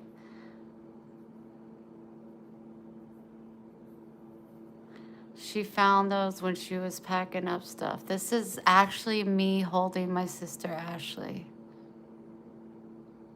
I never knew I had that picture.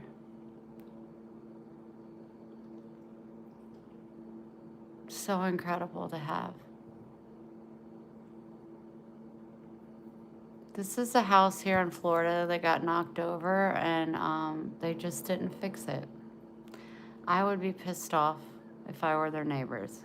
You know, sometimes close is just too close.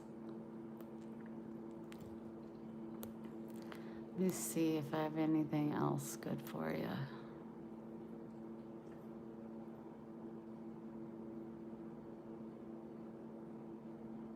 That's him. Oh, you can't see him, but when he kept Lola for me. This is when my dad's intestines exploded and he almost died.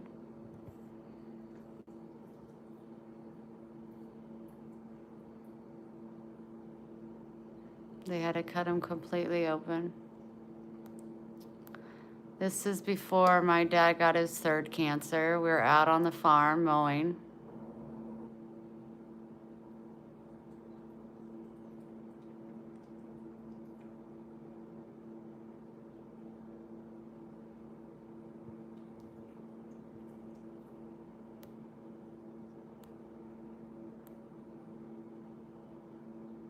These are my boys before I left for Florida. I didn't know my dad had cancer at this time. Nobody told me because they knew I wouldn't go to Florida. And they knew that it would eventually kill me because it almost killed me the second time he had cancer. But I was cold and they were building me a fire. These are pictures of me really, really tiny. I guess this one's probably the worst.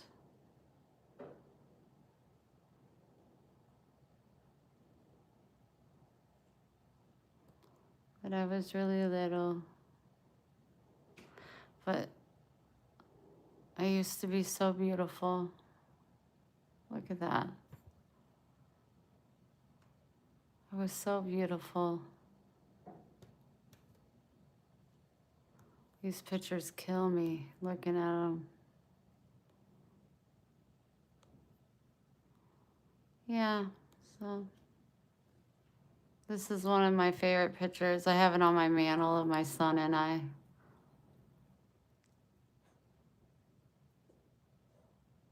Look at him.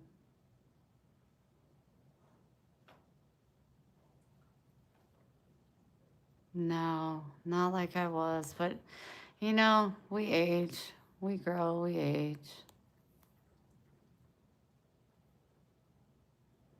Trying to see if there's any other photos. Here's Hope. I tried to save her. Lola got to her. I tried to save her, fed her, got up with her in the middle of the night when she cried. But 3 days in, she passed away. I can't tell you how many mice I saved.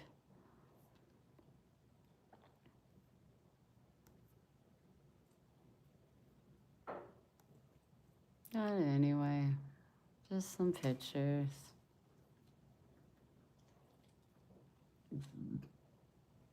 Here's Max on a boat, thinking he's cool. He looks so different with hair. Like, yeah, okay, Max, sure. Gotta go through all my pictures. So just a little run through of some of the pictures I have.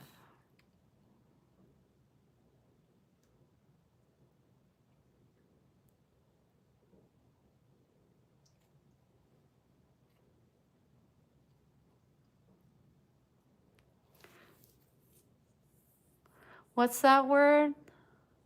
Oh, you're welcome. Thank you, Jason. Thank you. Well, thank you sharing with us. You're so welcome. Oh, when I get extra monies, I'll send you the shipping cost. Pixie, what are you to know? I didn't even get to send it out today.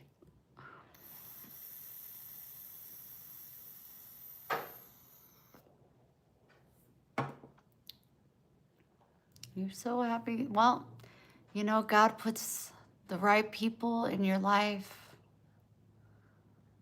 when he thinks it's time, and I'm glad to have you aboard, Gary. I truly am.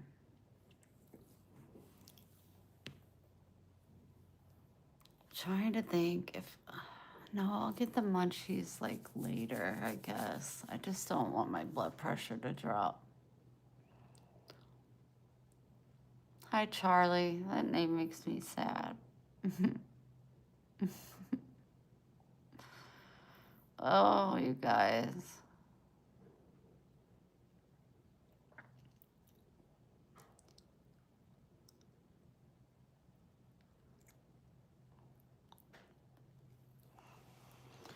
Oh, you guys. What to do on a, is it Friday night? This is our lives. Last weekend, it was Saturday. I was outside. It was like 9:30 p.m. And I was letting Max outside. And my neighbors are two young chillins. They're 23.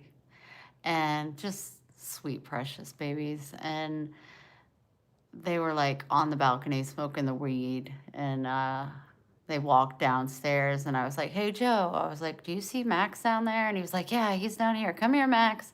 They know Max. I know their dog, Honey. It's fine.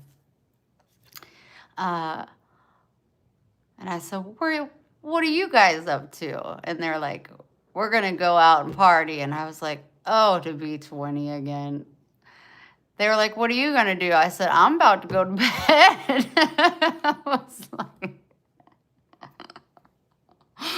oh, it put my age in perspective so much. I was like, hi, April. No, I'm so sorry. Why? How? What happened? My eyes are blue. April, why? I'm so sorry. Why didn't you contact me? I've been going through. Oh, gosh.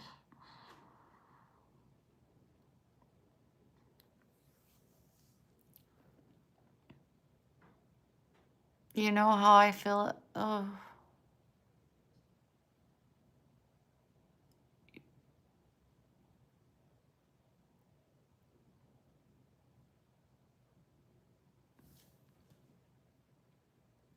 Blue. April, you know I never know what to say to that. I love you.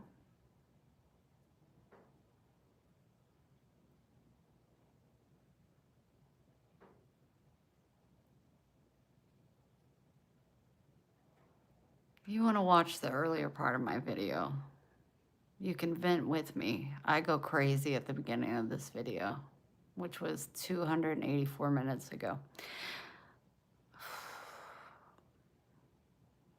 Now they're blue.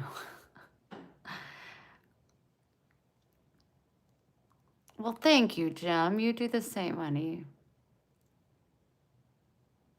I never know what to say. Saying I'm sorry is just a slap in the face. Don't ever say that to me, you guys.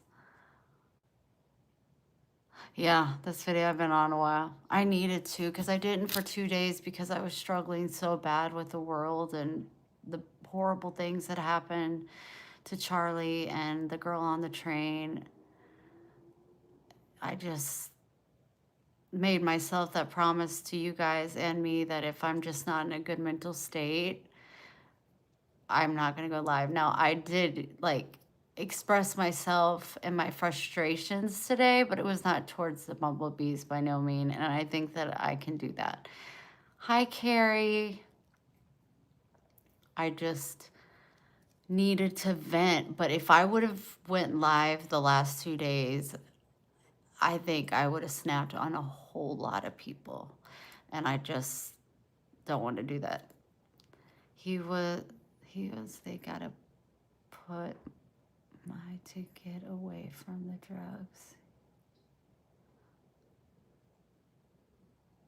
Jason, you ain't lying, baby. I can't get her face. I can't get the images. I can't get, and like I said in the video, I wasn't looking to see the shooting and the stabbing. I was just doing research to see who this guy was. And I realized, oh, I recognize him. I've watched him.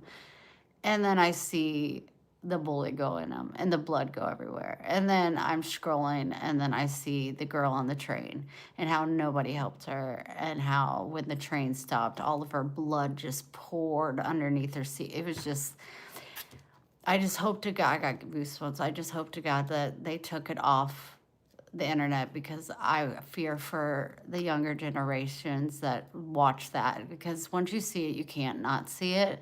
And it has kept me woke for 2 days. April, can you repeat what you said? Because I can't make sense of it. He was. Okay, he got him out of New York to get away from the, they got him out of New York.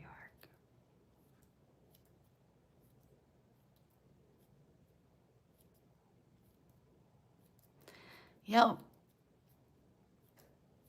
I had a big, long fight with God, April. I was screaming at God. screaming. Like I said, the neighbors were probably like, who is she screaming at? She lives alone. I was screaming. Like, haven't we been through enough? When are you coming home? People are suffering. Adults can't even make it. How are our children going to make it? Like, when is enough enough? Where are you? Come home. Come get your children. What are you fucking doing? Come home. I mean, I was just walking and pacing and screaming and crying and oh my gosh. And I wanted to go live and talk to my bumblebees, but I was like, no, you cannot do it. You cannot do it because somebody's going to say one thing wrong and I am going to go psycho. So I talked to my dad instead, and him and I both cried. So how are you?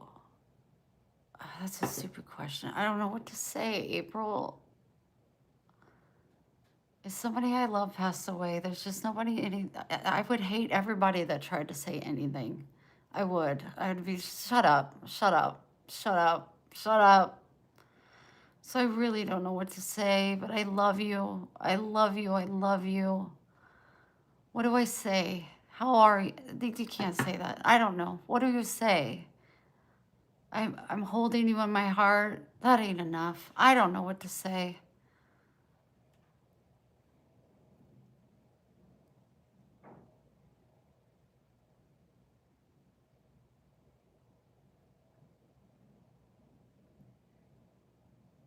That's what I said, Jason. Nobody held her hand. Nobody came to her rescue. The terror in her eyes. How when she fell over, there was blood in her seat, and then she collapsed on the floor, and then her left arm like tensed up real hard. 23 years old, came from Ukraine for a safer, better life, and this happened. And then the stupid son of a bitch, mayor of Charlotte, North Carolina, says we should have compassion for this demon motherfucker because he has mental illness. He was arrested 14 times. He was out on a no cash bond. Why the fuck was he out?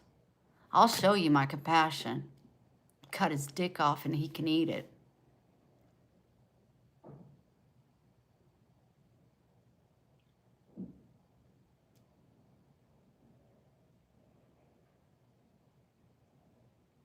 I get so angry.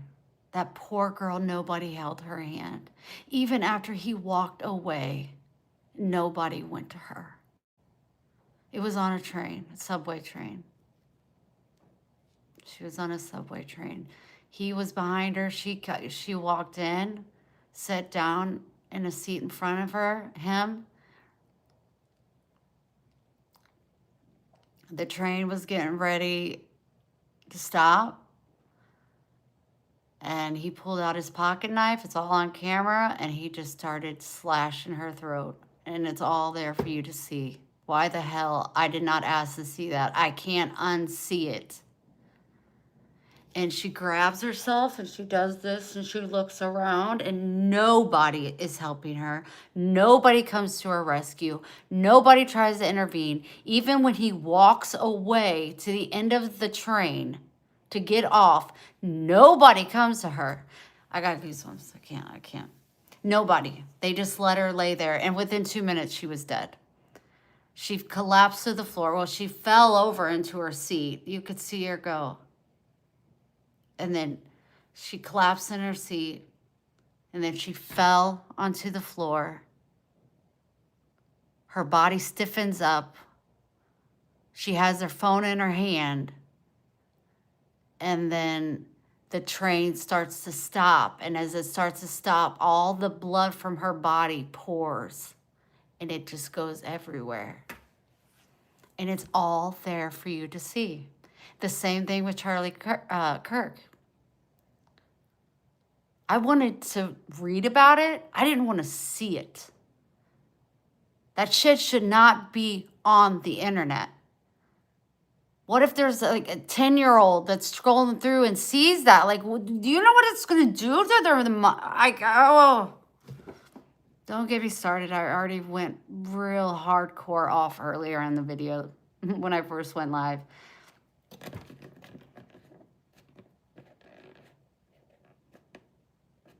Oh, he's in jail right now, but they spoke to him and they said that he can't be blamed for it because he has mental illness.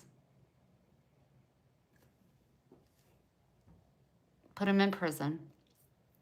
Let the people know in prison that, you know, are in there for life. They got nothing to lose. And torture that motherfucker. Torture him. Torture him. Don't kill him. Don't kill him.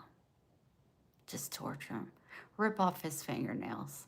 Pour acid in his eyes. Cut his tongue out. Cut his dick off. You know, take nail clippers and clip off his nipples. I want him tortured.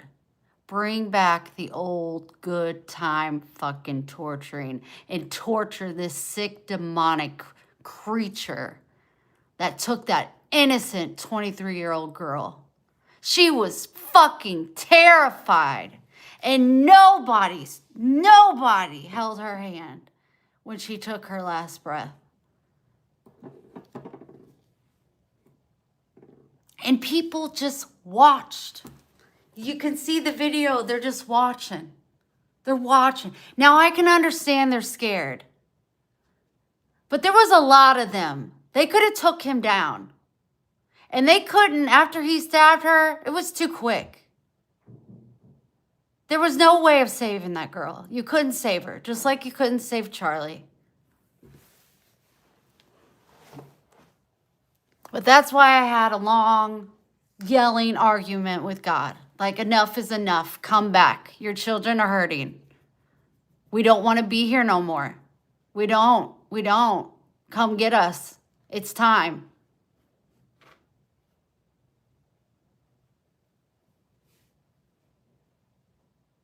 Last night, or no, it was the night before, I just recently had a heart attack. I thought I was having another heart attack. I couldn't, my heart, it wasn't like even a heart attack. It was like, I'm going to die from a broken heart. And I'm not even these people's family.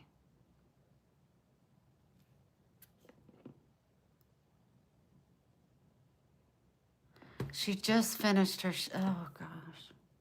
The girl is, and it doesn't matter, but she's so beautiful and lovely.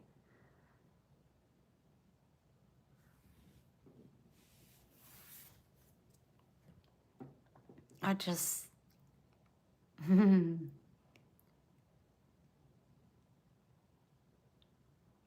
as lovely and as big as my heart is, I'm a double-edged sword.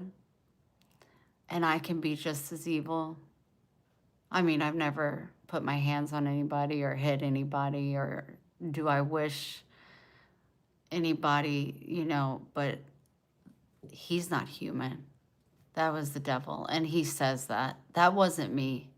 If anybody knows me, they know that wasn't me. Something took over my body and did that. I would never do that. Okay.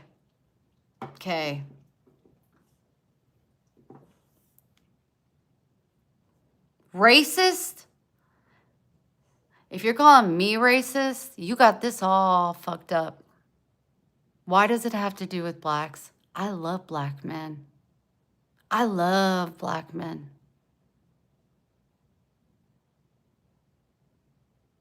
Don't call me fucking racist. Call it what it is. Sickness, demonic behavior. People that throw out the racist card is so fucking disconnected and stupid and ignorant that that's the only card they can use. So shut up. Get a life. Racist? Really? That's what you're coming up with? I don't care what fucking color he was.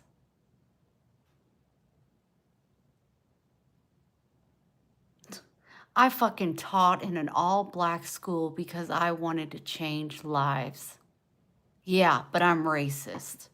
That's the only fucking card you can play. You know why?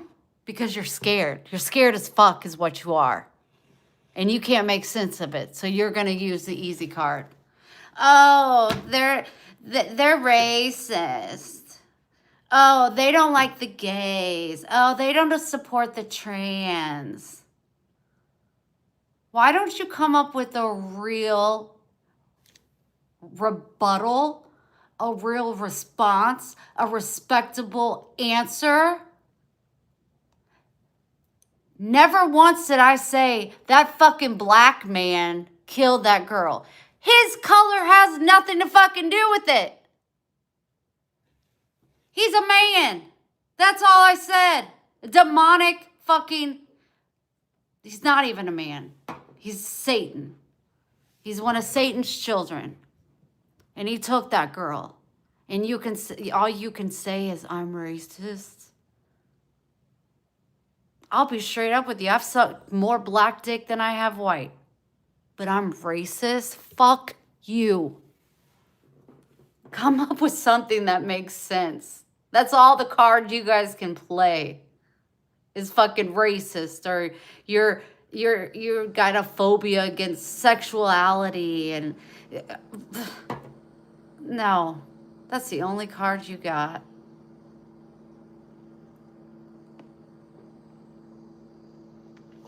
Whore is spelled W-H-O-R-E.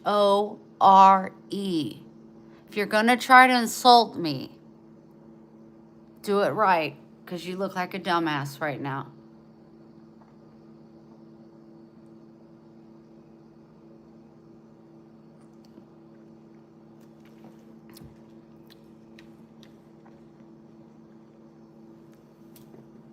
That's all you guys got.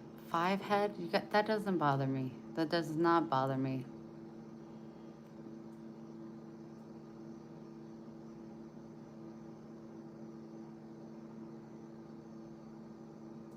Thank you, Jason. It has nothing to do with race.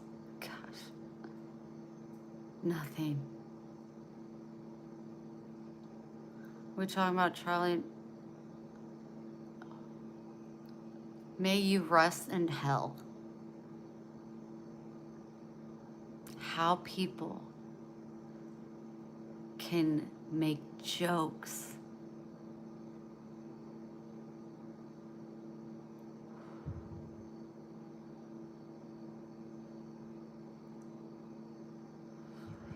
This is what I'm talking about, God. Please come back.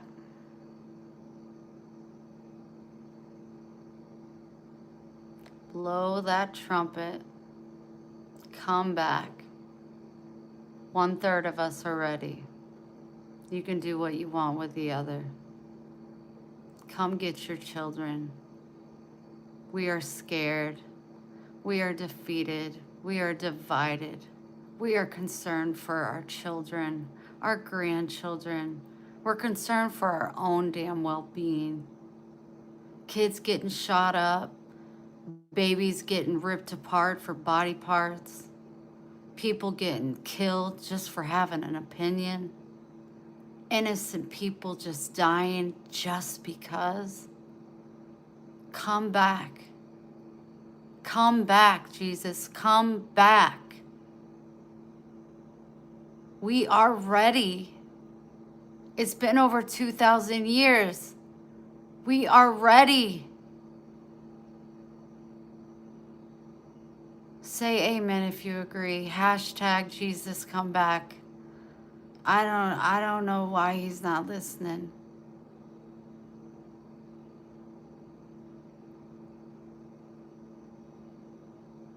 You should definitely be proud to be black. Hell yeah. I don't see color. I love I love everybody, unless you're gonna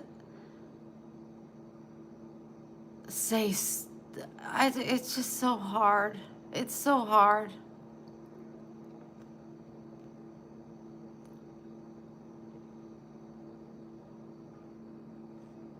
The last thing I heard him say was something about gun violence, and then I saw him get hit with a bullet. And then I saw blood squirt like 10 fucking feet. His wife and his 2 children were right there.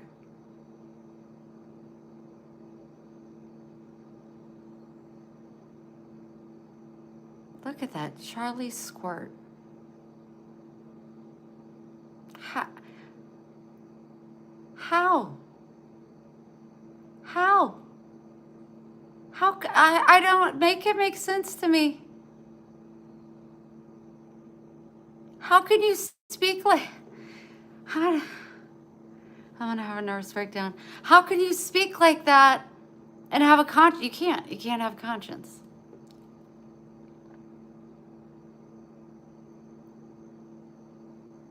Love you right back. It is so disgusting. It's so uncomprehendable.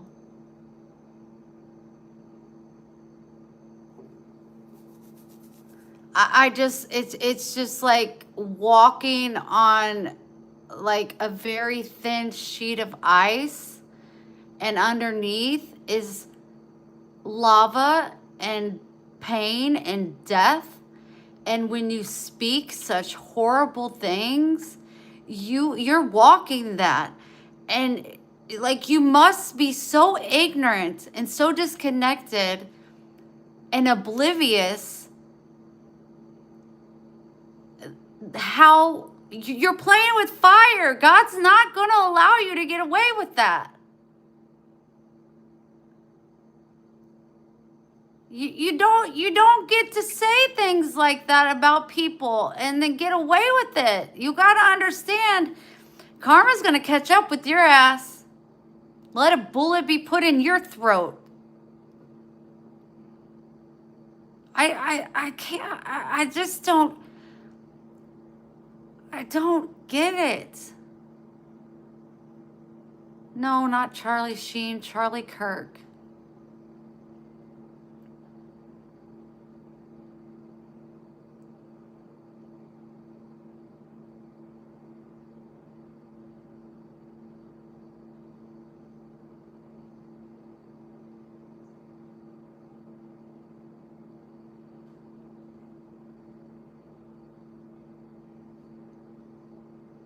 I know that it's kept me up for 2 nights.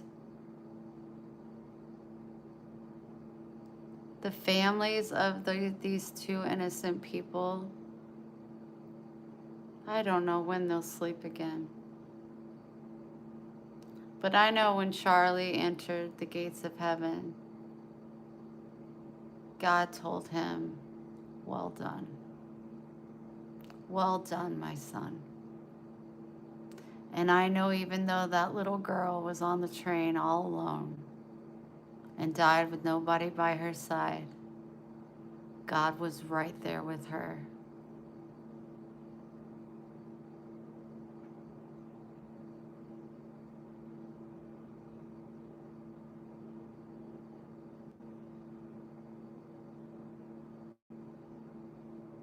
But it's just so... For what? For what? Charlie will forever live on. And that sweet little girl, I think her name was Zara.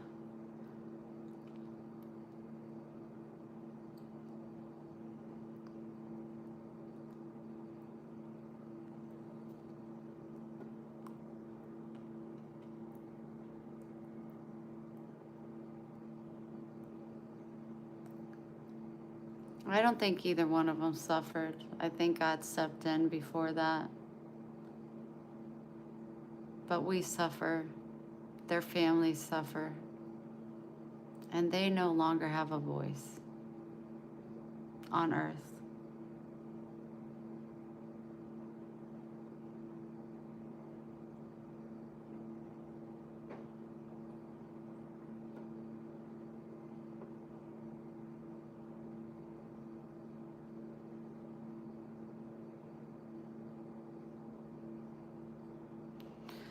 I just ask, and I ask you to do the same.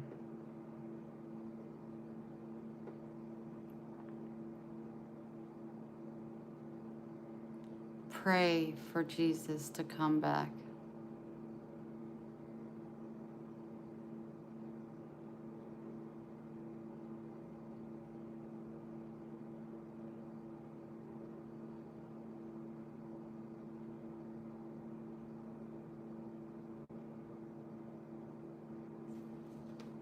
Pray for him to come back.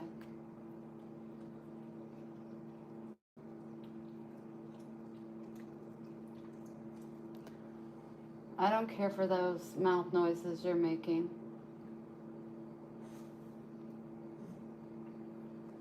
Thank you.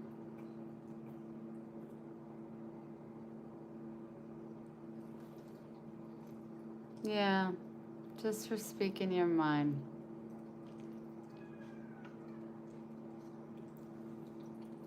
And what's crazy is he allowed others to speak their mind, and he never shamed them. He welcomed them. He gave them a platform to speak.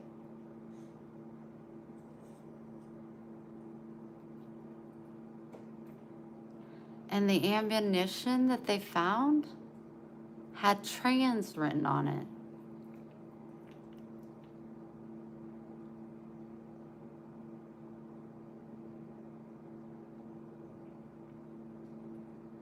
That's why he was killed?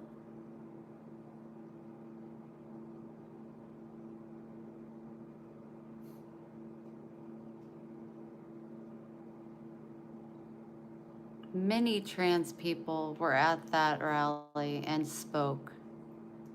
I watched it, and never did he talk bad about them, talk down to them, treat them anything less than God's child. They asked the freaking questions, so he answered.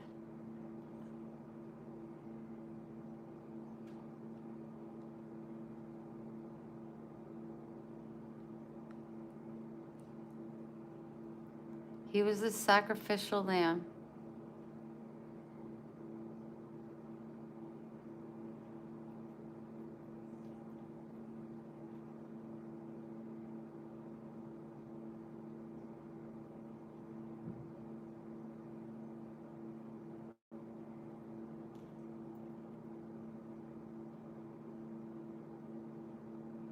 It's just never going to make sense.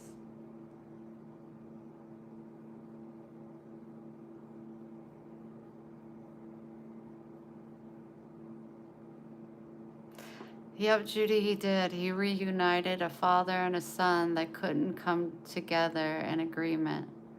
And he showed them in the little 15 minutes that he gives everybody to speak.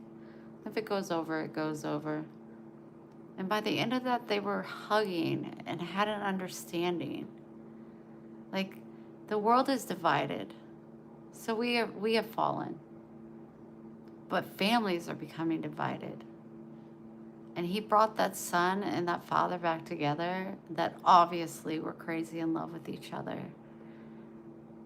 And it was so beautiful to watch.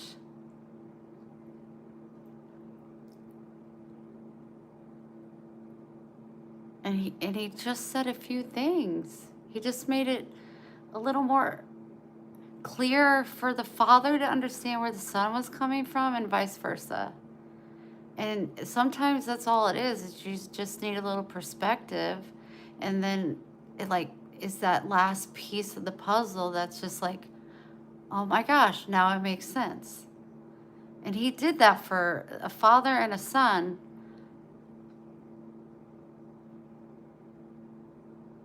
I can see the father and the son hugging. They were just like so happy because they had that missing link, and he was that link that put them back together. Did they agree with each other? No, but they understood each other. And Charlie did that. He didn't get paid for it. He was just loving and trying to help.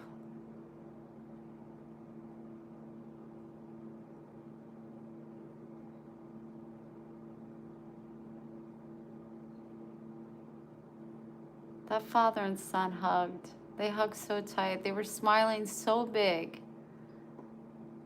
because Charlie said a few words to make them understand. And it changed both of their perspectives. And then it was just like, us being separated isn't worth it. Why can't you have your opinion and I have mine? It has nothing to do with our love for each other. And it was clear to see how much they loved each other. That's a father and a son.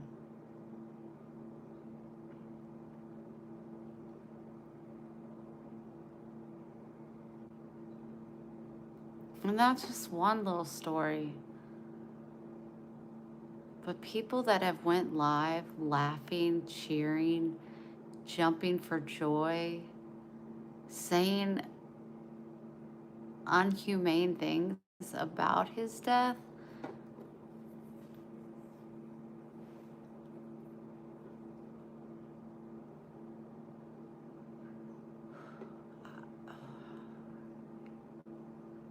like, they must not be human. No human with a soul could speak like that.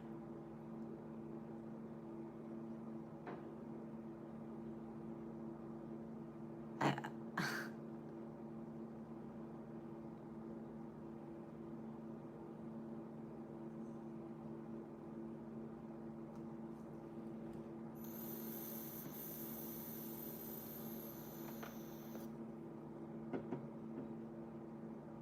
It's just heartbreaking, you guys, and I just want you to know that I love you, and I will continue to be going live. But I encourage you to draw closer to God more than ever now. I encourage you to be safe. But if my dad says, don't fear, that's Satan. Because I live a pretty fearless life. I don't fear much, except my health. But like, I'm the first to step out and help a stranger. Like the other day with the man at the Waffle House. I didn't fear him. No. When I helped that couple that their car was broke down and I jumped out of my car, I didn't fear them. You were telling me to get back in my car. No, I'm gonna help these older people that it's freaking 110 degrees outside and their car just broke down. I know a little bit about cars. I can help.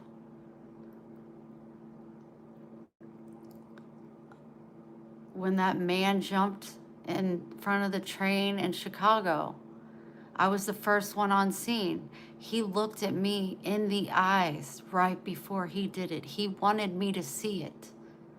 I didn't leave his side. Blood was everywhere. People were telling me, you're gonna get blood on you. You need to get away from him. You don't know, he could be crazy. I don't care. I sat right there next to him until the ambulance came, which took forever. And I held his hand and I kept telling him, I love you. Don't you think that nobody doesn't love you? I love you. Jesus loves you. Because he kept saying, nobody loves me. I don't have a reason to live. Yes, you do. Yes, you do. I love you. I'm telling you that right now. I love you. Nobody, even hell, not even the cops, Not even the security. Nobody stood by him and held his hand to let him know he wasn't alone. I will always be the first one to step in the line of danger if I have to, because I always said if I go helping another person, then I did God's work. I'm not going to be sad about it, and you shouldn't either.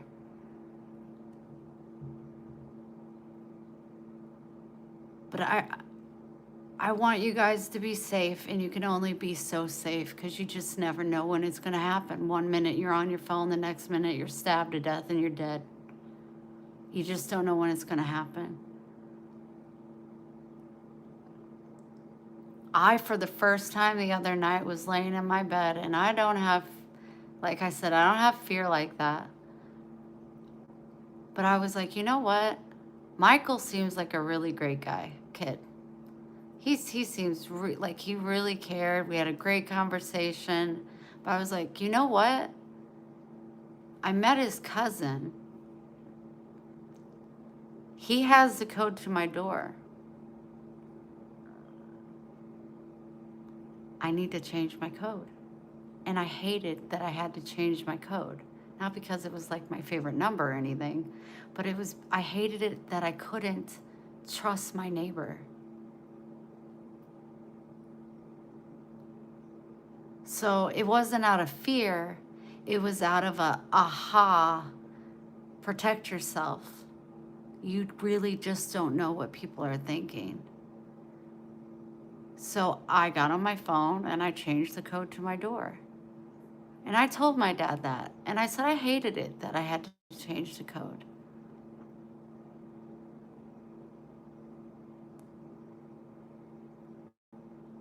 But I had to.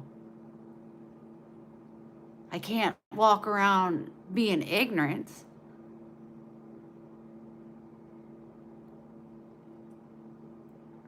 I have to take necessary precautions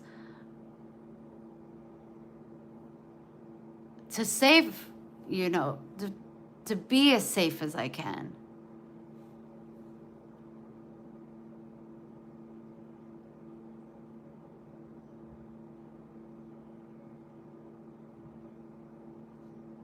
But like, who's to say when I let him out? I don't want to say all of it because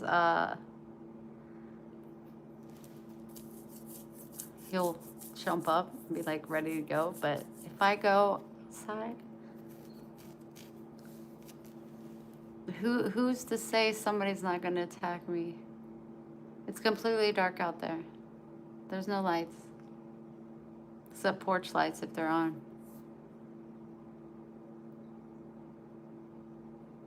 But I don't get fearful when I go outside. I don't. And I don't look at that as ignorance. I look at that as I'm living my life. I'm taking my dog out. I'm going to go back into my home and I'm going to lock my door. It's like you're less safe outside your home than you are in your home. Going to Walmart, I was like, wonder if there'll be a shooting. That fucking woman that killed her 2 babies and they found them in a suitcase. Like, why can't you just give those babies away? Why did it result to this? It's so easy to just go to the police station and say, I'm not a fit parent, take these babies. But no, you're going to torture them and starve them and beat them and let them die. And then put them in the suitcase and then take them to the dumpster.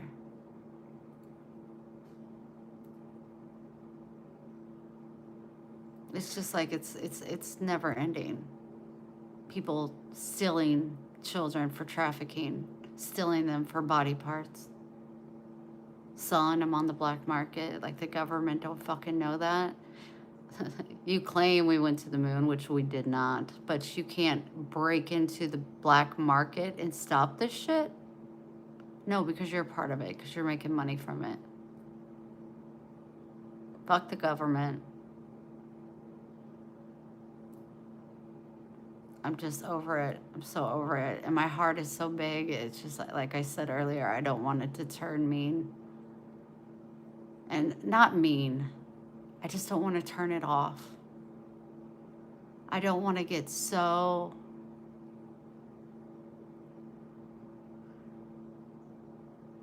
defeated.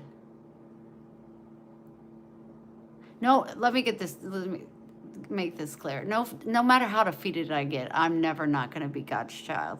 I'm never going to turn against God. I'm going to argue with him. Best relationships, you argue.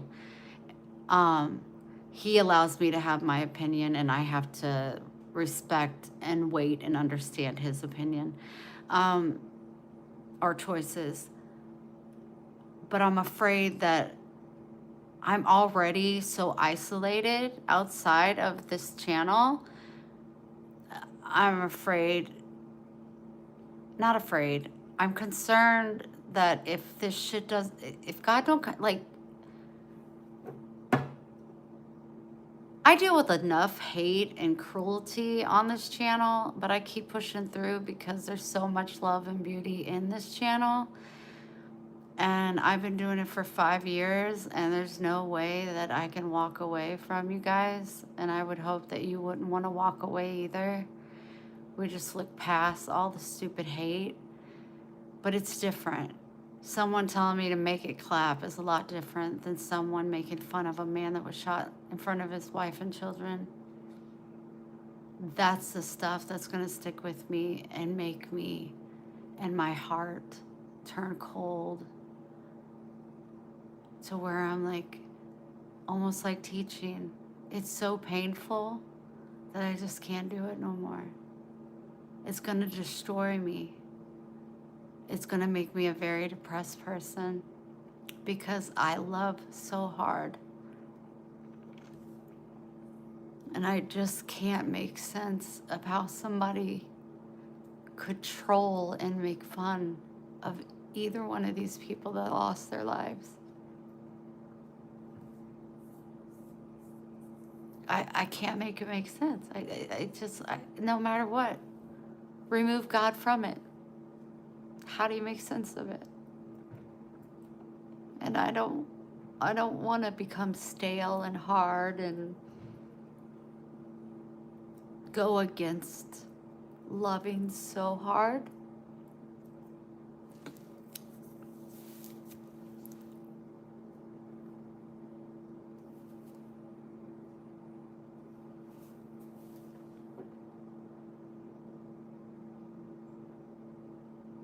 I can deal with the trolls that talk dirty or nasty to me. Sometimes I talk dirty. I maybe bring it on myself.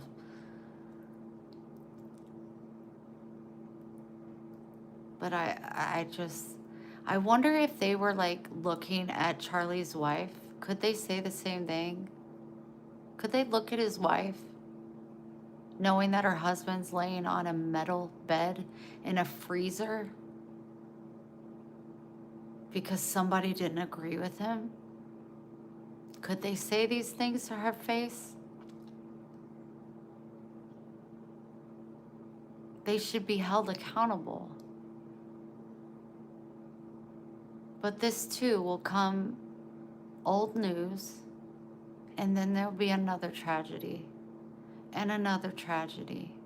And our kids will be so fucking lost. I can't blame, like my son, he don't do politics, he don't vote, I don't vote either. Why would he? Why would he trust anybody in politics? Why would he trust anybody that says anything? Our kids are growing up in hell. We're growing up in hell as well. But we're older and we've seen the shit. We're wiser. We know more. We can kind of figure out things, talk it out. These kids' minds are so scared and confused. Like I said, I was on live for an hour. 240 people committed suicide in just that hour. Every 11 seconds, I think it is. Every 11 or 14 seconds, someone commits suicide. Why? Because we are broken. And it's sad that us as adults can't be better role models for our children. What's sad is we can't even give them answers. Why is this happening? I don't know, baby. We don't even have the answers. And then we want them to, like me, pushing God on my son. I want him so badly to turn to God. Why would he? In this day and age, why would he? Why would he believe in something that he can't see, but he sees everything that's going on around him? Why would he? I pray and I hope, and I am devastated when he fights me on it. He doesn't fight me on it, but he just lets me know he has a different belief and that I have the right to believe what I believe. He has the right to believe what he believes, and he is correct. But as a mother, I want my baby in heaven with me, but I can't force it.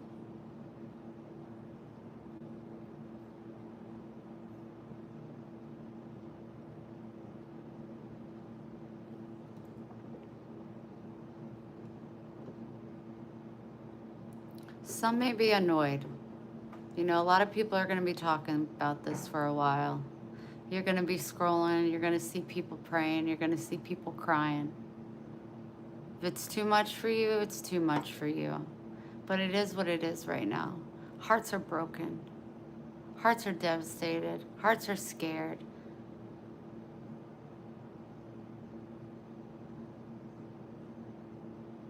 And we have the right to feel that way.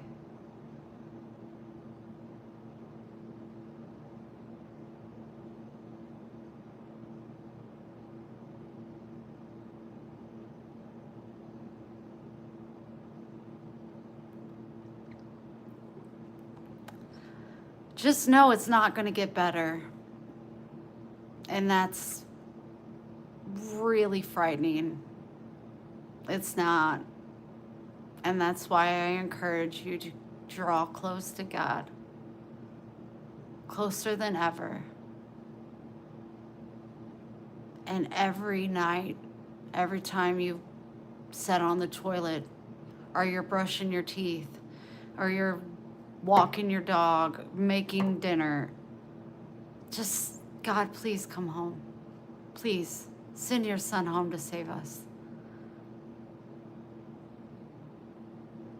My God is very much alive.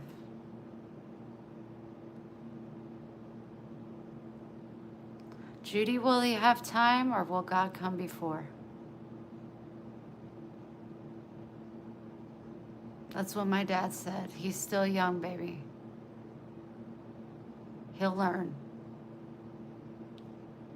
I'm like, will he have time?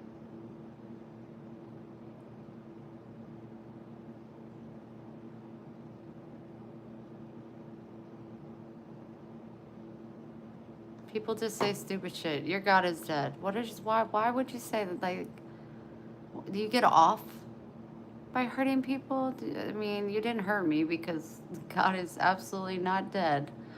He is very much alive, and he's very much alive in us that choose to believe. Jesus died on the cross, and then he rose. Please don't speak about things you don't know.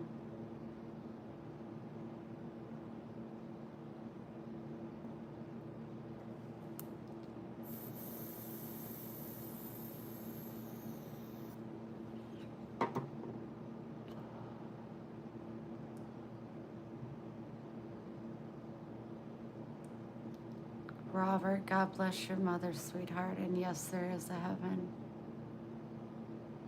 I'm so, so sorry.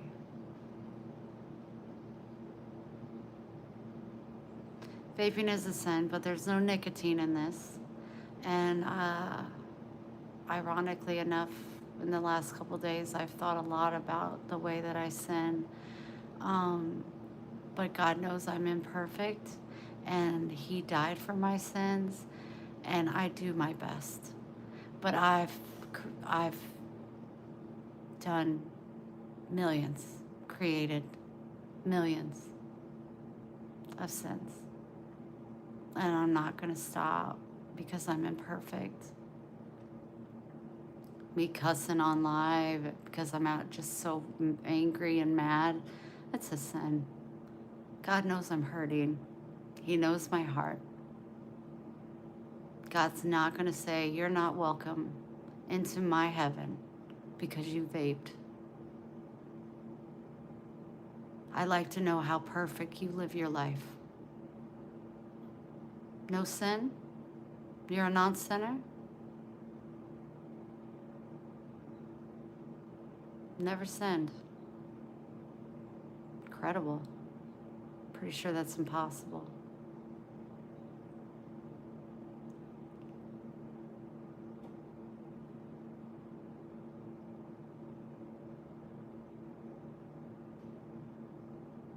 Hi, CK. Thank you. Good job. I hope when this one goes out, I don't buy another one. I really do. I don't want to.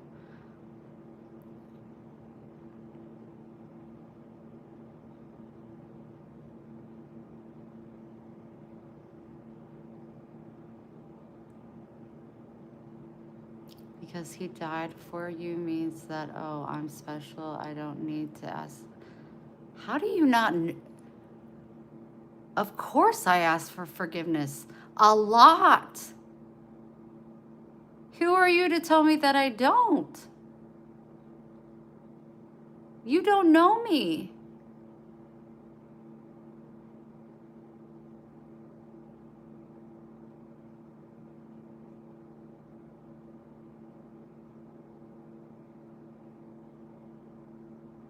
Girl, you don't know me. You don't know my story. You don't know what I've been through. And you're going to come at me like you and I have been friends for all the days of our lives? Don't do it. Losing battle.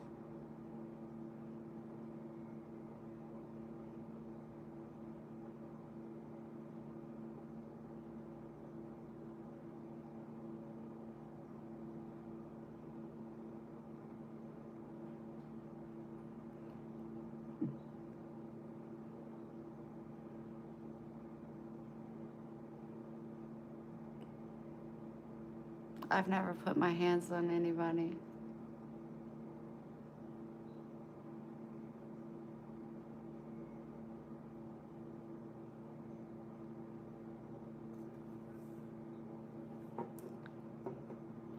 God, I'm vaping. I'm pretty sure you see this. I was smoking over a pack of cigarettes a day, 7 to 12 blunts a day, living on nicotine and caffeine. I quit smoking cigarettes. I started vaping. Then I went to non-vaping. And I hope soon that I can get rid of this damn thing. But until then, I hope you can love me through it and help me be strong enough to get rid of this habit.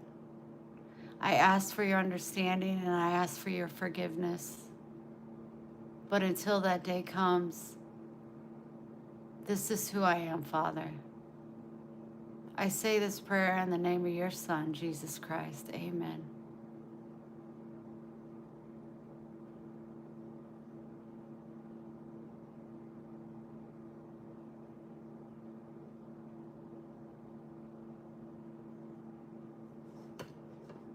You want to say something now?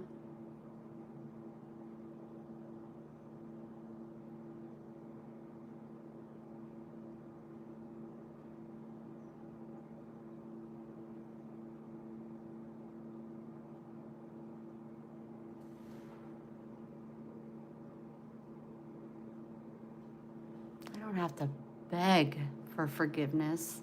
Show me a verse in the Bible where it says beg for forgiveness.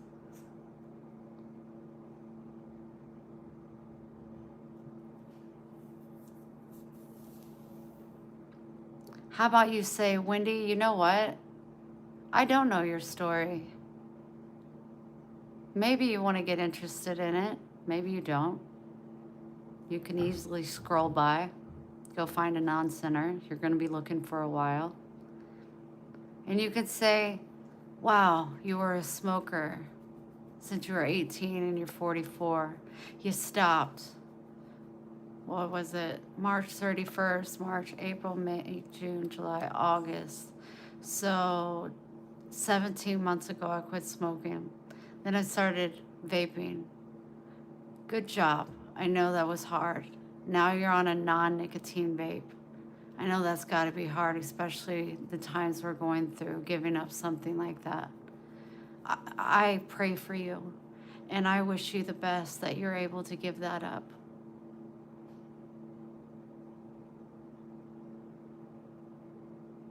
But instead, you're being an ass.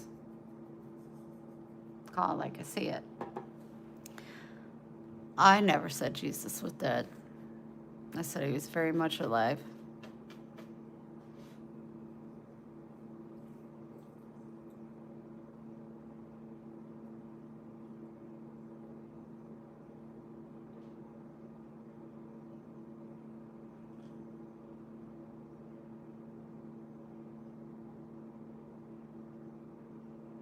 Baby girl, I talk to Jesus more than you know. More than you know, constantly. My dad's had 3 cancers. He's going through chemo right now. I have a son out there spreading his wings, flying. I have a mom that's got more on her shoulders than she can bear. I just had a heart attack. I've just been diagnosed with 2 bone diseases. I now have my thyroid disease back. I'm going through a whole lot. So yes, I talk to my Jesus. When I went to the hospital, I didn't leave my house without my cross.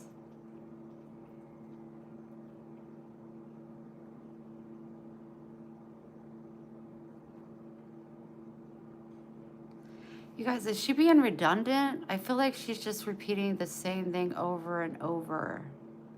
How would you like to see me repent? Because I ain't going to a church. They don't care about nothing about than passing around a basket.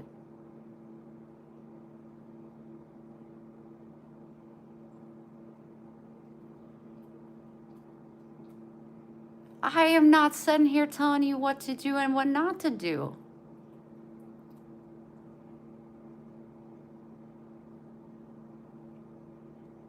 I'm not telling you, oh, you shouldn't do that. You shouldn't do that. You're not praying right. You're not. How do you know when I pray or how I pray or how often?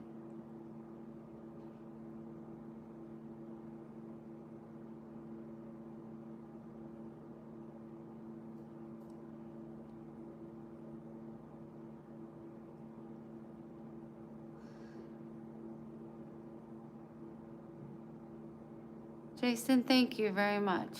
Thank you so much.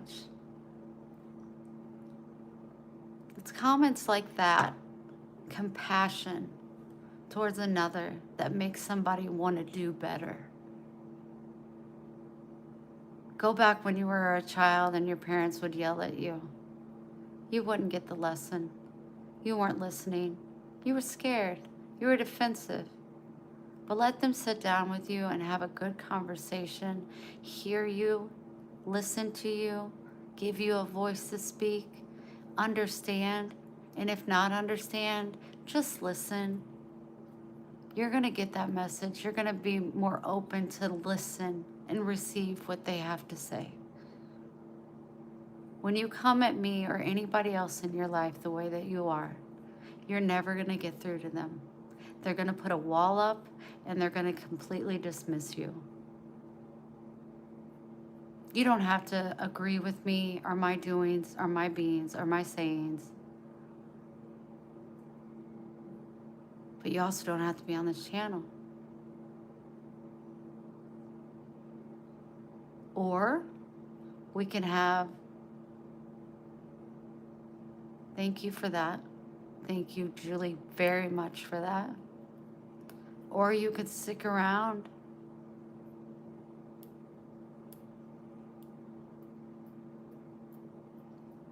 and you can get to know me. And I'm pretty sure we can become real good friends, and you can have a safe place to come and we can grow together. Maybe you got something you got to teach me. Maybe God put you here for a reason. But he didn't put you here to talk down to me and tell me how to believe and how to pray. He didn't put you here for that.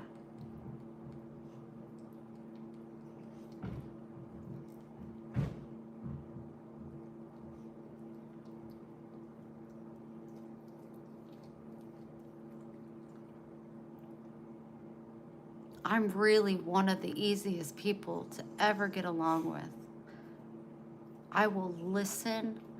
I will be patient. I will accept you. I will love you. I will take care of you if I'm able. I will pray. I will stop everything that's going on in this chat. And I will make sure that you are seen and heard.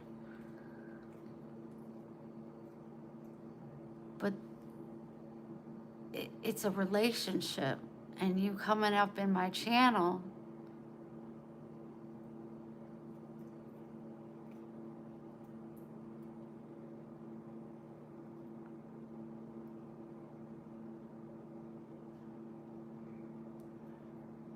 Jesus has helped me. He has helped my family. And I know that he loves me. He saved my life. He saved my father's life.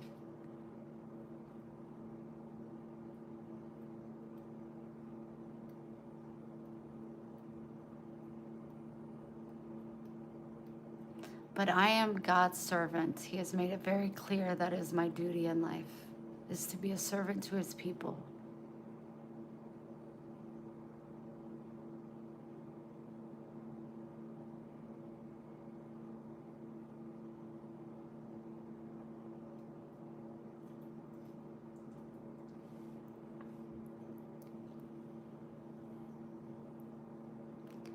I'm going to move on. I hope that you stick around. You get to know a little bit about me. I get to know a little bit about you. But I think that this conversation's going no more farther.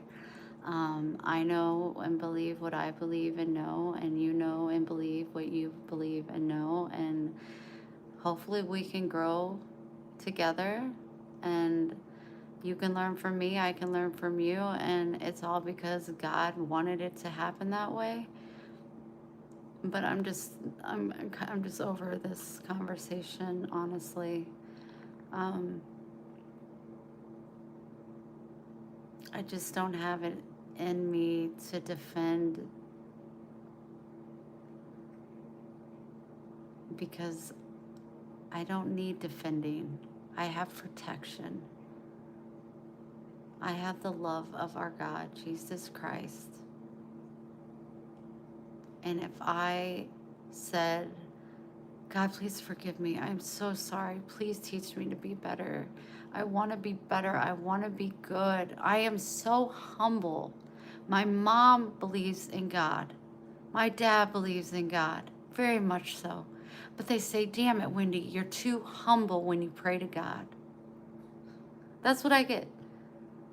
Because I'm always like, well, I don't want to do that unless it's God's will. And she's like, you tell God, I want this. I need this in my life. And I'm like, oh no, okay, not doing that. And mom's like, he wants you to confess out loud. And I'm like, okay. And he knows my heart. So if he wants this to happen, then it's his will. And then I will do that. But I don't want to do anything that isn't God's will. But I'm still going to be imperfect. I'm still going to smoke on this vape until I don't. But I'm not one of those that be like,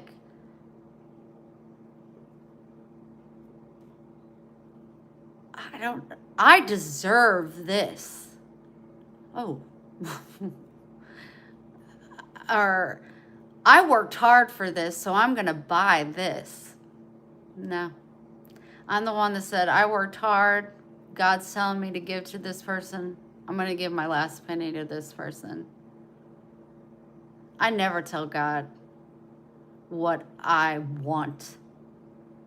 He knows what I want.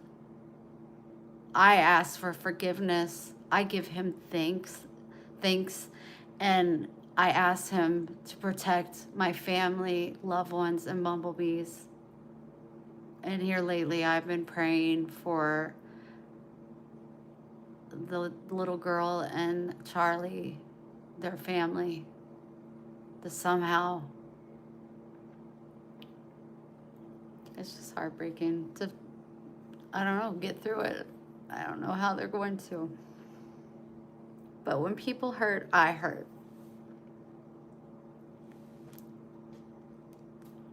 I love Wendy. I don't like parts of me, but I love me. And that took a long time. Because I know that my heart is so pure and true. And so does my God. I said pure and true, not pure and perfect.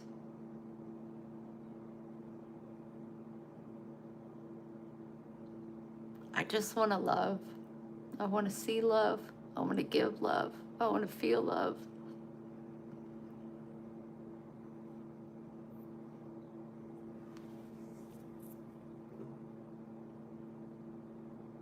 And right now, it's really hard.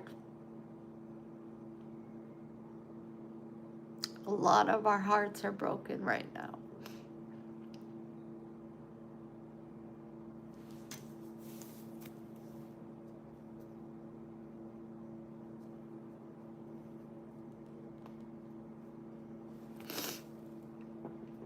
A lot of our hearts. Oh, Gary. It's just, yeah, I'm definitely sad. I think a lot of us are. So many of us are. I love you right back. But sometimes I feel like, in a non-demon way, but a human way, and I find myself doing this, is when you can't make sense of it, it turns into anger. And I said today when I was really going at it, just so angry and disappointed in this world, and angry at God for not sending Jesus back. Like, it's time. I want to be able to take that anger and turn it into understanding and acceptance, just as Charlie would.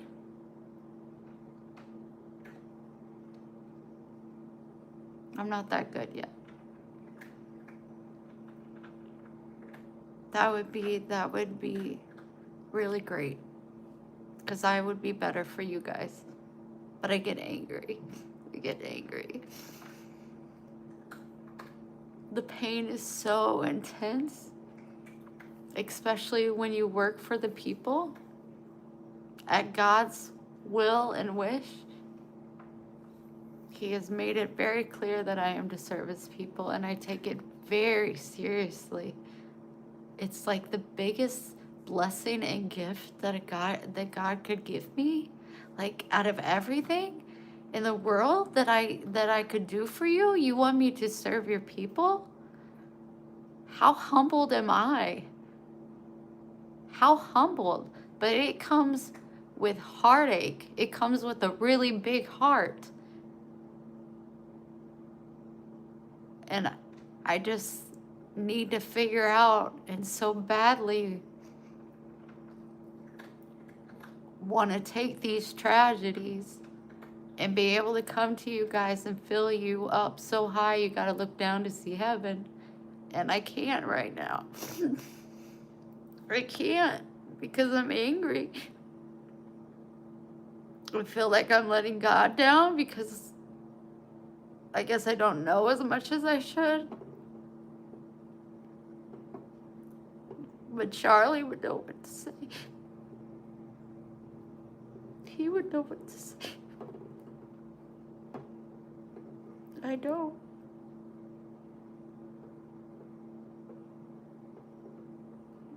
That makes my heart sad. It makes it sad for you guys that I can't, and it makes it sad, me sad, because I don't want to be angry. I've spent too much of my life being angry.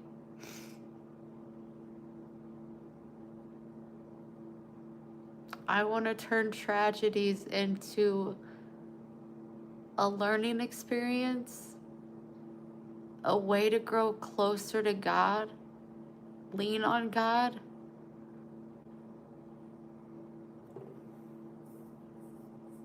And be able to find a balance of mourning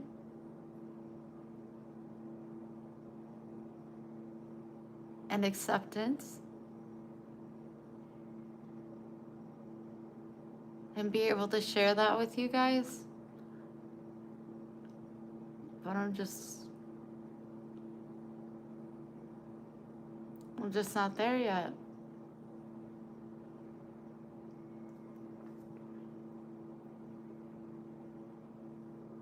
Because this channel is about love, hope, and acceptance.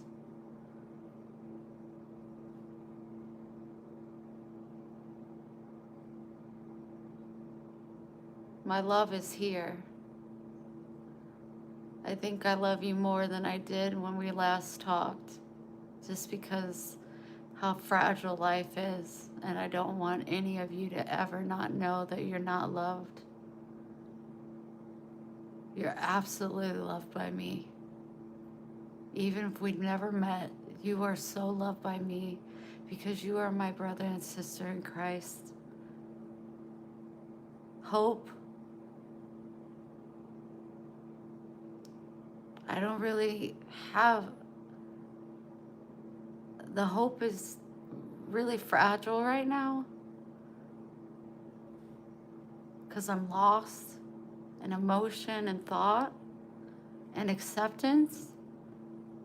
Right now, I can accept every one of you who you are, but I can't accept what's going on in the world. So I just feel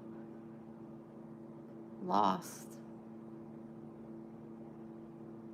I'll find my way. I'll find my way. But even though I'm a servant of God's people, I do have the right to take my time and mourn and try to figure things out. That's why I didn't go live for 2 days, because I knew I wasn't good and it wouldn't have been good. And I still showed emotion today. I showed aggression today. But when you're scared, a lot of time it comes out as anger because we don't know how to process it. And anger is something we can project. How do you project scared?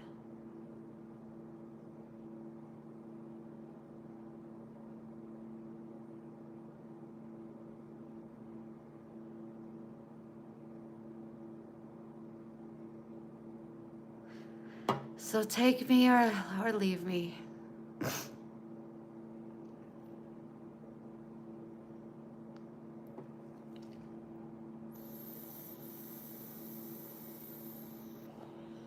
Yes, ma'am, Kit. You're right. I wish I could tell you about my life, but I can't on here. I would love to talk to you on the phone. You're so precious. Email me. Not your story, but your number. I'm giving you hugs right back. I feel a lot of your guys' good energy and love. I'm overlooking, the people that just don't get it or don't want to get it.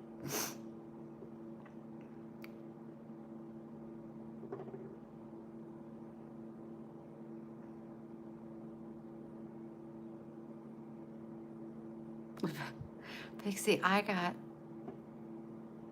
Pop-Tarts.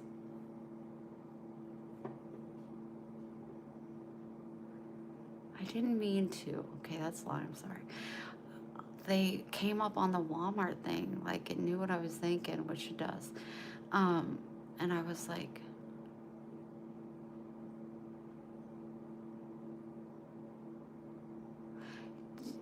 just email me on your phone like you would send an email to anyone, honey. You wouldn't do it here.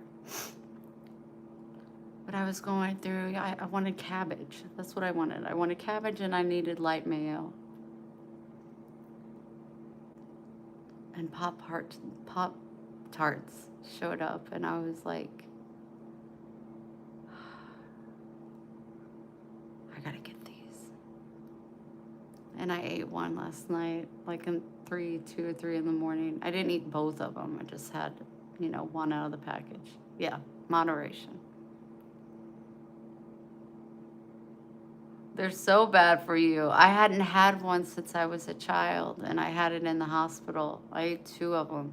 Well, 2, but not 2 packs, just 2. But like last night, I can't eat 2 at a time. That's way too sweet. When I was done, I was like, whew, those are sweet. Because I don't do sweet. Those are sweet. But what had happened was, I couldn't sleep, and I finished the bottom bag of my chips, just the little crumbs that are at the bottom where you have to cut the bag so you can get to it. And so I had all this salt in my mouth, and I was like, man, I wish I had, like, sweets in the house, because I don't keep any sweets in the house, nothing. And I was like, I have Pop-Tarts. And I told Max, stay. I'll be right back.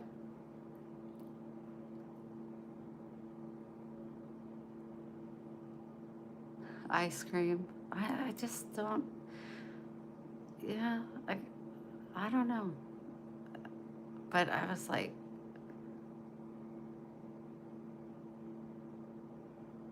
but I did get some breakfast Pop-Tart like things that I could put in the toaster and warm up. But yeah, I ate one of them, 1/2 of them. But I don't know how people eat 2 of them. Because by the time I was done, I was just like,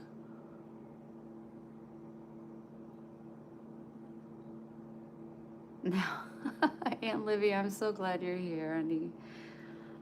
My butt hurts, it's sore.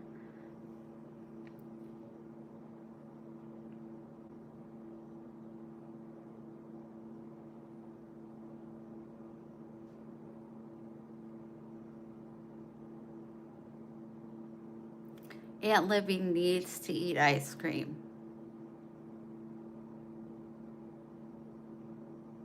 Hers little, hers tiny. She needs to eat a steak with a lard of fat with ice cream on top. With the side of Apple Jacks. I got cereal, but I got like the healthy kind, as healthy as you can get. But man, I always want Apple Jack. Not always want Apple Jacks, but when you see cereal, it's like Apple Jacks are so freaking good. But I was like, no. Oh yes, doctor. Apple Jacks are just. And then Patrice has been showing me what, she always shows me what she eats, and she's been eating The puff wheats, you know, the puff wheats, they're like sugary. She's been eating those for breakfast with other things. And I love those. I love those as well, but I just can't do sugary cereal. And yeah, I can't do, I just can't. Like Chex Mix, I can do like those, but with no flavoring, no cinnamon, no honey crunch. The Cheerios, plain Cheerios, no flavoring. Um, and then I got the flakes with like the the nuts, like nuts in it, with no sugar like that in it, and then another one with like fruit and nuts with like yogurt clusters. But I don't like them with the big yogurt clusters. It's way too sweet when you bite into it. These are like itty tiny. It's like almost like a sunflower. It's even smaller than the sunflower seed, and it's got a little bit of yogurt around it.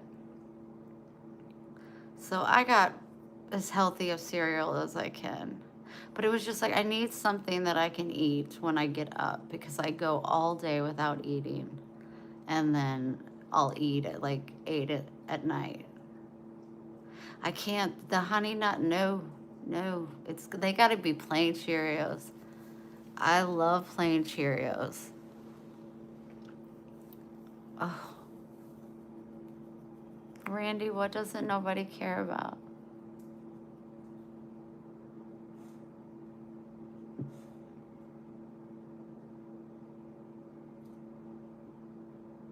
No, I don't like honey. My butt hurts. Let's sitting like that for way too long. Oh, no one cares about what I'm saying? Is that what you mean?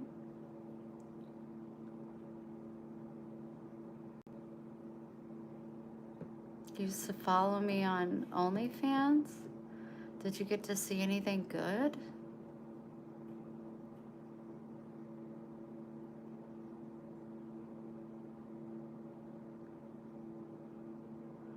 My hair's fine just as it is. Thank you.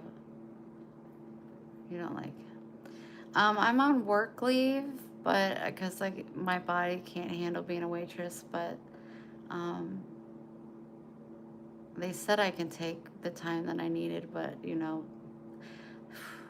my landlord hasn't said that. Neither did the gas company or my car payment. You know, they don't ever say, take your time. We know times are hard. So I got bills to pay, and so I talked to them, and they're going to put me in to go so I can still work. It just won't be so hard on my body.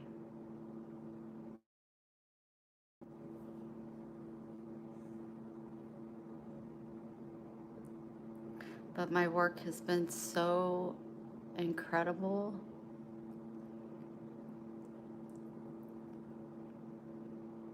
Thank you, Trevor. I was really, really scared. I was really scared. I was scared I was gonna lose my job, but they said that's not gonna happen. So they were like, we could put you in a different area that won't be so strenuous on your body, because working here is very hard to be a waitress because your trays get up to 40, if not more, pounds. And my body can't do that. And I was like, oh, yes, please. And I was like, where? Like, doing what? And they said, we could put you in to-go orders.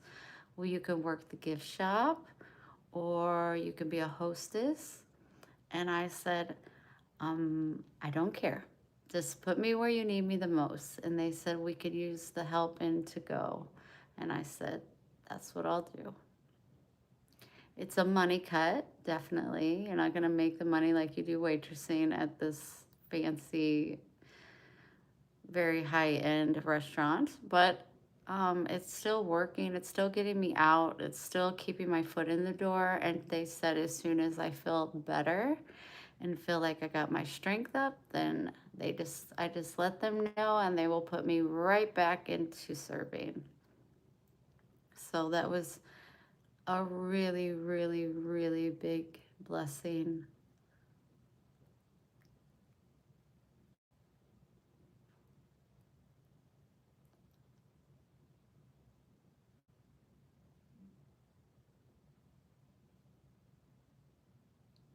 Does anybody else have a problem with my hair? Or is it just this? Thank you.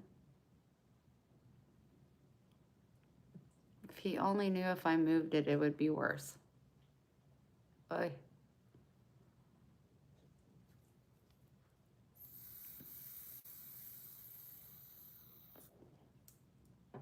I love you guys. I just wish you knew how much I do love you guys, how much I think about you all.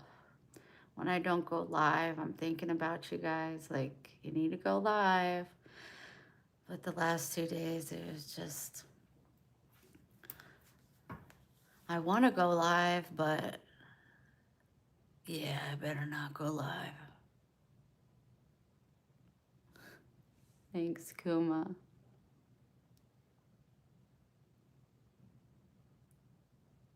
Aw, Lisa, thank you, sweetheart. You're beautiful. Oh, so are you, Kit. Kit, when I say that, I think a pretty woman. I'm sure you've heard that before.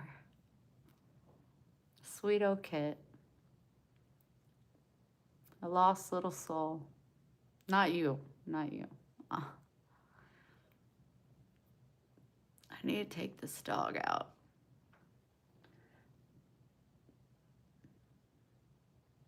You said no, thank you.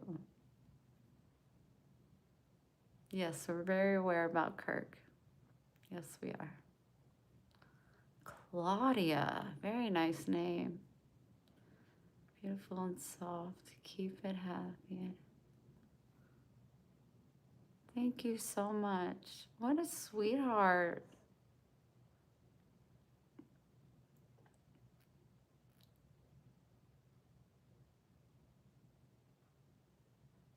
What a sweet, sweet thing to say. I did just have a heart attack, but I'm trying to keep it healthy. I worry, my mind don't stop. I wonder where April went. I want to talk to her. I'll have to text her. I hate when people, I don't ever know what to say. And I go off of like how I would feel if something happened. Like nothing you can say is gonna make it better. Just don't say anything. When you lose someone you love, like I become completely speechless. I don't know what to say. I'm sorry? No. Let somebody say that to me. No. It's not enough. It's not enough.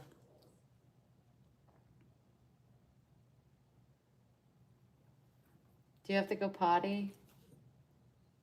Use your words. Yes or no? I don't know what that means. You have to go potty?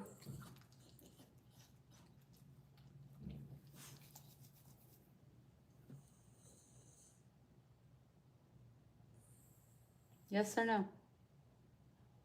You gotta go outside? Why do you keep... Maxwell, use your words. Okay.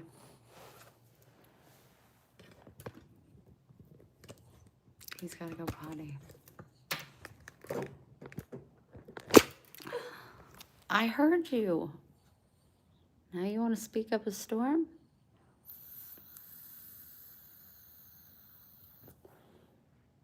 That's how I feel. Oh my gosh, my butt. Oh. Lisa, that's how I feel, but I'm not like with her to just like hold her and hug her and be silent. I'm just like staring at the phone like, oh my gosh, say this. No, don't say that. No, say this. No, don't say that. Nothing you can say is going to make it better. What if I insult her? I don't want to make it. A million things go through my mind. If I was there, I could hold her, I could comfort her, and I could be silent and just be there and listen.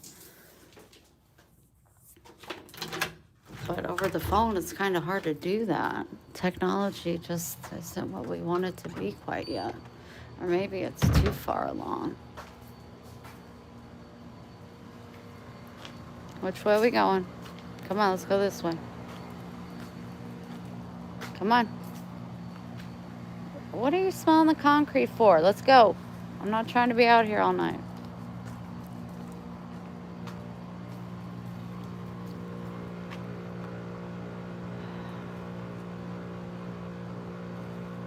Great, now I have to pee. Watching you pee is making me want to pee.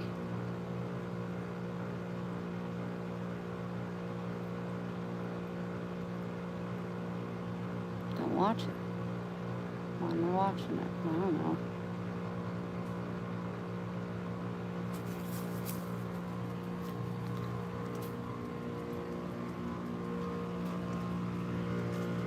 Hey, Pixie. That Siamese cat that, you know, is a really bad mom.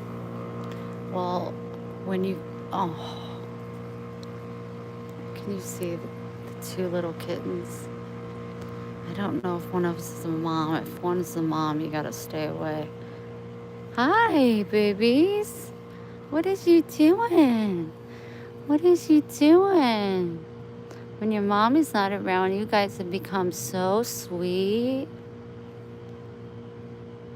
I know when your mommy's not around, you're just so sweet. Yes, you are. Yes, you are. Yeah, your mommy didn't teach you right. She's so aggressive. Did your sister leave? It's okay, baby. You're safe. You're safe. I know you don't get a lot of rub-ins. No, you don't. This is a lot for you, huh? This is a lot for you. Yeah, just relax. You're safe. You're safe.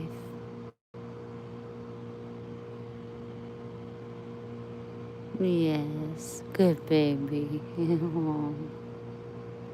Yeah, you tell your mama we ain't all bad. We just want to love you all. So your mama's having more babies, huh? It's got to be a little hurtful. Why does that feel good? Get that neck. I'm just waiting for your mama to jump out and attack me. You know how she be. Where's that light come from? What's going on? Oh. Do you see Max standing out there?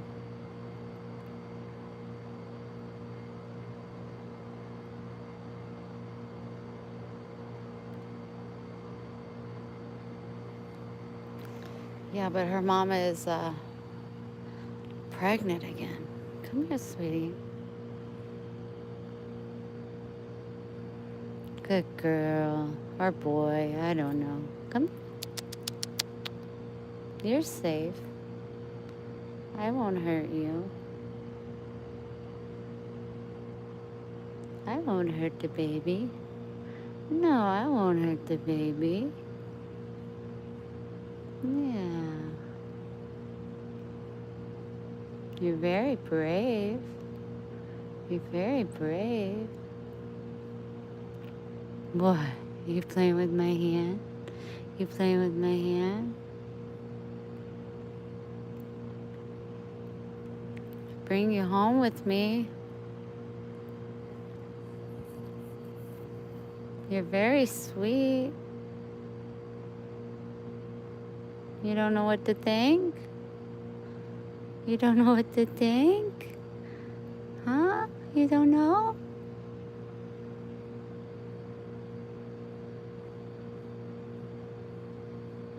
Yes, Pixie, for sure.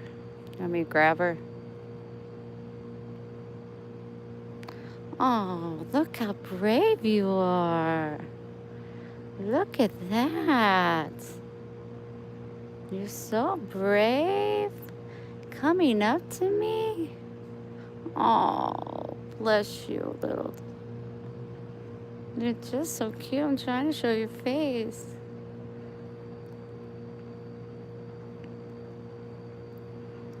What do you think, sweetie? What do you think? You need someone to love and take care of you. Out here all by yourself. Well, you got your siblings. Should I take all 4 of you in? Should I take all 4 of you?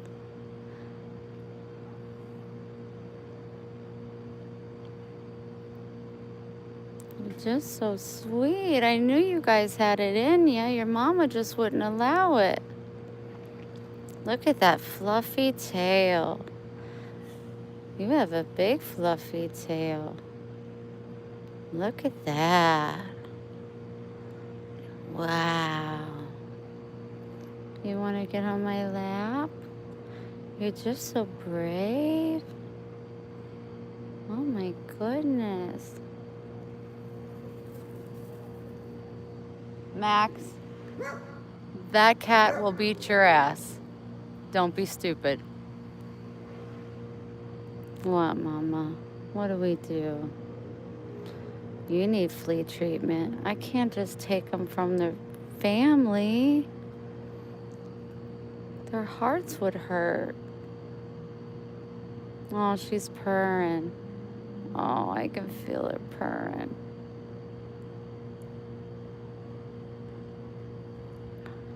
Let me know if your mom's close by, man. She tore up my leg already.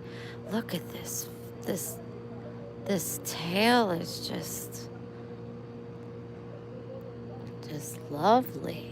You're beautiful. Yes, you're beautiful. What do you bite my finger for? What do you bite my finger?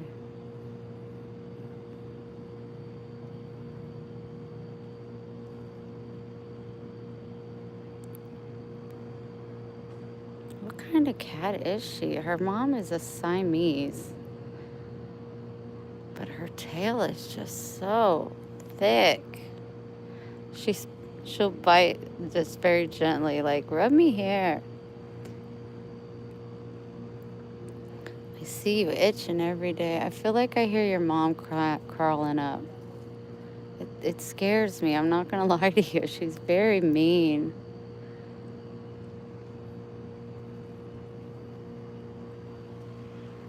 Max, are you having a standoff?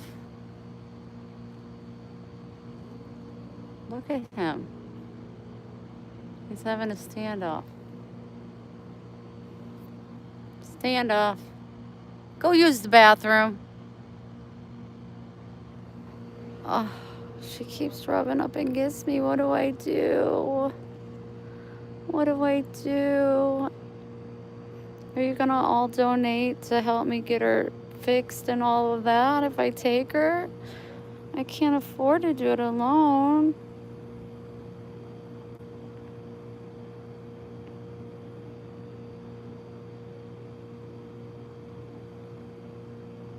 Yeah, that's what she was just soft, like, rub me here, rub me here.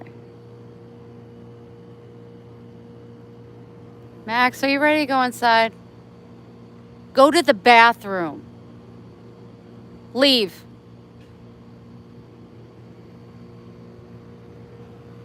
What do you want to do, baby? Oh, she's licking my leg. Oh my God, Pixie, tell me what to do.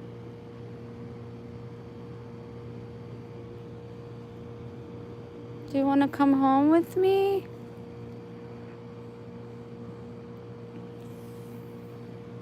What do you want to do, baby? You'll have to be dewormed. I got that in the house. I think I got more flea treatment for kitty cats. But you're going to need your shots. Look at you playing. You just want to play. Oh, let's see what she does when I get up. Okay, there's a cat under there. I don't know if it's her sister, brother. I don't know. What do we do? What do we do? Oh, oh my gosh.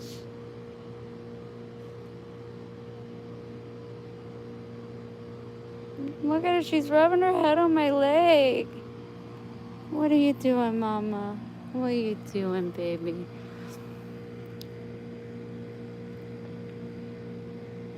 Do we go inside? Do we go inside? We go inside? Just keep an eye out on her until she...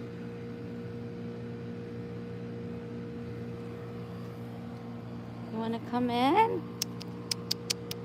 Do you want to come in and see my house?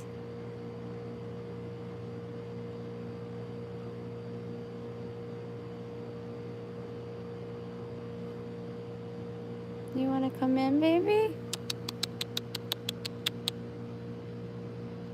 Oh, come here. Let me see what happens if I try to pick her up. She doesn't like to be picked up. Okay. Okay. Okie dokie. It's like waiting for an alligator to jump out at me. Give me on that tail. Come here. Come here.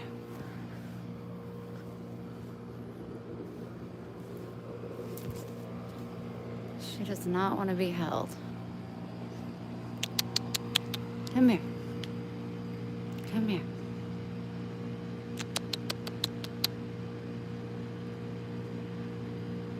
Are you seeing Maxwell? Are you seeing Maxwell?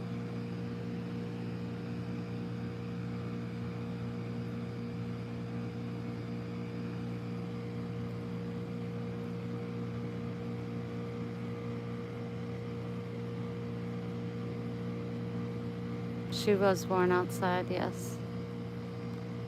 There's 4 of them, 2 black, 2 white.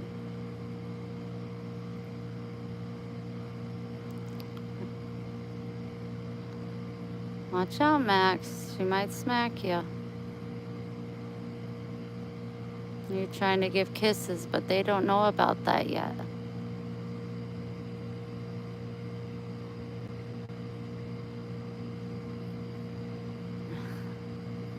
Max is like, we're good, we're good. Are you done going potty?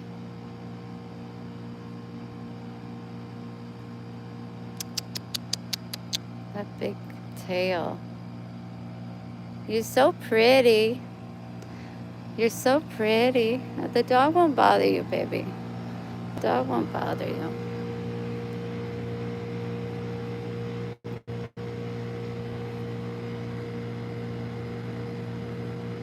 No.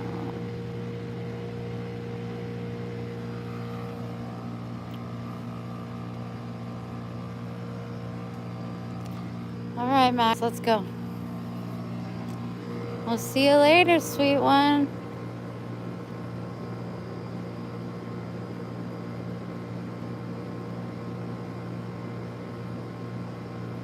See you later. I already said if I got a cat, I named her Charlie Grace. That's crazy because it was before Charlie. Ugh.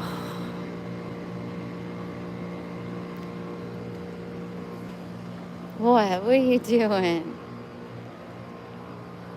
What are you doing out here? Like, let's see, they're just sleeping out in these damn bushes.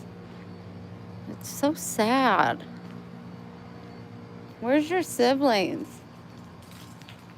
They're always right over there. That means her mother is somewhere under those bushes. I can't believe I didn't get attacked.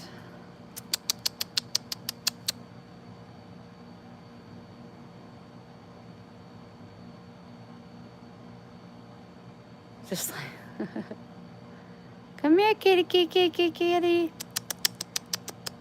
Oh, I want her so bad.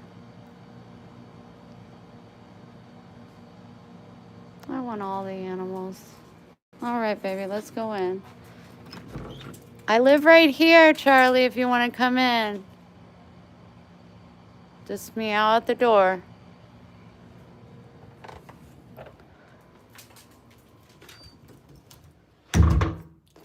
Oh, I just feel like I shut the door in her face. Why are you still itching? Why isn't that stuff helping? It was $50, Max. 50. 50, I tell you, 50.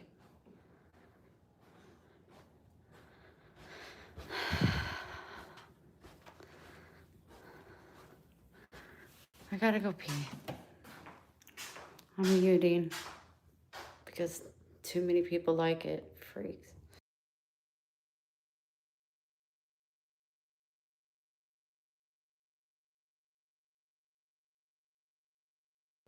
I gotta get toilet paper.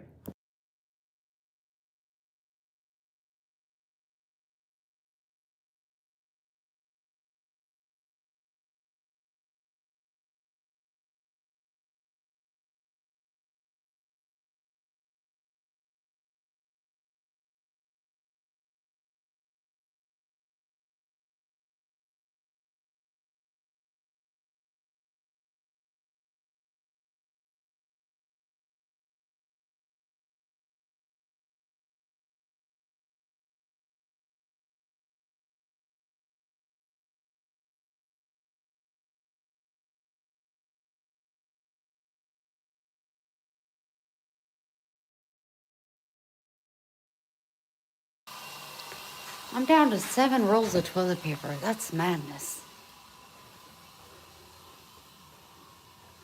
Lola, I just saw the cutest cat outside. You've probably seen her.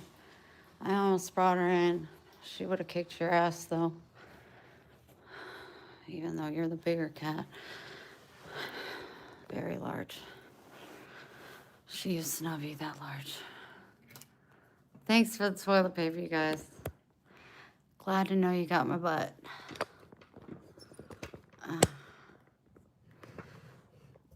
Speaking of my butt, this chair is... What are you doing? Usually... sorry.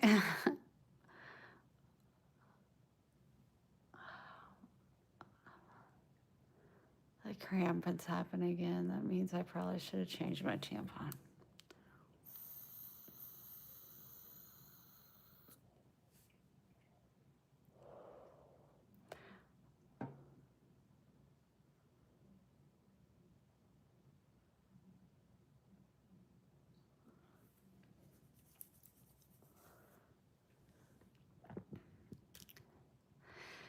JD, I don't know what you're talking about.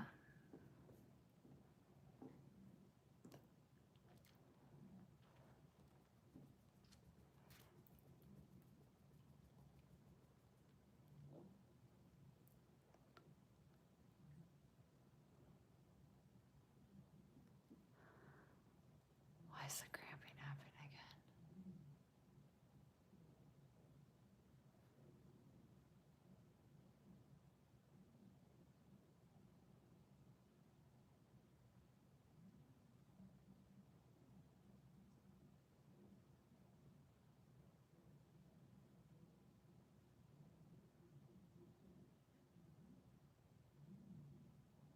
Okay, okay. I can hear my neighbors having sex and it's gonna put me into a panic attack. Oh my gosh, just keep talking, Wendy. Keep talking, keep talking. I can't. I can't. I can't. I can't. I can't. I can't. I can't. I can't. I can't. I can't. Keep talking. Keep talking. You don't need, it'll be fine. No, no, no, no, no, no, no, no, no, don't want to hear it. No, no, no, no, no. Oh my gosh.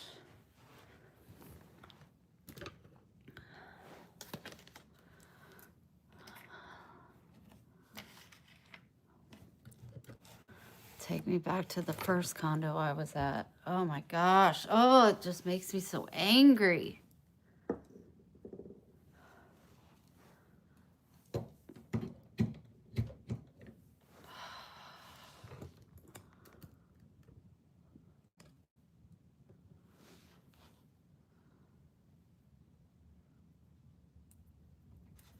came back to my bedroom on the other side. Oh, that's so stressful. And they're just kids.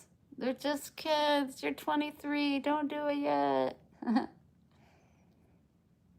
Oh, now I'm stressed out. I feel like I'm gonna have an anxiety attack.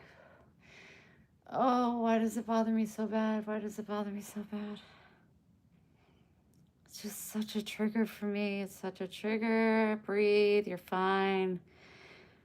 You need your medicine. Take your medicine.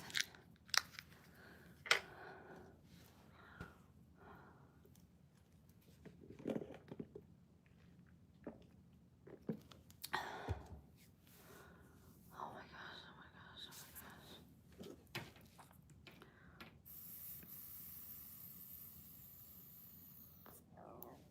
Sing your way there.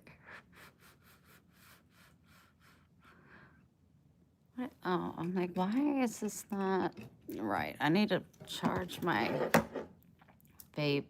Ow! My inners. While I'm on the phone. When you know you have LL iron, I want you to make an appointment Monday, please.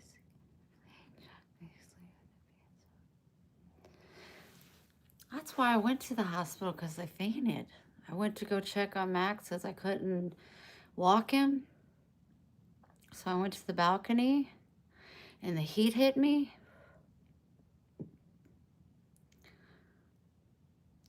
And I was like, oh my gosh, and I just stumbled back and I fell on the couch and passed out. The couch is like right there, thank goodness, because I don't want to hit my head or break a bone. And that's why I went to the hospital. I was hemorrhaging. Stop. But they didn't do anything about the hemorrhaging. They did blood work and said that my iron and everything was fine. But they said my EKG was not fine.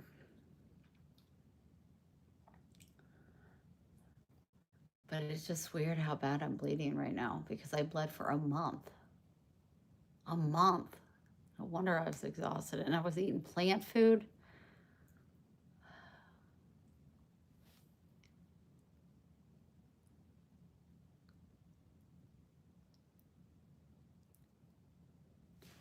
I got a hangnail. Don't care for it.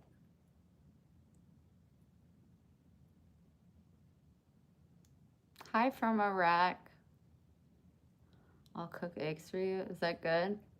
All in women and Christianity. We respect our children, our women. Thank you.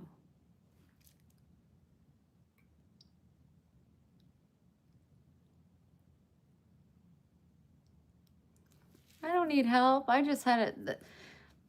Hearing people be intimate, I mean, other than a brief relationship I had, and we had sex just a few times, which I don't enjoy, but I enjoyed being with him. I've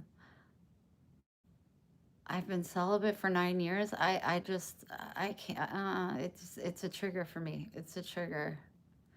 A real big trigger. It's got me over here. My foot just is shaking away. It just gives me such, I get angry. Last time it happened, I had to leave my condo and go sit in my car. I was banging on the wall. Just,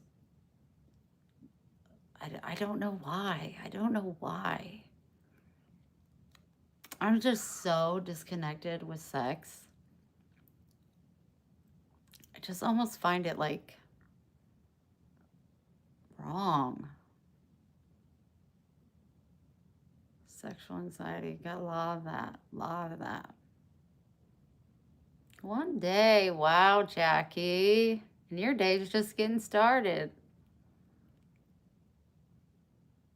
Show shoes.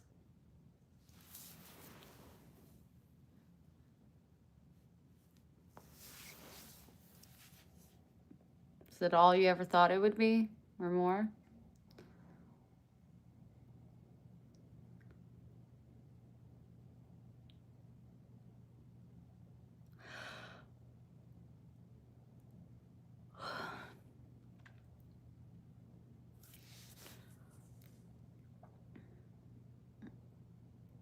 My feet are beautiful.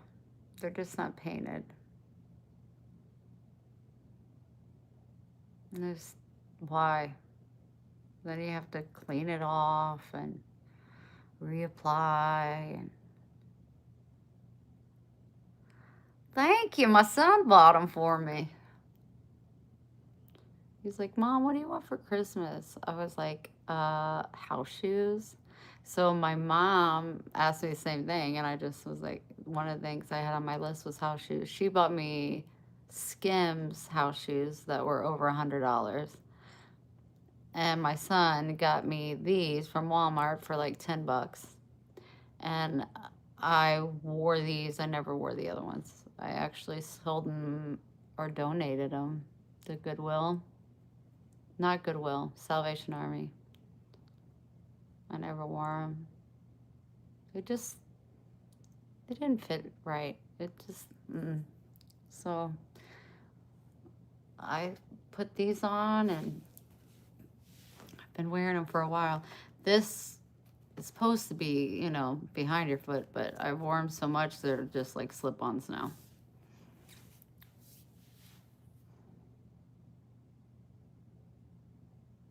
Eyes like big ass dinner plates.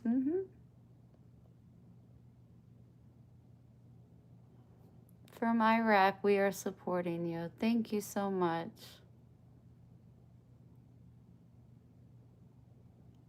Yeah, with Greg, I had love and compassion. We made love just being in each other's arms. Thank you, Elle. But I just don't think, I don't know if it's in my head or I feel like I'm hearing things. That's why I got my hand right here. I'm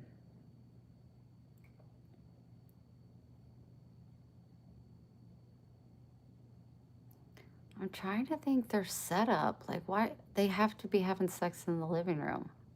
They're teenagers. Well, they're 23. Like, that makes sense. They're probably doing it on the kitchen island. I was. I just don't want to hear it. I don't want to hear it. And young boys can go for a long time, so I don't know how long this is gonna last.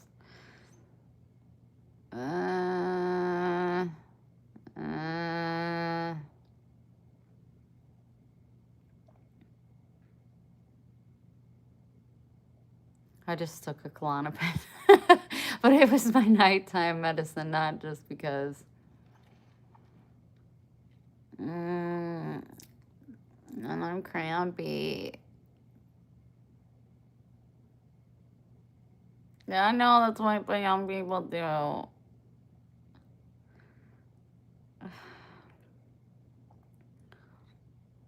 I just don't like it. Turn my fan on, then I have to get up, walk all the way around the bed. My vagina hurts though.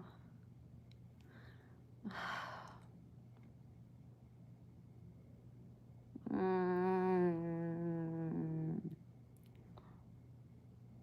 don't care for this. Don't care for it. Don't. No.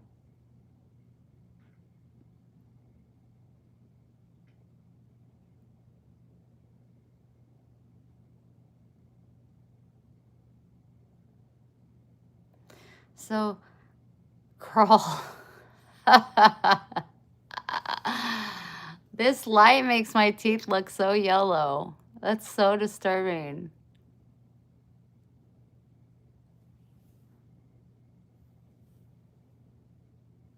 It's a yellow shade. Yellow shade. That's not the color of my teeth. Oh my gosh. I don't care for that. I'm just gonna put that out there. I'm going back to cooking. All right, honey.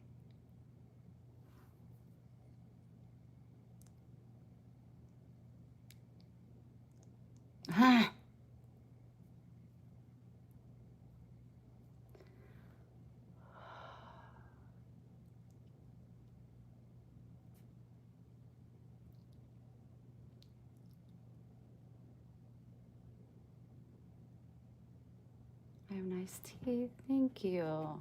I barely brush them ever. I really need to get back on that wagon. It's horrible. I'm so bad with self-care because I just don't care. And I know that's a sin. Help me do better, God. I want to do better.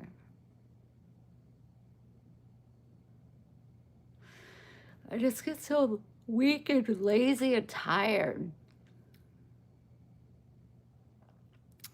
Scott, I'm gonna have to disagree.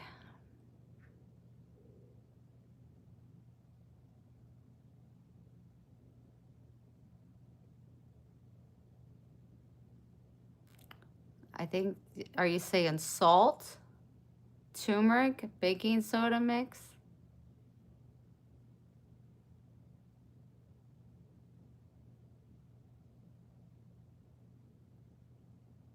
My mental's always all over the place. Good night. Good night from Maine, from Florida.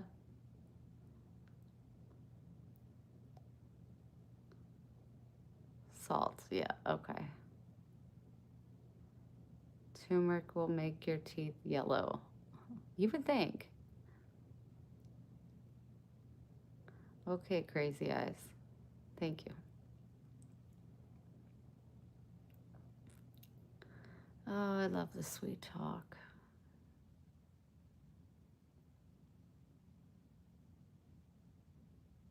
Thank you.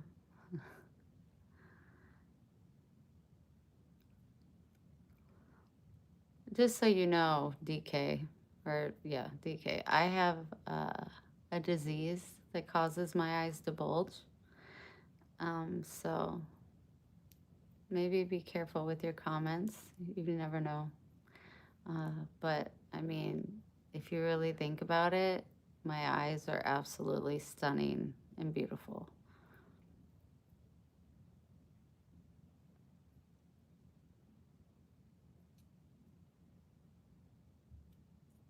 I did have Graves. They're saying it's Hashimoto's disease now. Who knows? I mean, the doctors don't give you answers. I mean, thank God for Google to scare the shit out of us.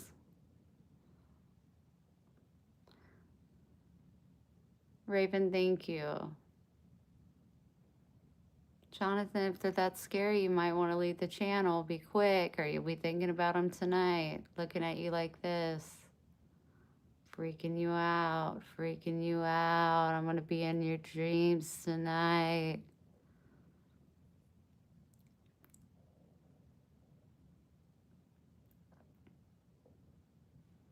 Good night, Gary. Love you so big. Trip, that is so kind. Wow.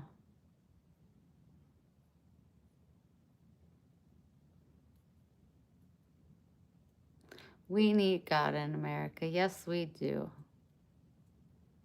All day. Thank you, Jason. Sweet dreams. And I love you. And I love you. And I love you. You. You. Okay, I think I've bored you guys enough.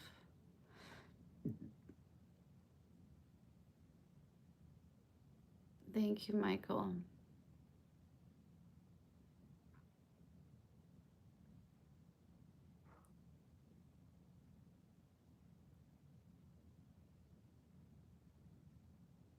Oh, they look decent when I'm sitting down. But when I stand up, they fall. It's a different story. So, thank you. Enjoy them as I said. Thank you. I need to get bigger gauges because these just come right out. But it's not a financial necessity. Flea medicine is. Oh, God, he's so precious. Look at, oh, goodness gracious.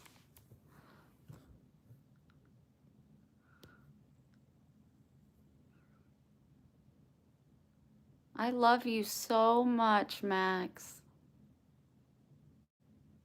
Are you alive? Okay. I love you.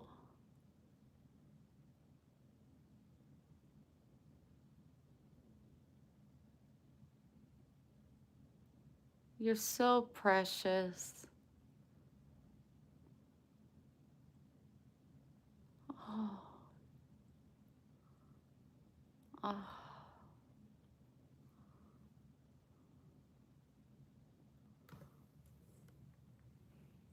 I'm so cute.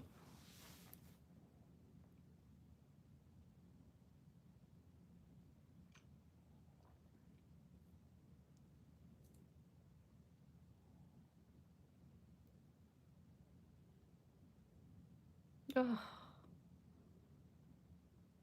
I don't care. You can call him a rat. He looks like a rat. I already know that.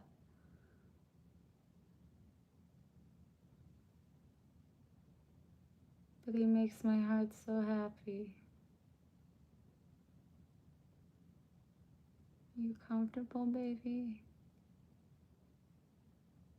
Is that medicine helping? I hope.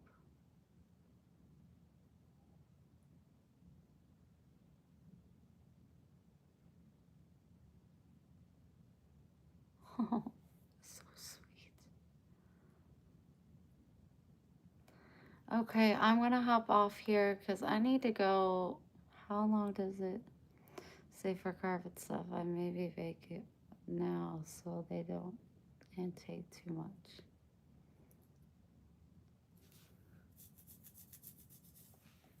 DK, if you didn't call my dog a rat, I might have danced for you, but you lost your chance. Plus, you don't want to see that. Yeah, I probably should vacuum it up. I think it said like 6 hours. I don't know.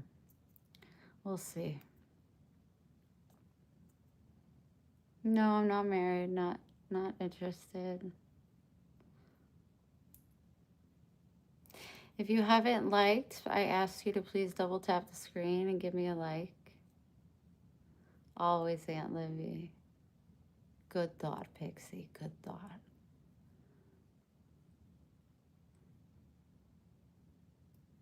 You're not a boring person. We all have problems. I don't know if I don't know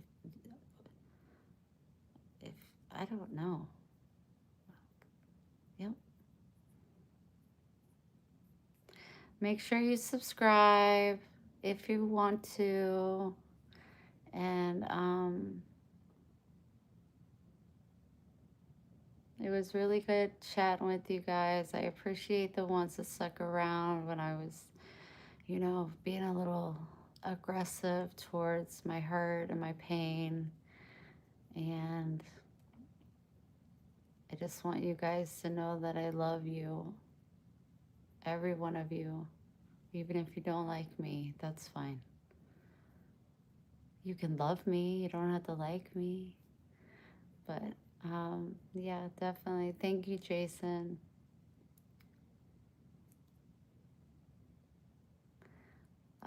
I hope you guys have a great night, and I will talk to you tomorrow.